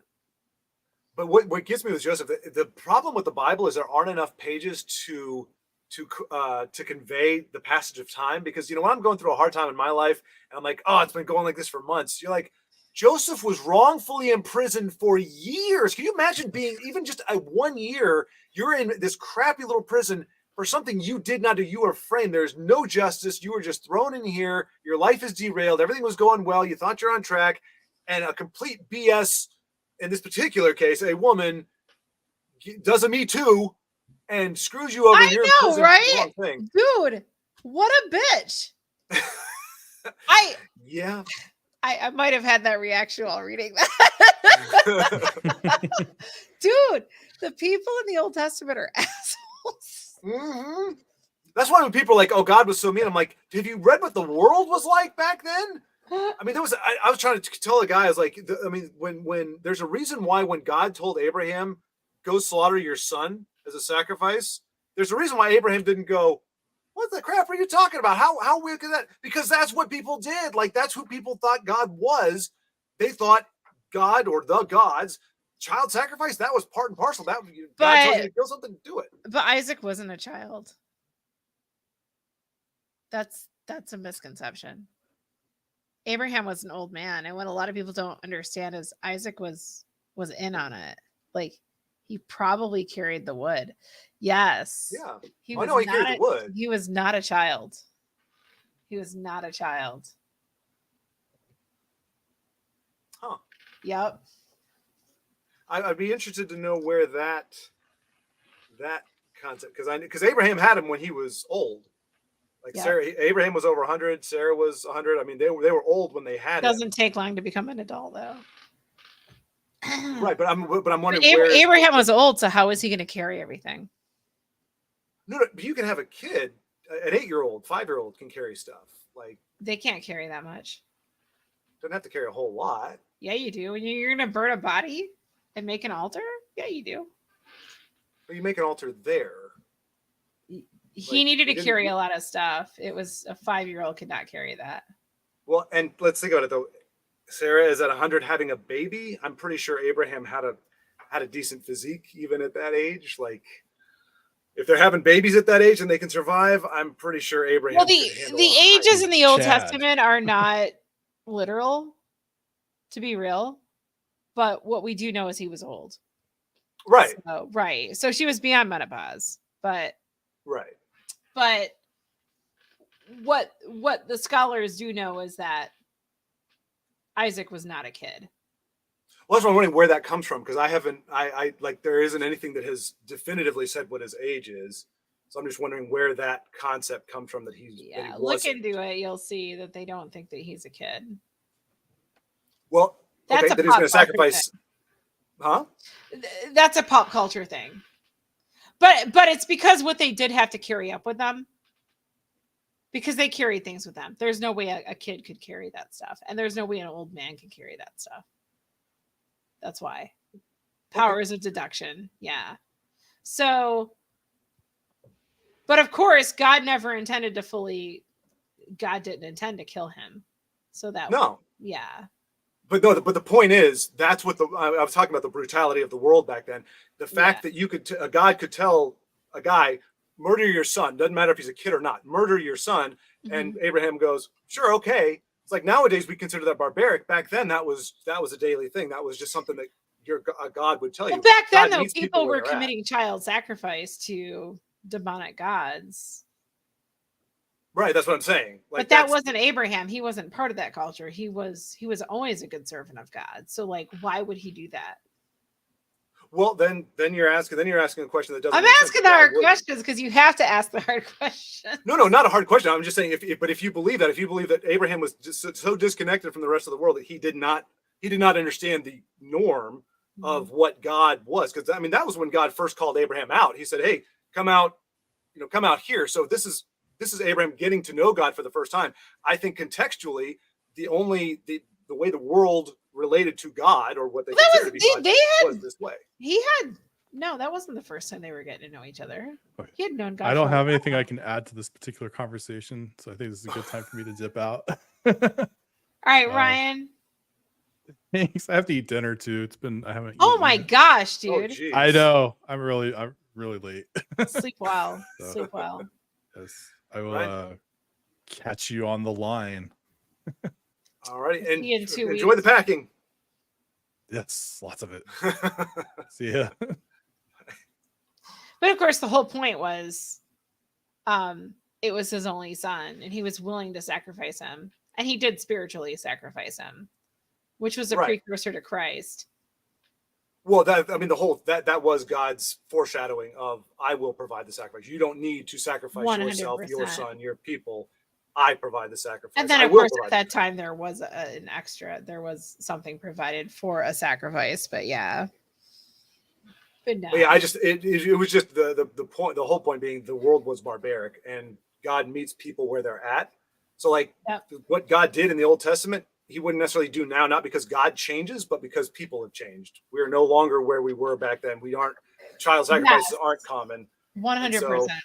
Yeah, that's because people somebody actually told me, I crap you not, they actually said God was mean in the old, I mean, I'm paraphrasing, God was mean in the Old Testament. He realized that was a bad way to do things. So he said he was sorry and sent Jesus as a way of apologizing.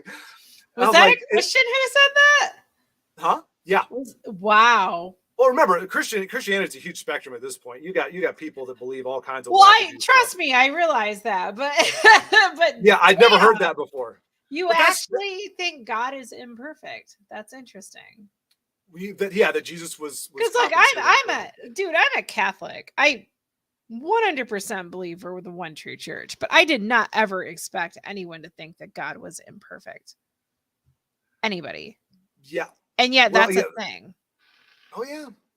Well, but they don't realize that that's what they're saying. They're trying to humanize God in that way. And again, not talking about end from the beginning. Doesn't talk about. Yeah. It's just a very bizarre. Wow. Yeah. But that goes hand in hand with what people were, the misconception people have that God of the Old Testament was vengeful and everything. It's like, if you break it down, the amount of times God's wrath is, his mercy is referenced in the Old Testament far more than any kind of wrath or anything else. So, and you know what's interesting about people who say that is my response has always been, especially when things got crazy for me this last year, is what does this mean? What does that mean? And I ask that so much. And I find that most people, when they encounter something like that, especially in the Old Testament, they have a gut reaction to something and they go with it instead of stopping and saying, wait, what does this actually mean? What do they mean by this? No one actually wants to tackle that. Right. But that requires that you rely on tradition if you do that. So wait, what now? That requires that you rely on tradition. So you have to understand context and history and historical liturgy and all the things. And it takes work when you ask, what does that mean? Right.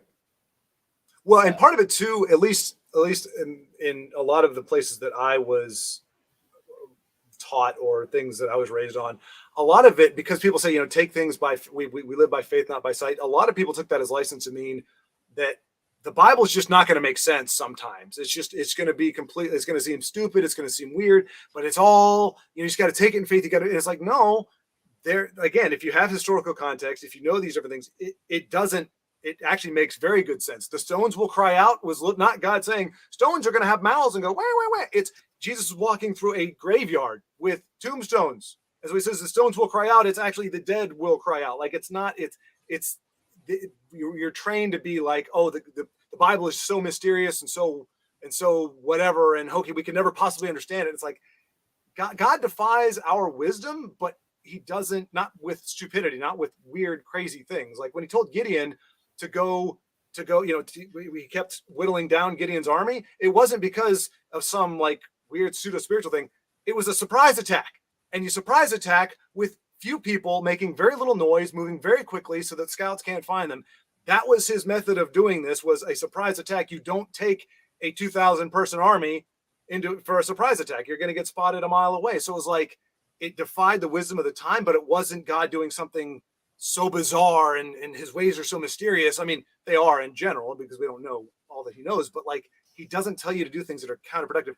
None of the commandments, nothing that he told the Israelites to do was against their better, was against their health or was just something that was just completely stupid. They didn't maybe understand it at the time with science and everything we know now. Oh, of course, that's why he said bury the dead people outside of the city,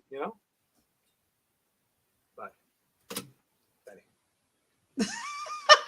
it just makes a lot more sense. It's just it's supposed to make sense, and that's not, we don't rely on that. If I read something and it doesn't make sense, I don't go, well, if it doesn't make sense to me, then it's stupid. But that's what a lot of people do, though. Right. I had someone tag me a few weeks ago. I said people were going off about homosexuality in the Bible, and I made a comment about I might have said that homosexuality was a sin, but usually I clarify like acting on homosexuality is a sin. But this person tags me. Mind you, I have a life.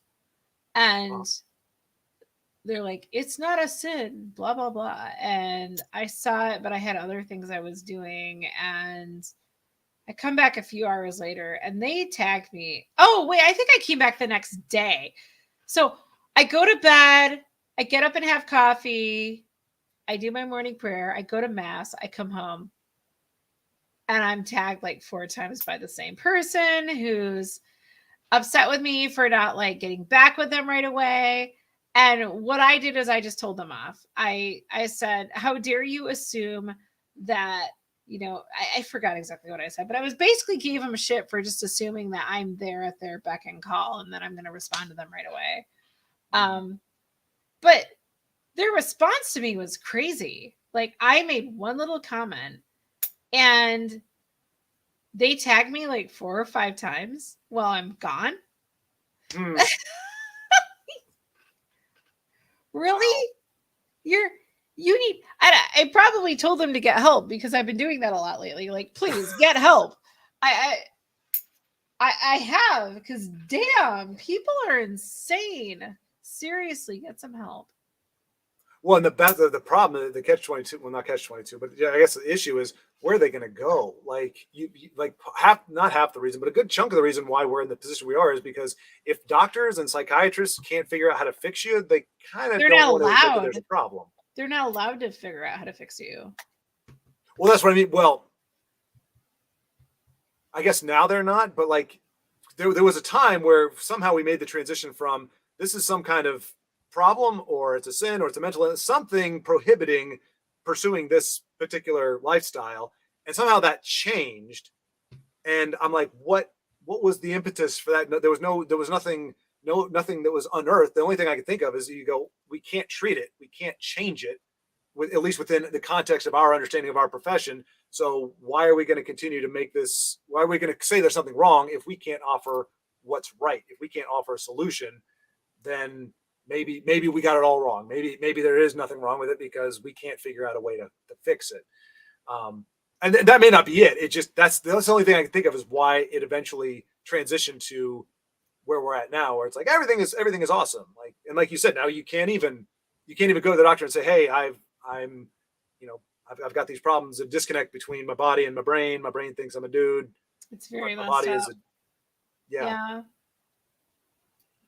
So there's really, where do you go for help? And it's like, all right, go to God. I don't know what else there is out there. When you're politically prevented from actually helping someone, what do you do? Yeah. So. Yeah. Alrighty. Well. This was a really good second pirate panel in a row kind of thing. So right. I love it because I was thinking the same thing that I guess everybody else was, which is okay. Let's start the double, but not back-to-back weeks here. And then the one guy who was adamant about it bails on us a half hour into the darn thing. I was like, because I was like, oh, do we got to do it? Because I'm getting stuff ready for the move and everything like that. But I'm like, I said I was okay with it. But no worries. I don't think you said anything, did you? No, I was literally because you didn't post the link until I think it was like a little bit like earlier this evening. I think I just said okay to him when he said that, and I didn't get a response. Oh yeah, from anyone else, but like, yeah, wow. Llama's been checking out early every time anyway, and I think, yeah. And if we do get into a God discussion, he's out. Which I mean, I can understand that. Yeah. So it's crazy, but it's cool as long as there's good conversation to be had about anything. Then there will the pirate panel be. With that said, I'm actually getting sleep tonight. So, chat, we are doing pirate panel twice a month now instead of once a month. We will now be doing it the first and third Saturdays of the month because people want to do that. So.